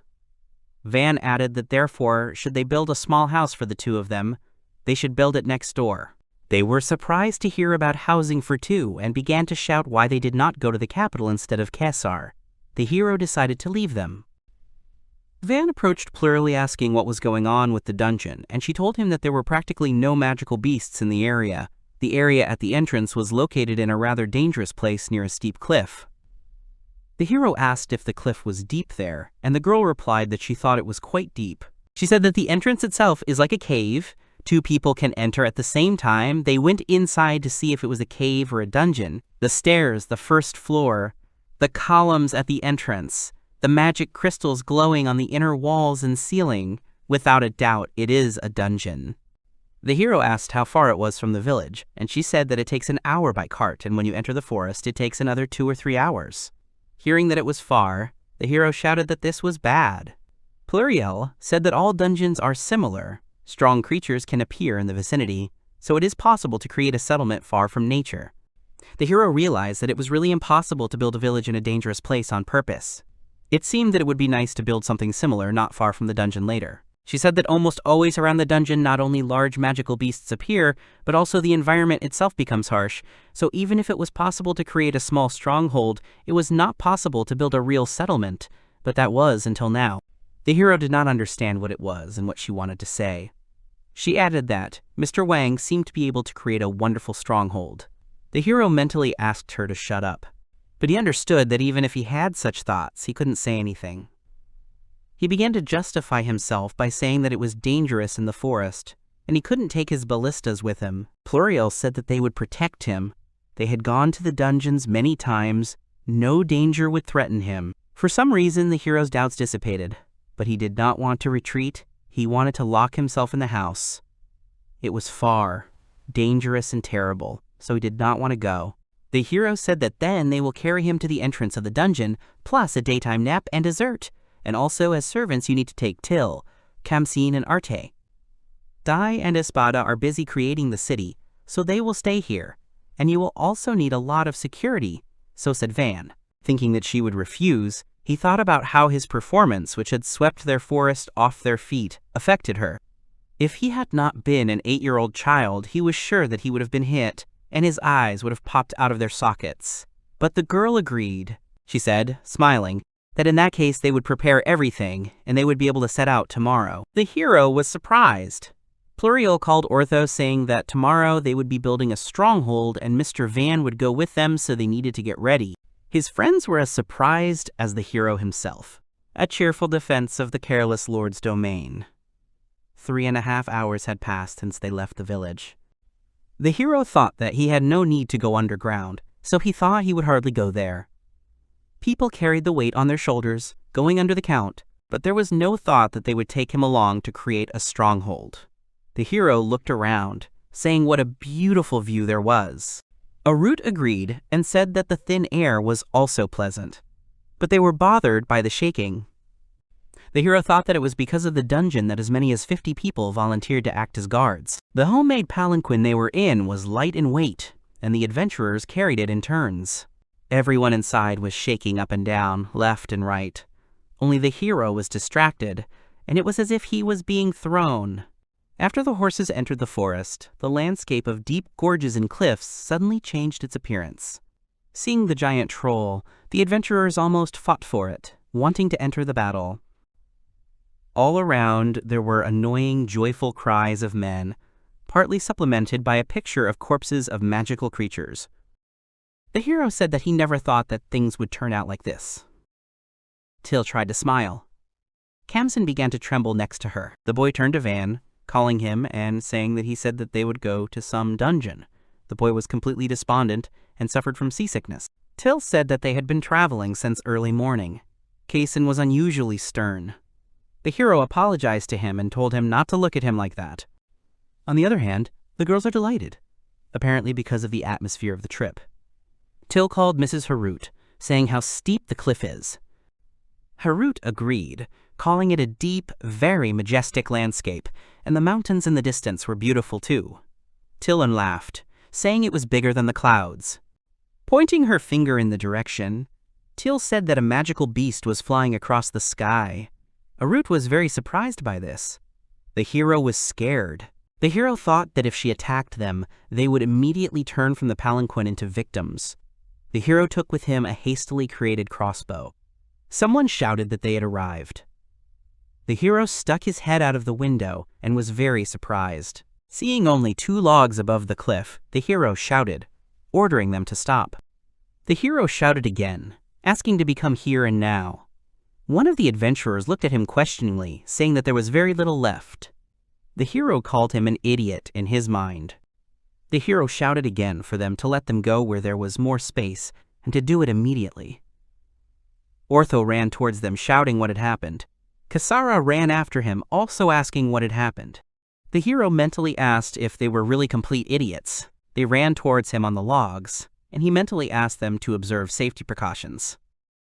Van looked at the logs, thinking that even a high-rise worker would revolt with something like that. They weren't even fortified. He realized that adventurers really did have no instinct for self-preservation.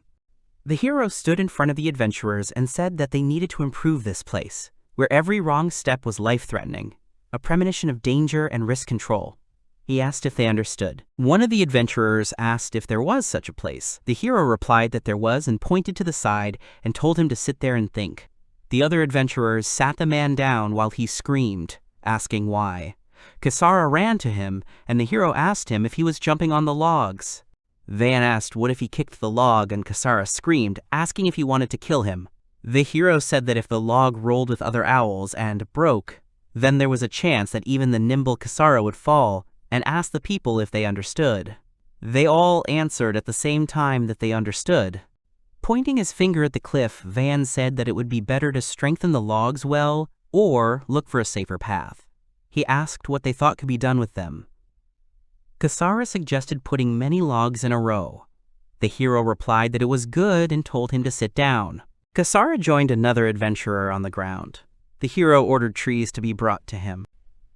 Wang said that the correct answer was to build a strong bridge. He used magic to create a large bridge connecting the 2 hills. The hero told the men to cross to the other side after ensuring their safety.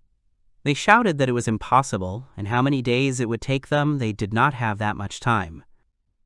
Wang said that if they complained, he would not build the stronghold at all. They apologized and agreed to build the bridge right away. The hero thought about the stronghold. He saw a cave on the side and wondered if there was an entrance to the dungeon there. There were only cliffs around. There was little space in front of the entrance. It would be difficult if he had to build a stronghold on such a small piece of land. Till approached Van asking what had happened. A man approached them, asking if they would first demolish the proposals for the necessary equipment. The hero asked him what he wanted, and immediately suggested an entertainment establishment. The hero irritably immediately rejected his proposal and ordered him to sit down.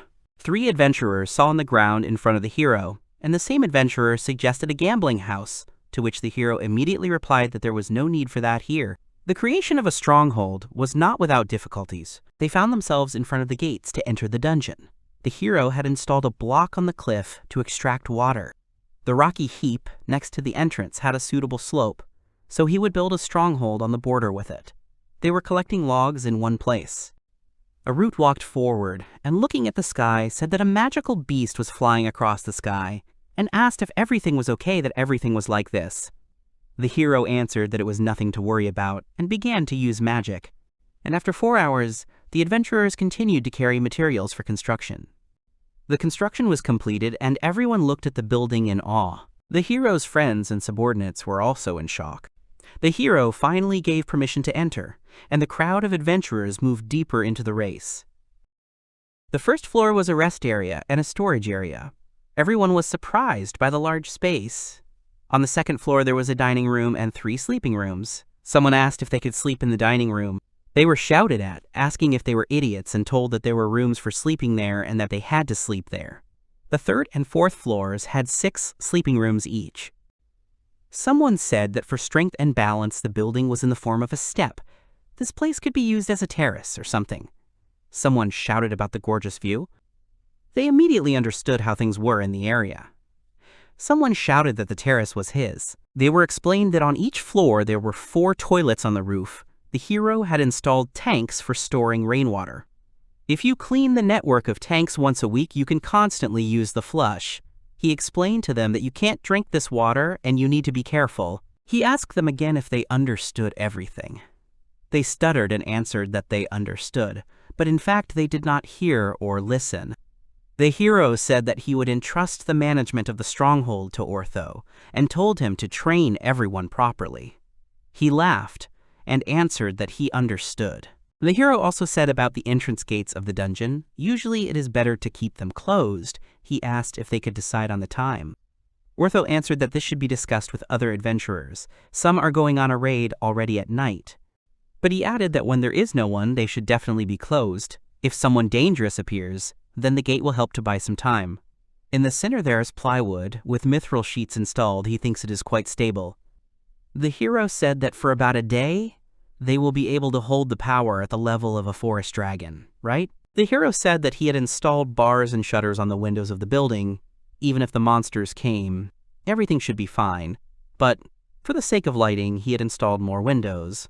But he reminded them to close them tightly. The hero thought to himself that it looked like spotted garden eels. The hero suddenly noticed that it was already well past noon and shouted, calling the people and saying that they would soon be moving out, and he needed security.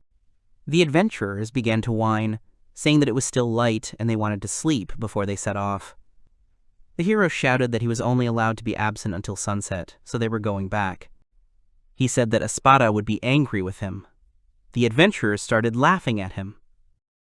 They said how cute it was, that even the lords were angry and called him a baby. The hero smiled angrily, thinking about whether he should demolish this stronghold. He began to rush everyone, saying that if they did not hurry, he would be left without dinner. Laughing, they ran after him, shouting to the others to move quickly. The hero thought that they did not respect him. They were all having fun, and they were laughing. They were dragging his palanquin again. Kamsen was feeling unwell. Someone called for Mr. Wang. The adventurers asked what they would do with this cliff. When they went there, they passed it. The hero was terrified, not remembering that they passed it. He cried out that such a dangerous place must be changed for the better immediately. It so happened that, before he left the forest, he built 2 more bridges. As a result, he got to the village exactly at sunset. The hero, tired, walked forward. At the entrance, Dee and Espada were already waiting for him. Espada was smiling, and the hero was frightened to see this. Usually, he is dispassionate and gloomy. The frightened hero flinched when he was called. The butler said that they needed to talk and asked him to follow him. The hero begged to tell someone that it was dinner time, but everyone turned away. He called out to Till, and she said she would be with him too, but he quickly replied that that was not what he was talking about. He called out to Kamsen, and he replied that he could not, and the hero did not understand what that meant. He called Arut, and she only stuttered, and he asked if it was true, and she followed suit. Van grabbed Ortho's hand, saying that everything turned out this way because of his request. Ortho, frozen, nevertheless approached the butler, saying that everything happened because of them. The hero was already happy, praising Ortho. Espada told the adventurer to be silent, and he immediately obeyed the order. The hero trembled when the butler turned out to be a rascal. As a result, he was lectured until midnight. The hero tried to explain that he was trying for the sake of the village, but they answered that it was not about that. Suburb of the capital. City of servants. Women who do not possess the magic of the 4 elements are required to manage the house of song and dance. Hunters, like girls, are not taken. If you stay in this place, the price will go down and the treatment will get worse. People walked and talked about the man who was buying up the local servants. There were also those who could initially receive patronage and take the vacant position. One man heard that they would all be taken to the most remote village in the state, and they would definitely end their lives in mines and quarries. The girl thought that she would die like this, left without a purpose in life. The girl stood looking into the distance. Village of Seat. City of adventurers. Crowds of servants stood waiting. The adventurers called out to Van, saying they had heard talk of a caravan arriving. The hero confirmed this as he ran away. The guy asked if Lango was back. The hero replied that he had returned with a crowd of people and horses to boot. The brothers reunited after a long separation. They expected hugs, but in reality, the guy was interested in how much his brother could sell for. Lango said he sold it for 180 platinum coins. He said that he brought carts of horses and 150 people for the future, where mainly debt servants, all under 20 years old, healthy, not wounded or sick. The brother was surprised how many people were in such good condition. He asked if he really made 3 from 1 platinum coin. It turned out that 8 large gold coins came out. Lango said that after the auction, he went to the Miri Trading Company to talk about leaving it, and those idiots.